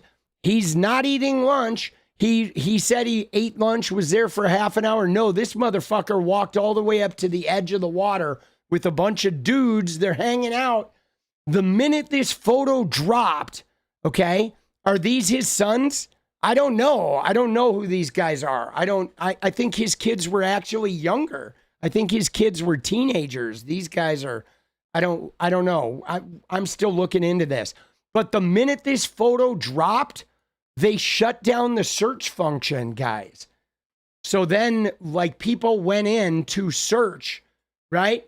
People went in to search for Trump, Lutnick, and it's all just shut down that whole day. While meanwhile, they're like, what are they doing? They're removing more photos, moving more shit, right? You know what I mean? And to try to look manually and try to find this photograph that I was seeing circulating of Howard Lutnick on Epstein's pedo island. There's a group of men or young men that seem to be hanging out together on Epstein's island. I saw the photo of Epstein and I wanted to authenticate it myself. So I was trying to go through the Bates number that I saw, the individual number on the bottom right, and then that was taken down from the Department of Justice website as well when I was trying to look sequentially. So it seemed... So they took the photo, sorry, my bad. They took the photo down, right? And they removed search function on all the regulars. Dude, I know, dude, he should be getting pissed. I mean, because this is breaking the law, guys. You know what I'm saying? This is breaking the law, guys. That they removed this photo to try to act like it never existed, or then to what? Try to say it was AI or that it was fake. And then they shut down the search function to make it easier to try to find this photo. But folks, let's be very clear. There was a real photo, and the Trump regime, after seeing this photo of Howard Lutnick, seemed to shut down the search function on the DOJ website for the Transparency Act. And they, at least for a significant period of time, took the photograph down. The photo is real. Let me be very clear. Yeah, the photo is real. Web under renovation. Dude, let's go. You will never understand how MTN accepted he had no knowledge of the Epstein files. Yeah, I mean, guys, I'll tell you, the thing about Cohen, okay, is real simple. He was access. And so they partnered with Cohen thinking he was genuinely flipping, and I'm sure they presumed he was going to bring all the information out. And they got burned. They definitely got burned, right? Dude, I'm sure nobody is more pissed than they are, you know, because they got burned. But like, he was a big name and he had a certain amount of virality. And you know, I'll be honest. You ready? You ready, guys? I think in the end, I look at it like this, okay? I'm glad they did, even though they got burned, and even though it like hurt and they trusted him and it turned out to blow up in their face. I think that partnering with Michael Cohen when they did helped elevate 𝗏𝗏 in a way that was really helpful to them having an insider. I don't know that they would have necessarily been as big. Like they profited more from 𝗏𝗏 from Cohen being part of them than Cohen profited from partnering with them. Because Cohen profited a little too, but like 𝗏𝗏, that was really helpful to them. And hopefully it blowing up in their face isn't going to be as damaging, because sometimes you gotta partner with the devil, you know? I hate to say it like that because I know it's religious iconography, but like sometimes you gotta partner with the shady shades, and then you gotta boot him because he fucked them. I think he probably lied to them on some really significant levels, and they trusted him. You know what I'm saying? Which, I mean, it happens, dude. You know what I'm saying? He is a good con man. Dude, he is, right? I mean, guys, I thought he had turned, and I'm a pretty good judge of character, but he went to prison.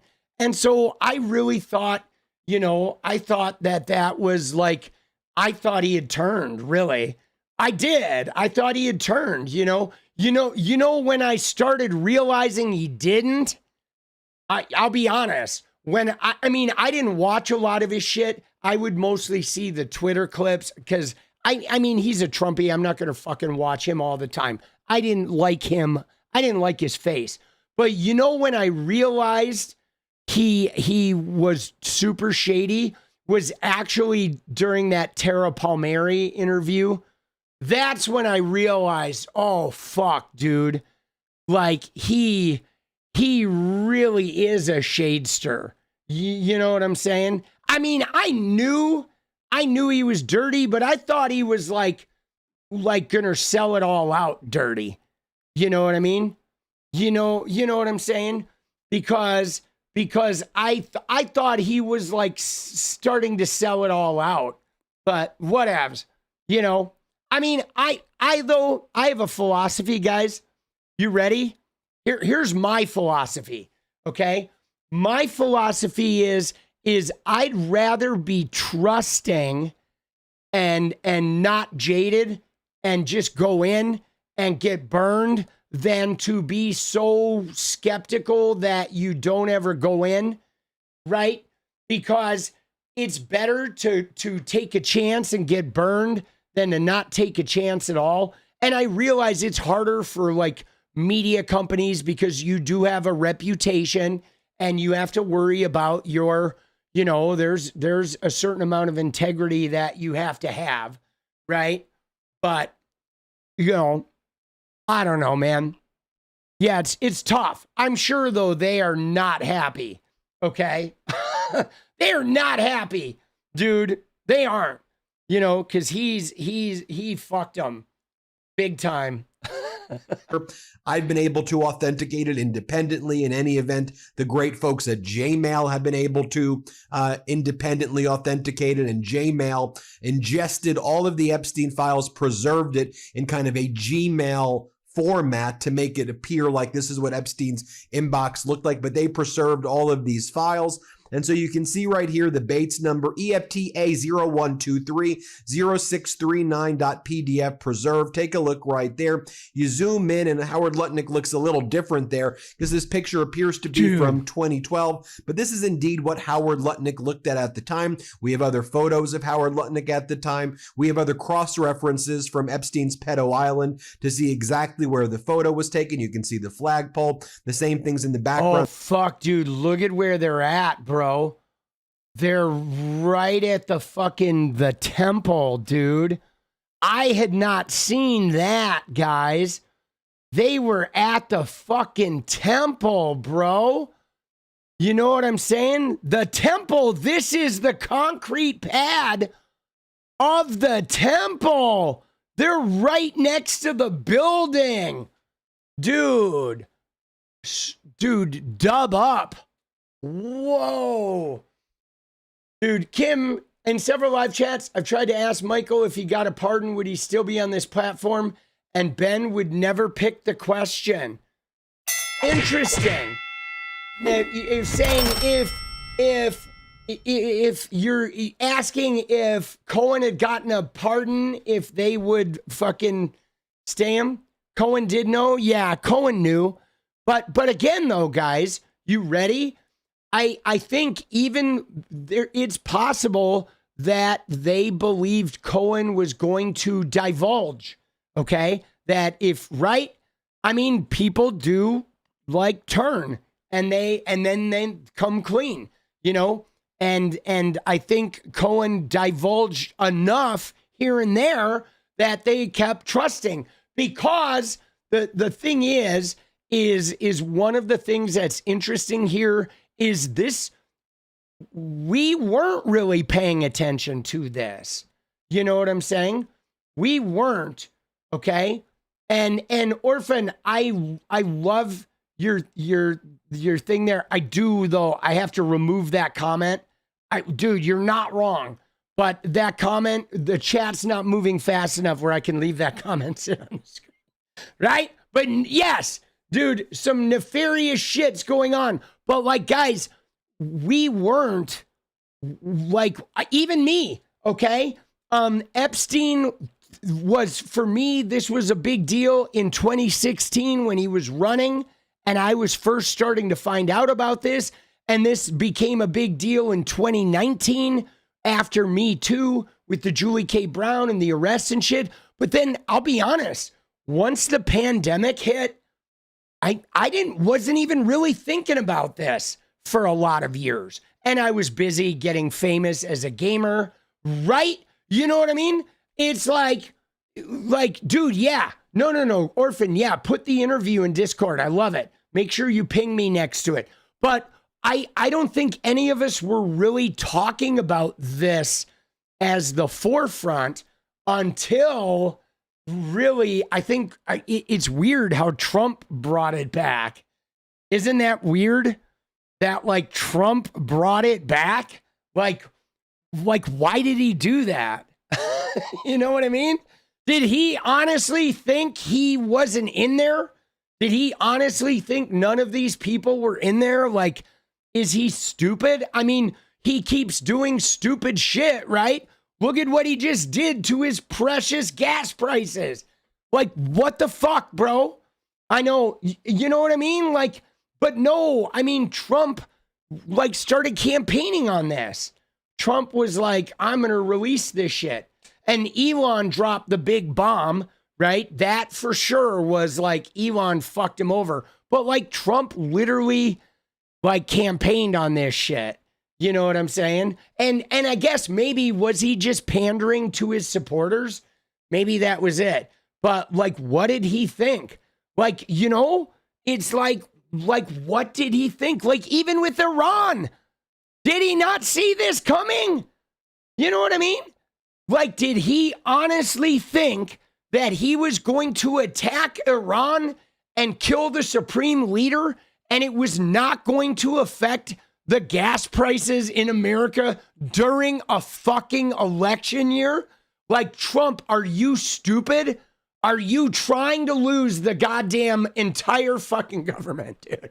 Dude, right? Like, bro, was there no one in his administration, like nobody there that was like, Donnie, if you do this, like, you're gonna get impeached, bro. You're gonna get put in prison, bro.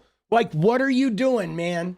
Like, dude, yeah, but he stole like 80 billion barrels, like horse feathers. The oil he stole from Venezuela is like 1 day's use. I mean, it's a lot of money, but what he stole isn't enough to, like, we literally would use all that oil up in like a day, right? Like, he is, I guess he's so dumb and they're all so busy like polishing his knob that he just like, bro, homie, like Donald Trump walked in and like, there's a button that said, do not push, you will self-destruct. And he went in and was like, what does this do? Right? It's like, what a fucking dunce, bro. Like, goddamn, dude. I mean, at the same time, I'm honestly thankful because if he wasn't this stupid, we would all be like under a deeply fascist regime.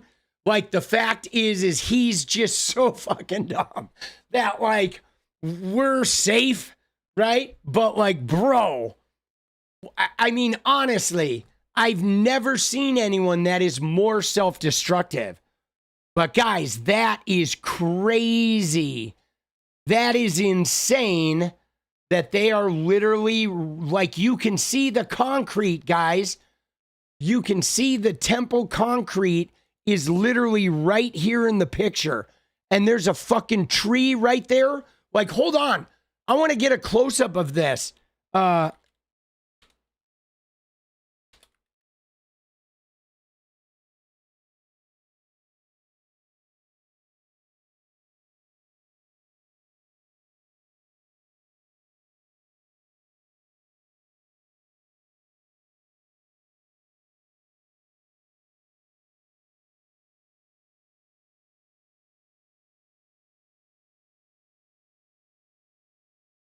Like, literally, guys, they're right here.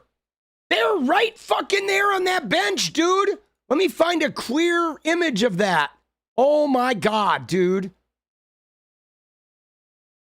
Okay? Like, they are looking this way, right? But this tree is, where is it? This tree is that tree. And this corner, that bench he is on, is literally this bench right there. They were at the temple, bro. You know what I mean? Like, you know what I'm saying? Like, is this picture like right after they had a ceremony or something? Is that why Epstein is wearing all white? Did they just have a ritual? Are they smiling because they all just had a fucking, right? You know what I mean? Like, that's wild, boss. They're right there, dude. There's the little corner. They're like standing there. That guy's sitting on the bench, and Lutnick is standing right here, dude, walking back toward the temple. Right? Wild, dude. That is fucking wild, man. You know? Unbelievable, dude.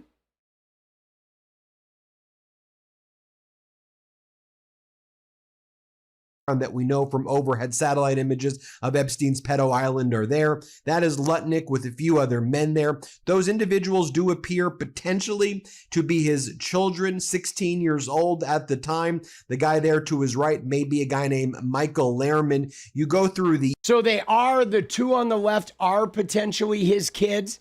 Email that was uncovered in the Epstein files, December 19, 2012. Howard Lutnick to Jeffrey Epstein. We are landing in St. Thomas early Saturday afternoon and planning to head over to St. Bart's on Monday at some point. Where are you located? What's the exact location for my captain? Does Sunday evening for dinner sound good? I have another couple, Michael and Marcy Lerman. It's why I believe that's the Lerman guy over there in the photo. Right. With me on my boat. So let's look at this guy, Michael Lerman. Let's look at him and see what we got.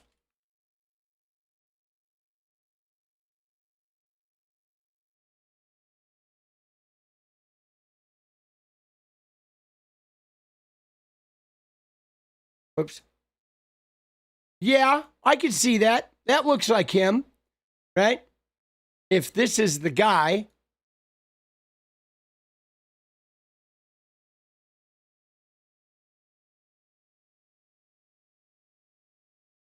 Yeah, if that's the guy, that looks like him, doesn't it?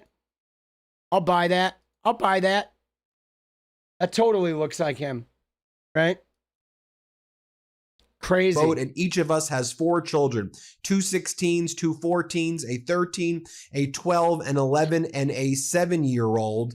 And remember when Lutnick was giving interviews on podcasts like the one on New York Post with Miranda Devine, and he said that he met Epstein once in 2005. They were neighbors. He said Epstein invited him to his place. Yeah. See, that's just it, guys. So that's what's so weird is if these are his sons who are 16 years old, but Epstein told us in 2005, he met him, he saw a massage table, Epstein was creepy, said, I get the good kind of massages, and he ran out with his wife and never went back. But now he's taking his 16-year-old kids to the island, and he's in business with them, right? These guys, I don't know that they're 16. I mean, those seem like a big 16-year-olds, but like, dude, it's just pretty wild. Maybe there's kids. It's a little hard, you know, because sometimes you can be large, right? And you know, not like you can be large and still have a baby face, okay? Right?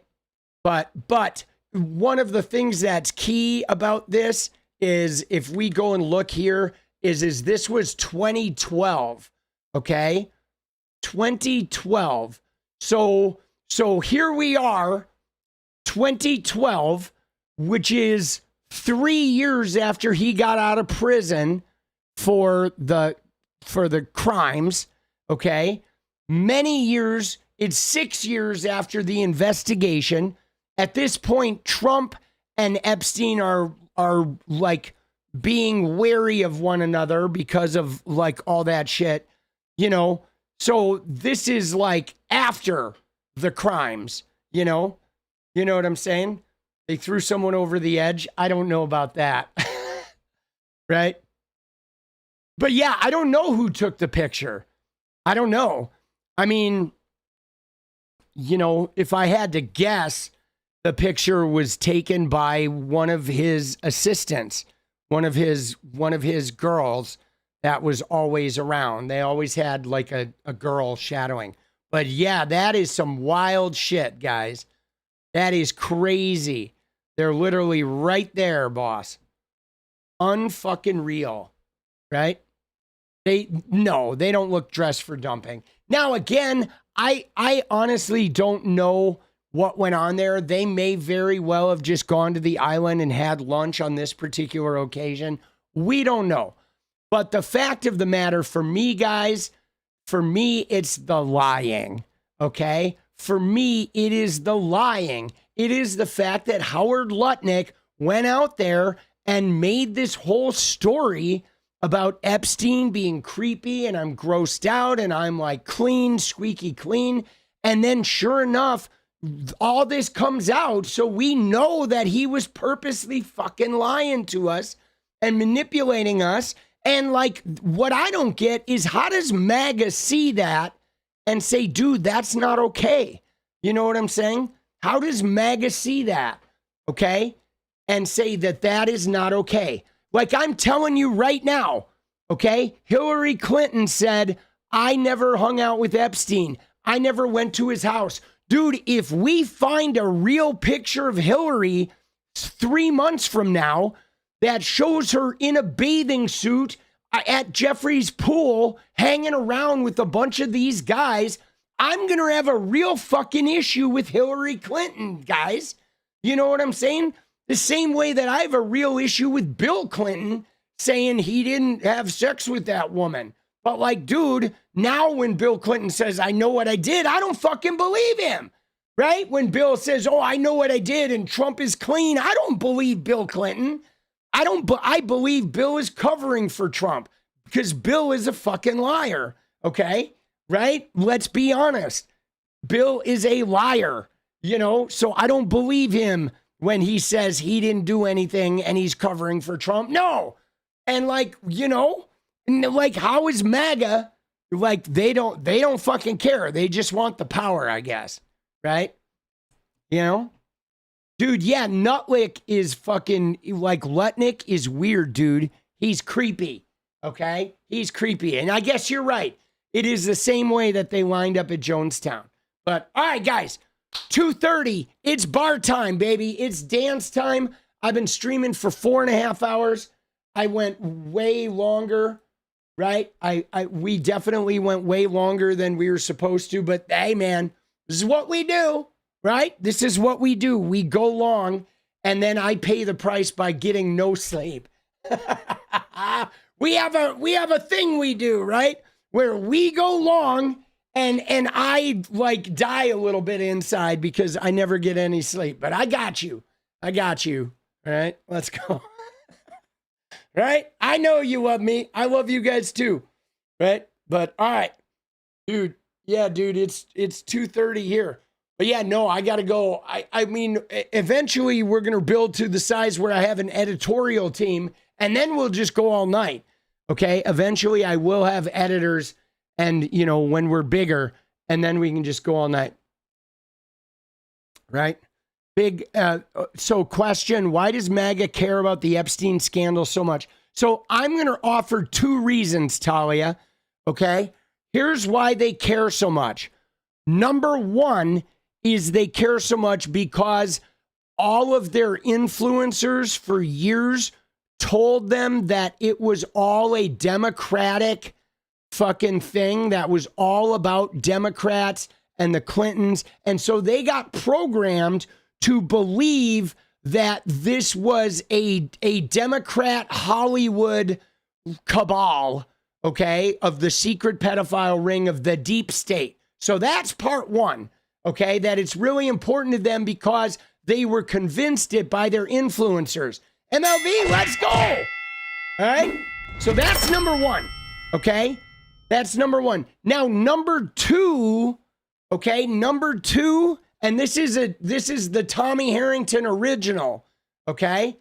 Number 2 is because they're Christians and sexual abuse is rife in Christianity. It is like so deeply entrenched in Christianity that evangelical Christians, when they hear it, they see it, it like makes them go haywire because it is like an operational part of their religion that they don't want to acknowledge exists. So I believe that deeply like religious people that are cult-like that, it's a trigger for them because it's almost like looking in the mirror. They don't even realize it, that they get so activated by it because it is literally in their own backyard, right? It's part of their religion, man. Like that sexual abuse is from the way women are treated and the way it is like hardwired into their fucking religion, you know? And so it's like a thing that just like they don't even know why they get so activated by, but that's why, because it is like part of the fabric of their very faith that, and they don't even like, maybe they don't even realize it. Dude, yeah, it's bad. And a lot of them, well, no, not even, you don't even have to be SA'd. I mean, I'm sure a lot of Christians have been SA'd, but it is just an intrinsic part of, you know, it's like the same reason why white people who are born now still have white guilt over slavery, because we know it in our generational trauma. If you're born white in America, you inherit the trauma of the white guys that enslaved people that founded this country. And if you are indoctrinated into Christianity, you are inheriting the sexual shame of sexual abusers. I mean, that's why they're so sexually shamed and repressed, because the sexual abuse is just in their religion, right? I bet if we went way back to the beginnings of Christianity, I bet there was all kinds of sexual abuse, like rampant. And I mean, they were marrying girls when they were, you know, like basically kids. You know what I'm saying? It's just been in it. And I mean, in some of the religious texts, they even talk about it more openly, about people having like child brides and shit. It's like, it's fabric of it. So it's like a generational trauma that, you know, that's why they're so whacked out, man. You know what I mean? That's why they're so like weird, fucking sexually whacked out, you know? It's like sexual shame doesn't emanate from healthy sex, guys, right? If you have a healthy sexual, like if you have a healthy relationship with your sexuality and you heal the trauma of your sexuality, you don't have sexual shame, right? You know what I mean? You don't have sexual shame, right? And you know, dude, marital rape is like gnarly. But all right, I gotta go. Let's go. Let's get it. We could talk about that for hours, bro.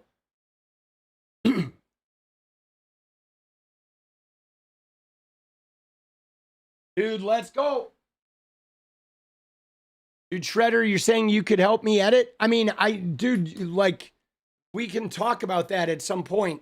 If you have experience, if you've done political editing, like, show me your portfolio or what have you.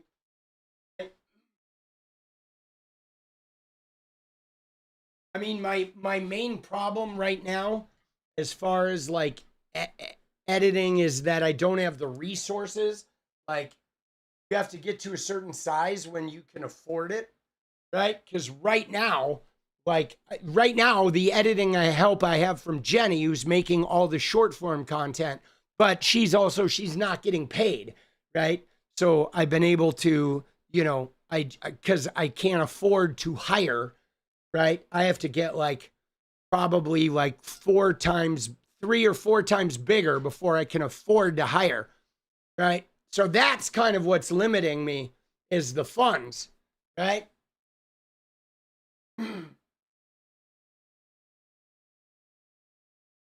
Let's go. Yeah, dude, Jenny's doing amazing. She is. Oh.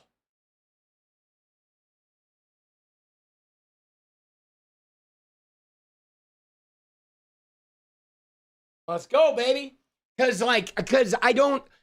one of the things that I encounter, just so you guys know, I don't feel right having people edit for me when they're not making a decent wage. You know what I'm saying? Because that's where you get into the exploitation of capitalism. Like, I could probably find someone who would be willing to edit for like a tiny amount of money, but like, at that point, I am like Jeff Bezos. You know what I'm saying? You know what I mean? Like, I'm not comfortable having people work for me when I can't pay them a reasonable fucking wage. You know, it's like, it doesn't sit with me, right? You know what I mean? That's what's hard, right? Is I would love, like, I want nothing more than to have it, but I can't, I'm not going to, you know, become a fucking greedy capitalist to do it, right? I'm going to wait until I can afford to pay what people are worth. And then I'm going to find somebody good at it and I'm going to fucking give them a bunch of money. You know what I mean? Let's go. Big hands. Woo. Let's go. Right? And until then, I'm just going to fucking slam the shit out of my body, dude. You right? I mean, I'll sleep when I'm dead. Let's go. Oh. Woo. It's hard though, guys. I'm serious. It's hard because I could be making like 7 videos a day. Okay? Like seriously, like 4 to 7 videos every single day.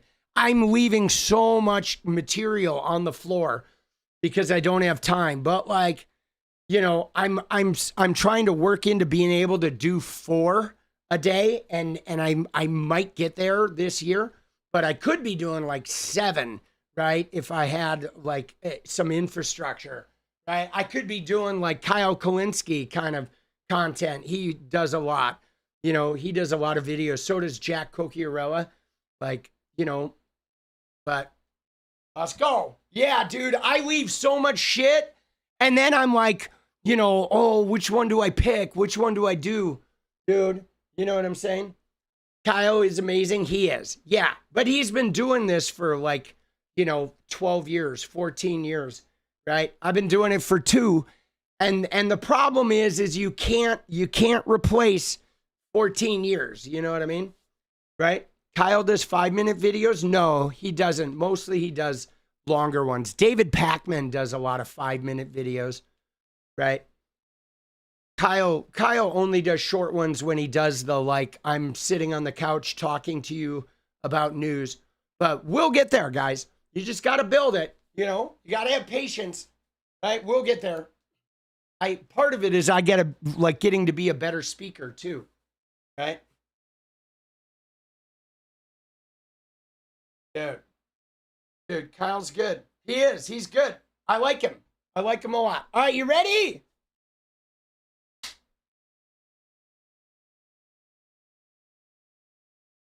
Dude, we're doing good, guys. We're going to keep showing up. We're going to keep showing up. All right, let's go. Let's go, let's go, let's go. It's time for a little deja vu, dude. Time to get the dance on, bro. Dude, the thing I have about Kyle, though, is can he dance? Let's go. That's what we're going to do.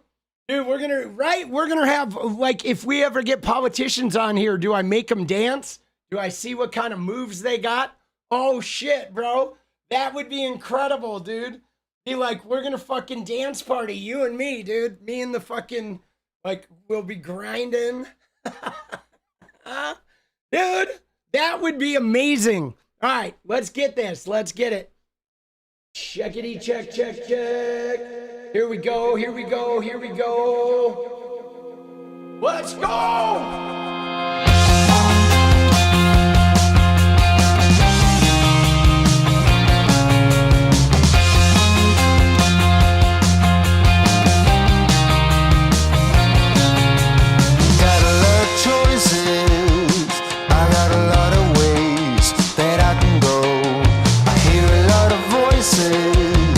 They have a lot to say, but I don't know.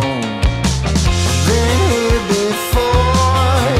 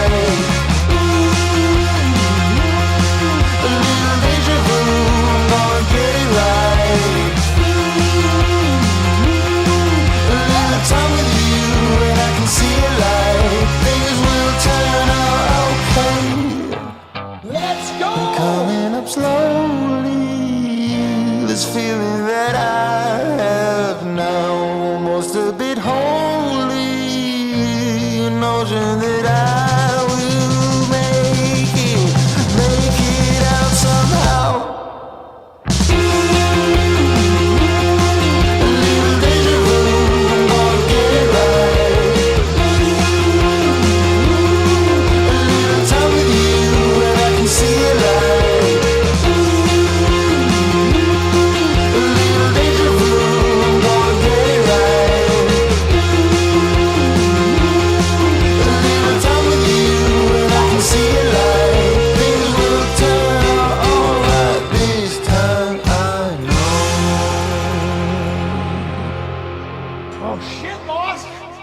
I'm winded!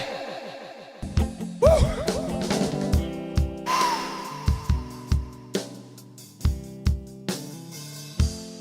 Dude! I am like so winded! Alright. Once again, guys, we had a pretty fabulous night. Alright, I'm gonna admit some good shit.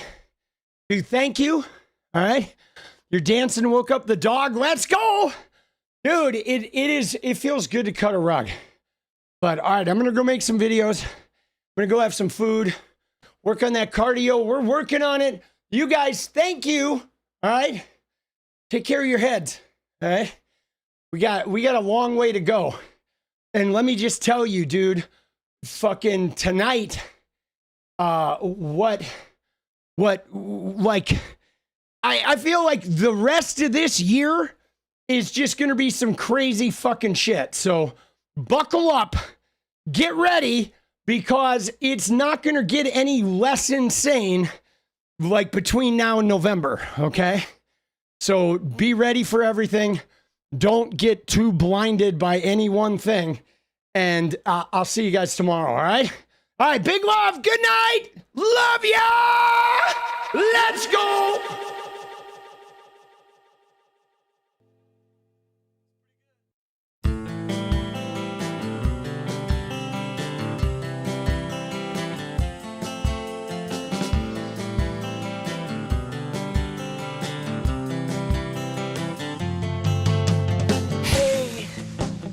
I just wanna change the world.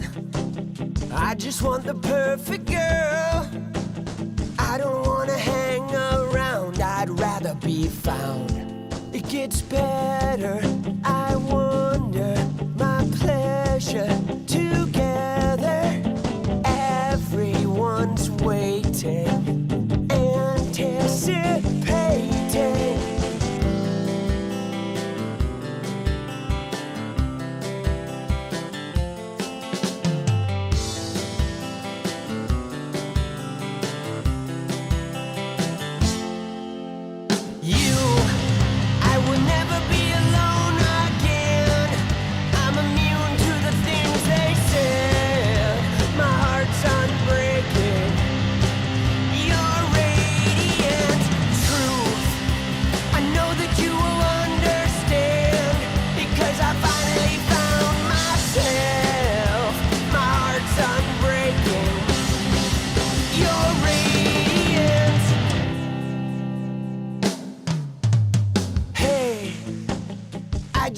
Change the world, but I'm not gonna wait my turn.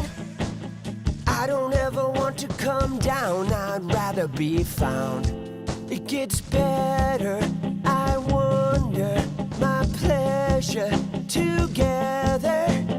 Everyone's waiting, anticipating.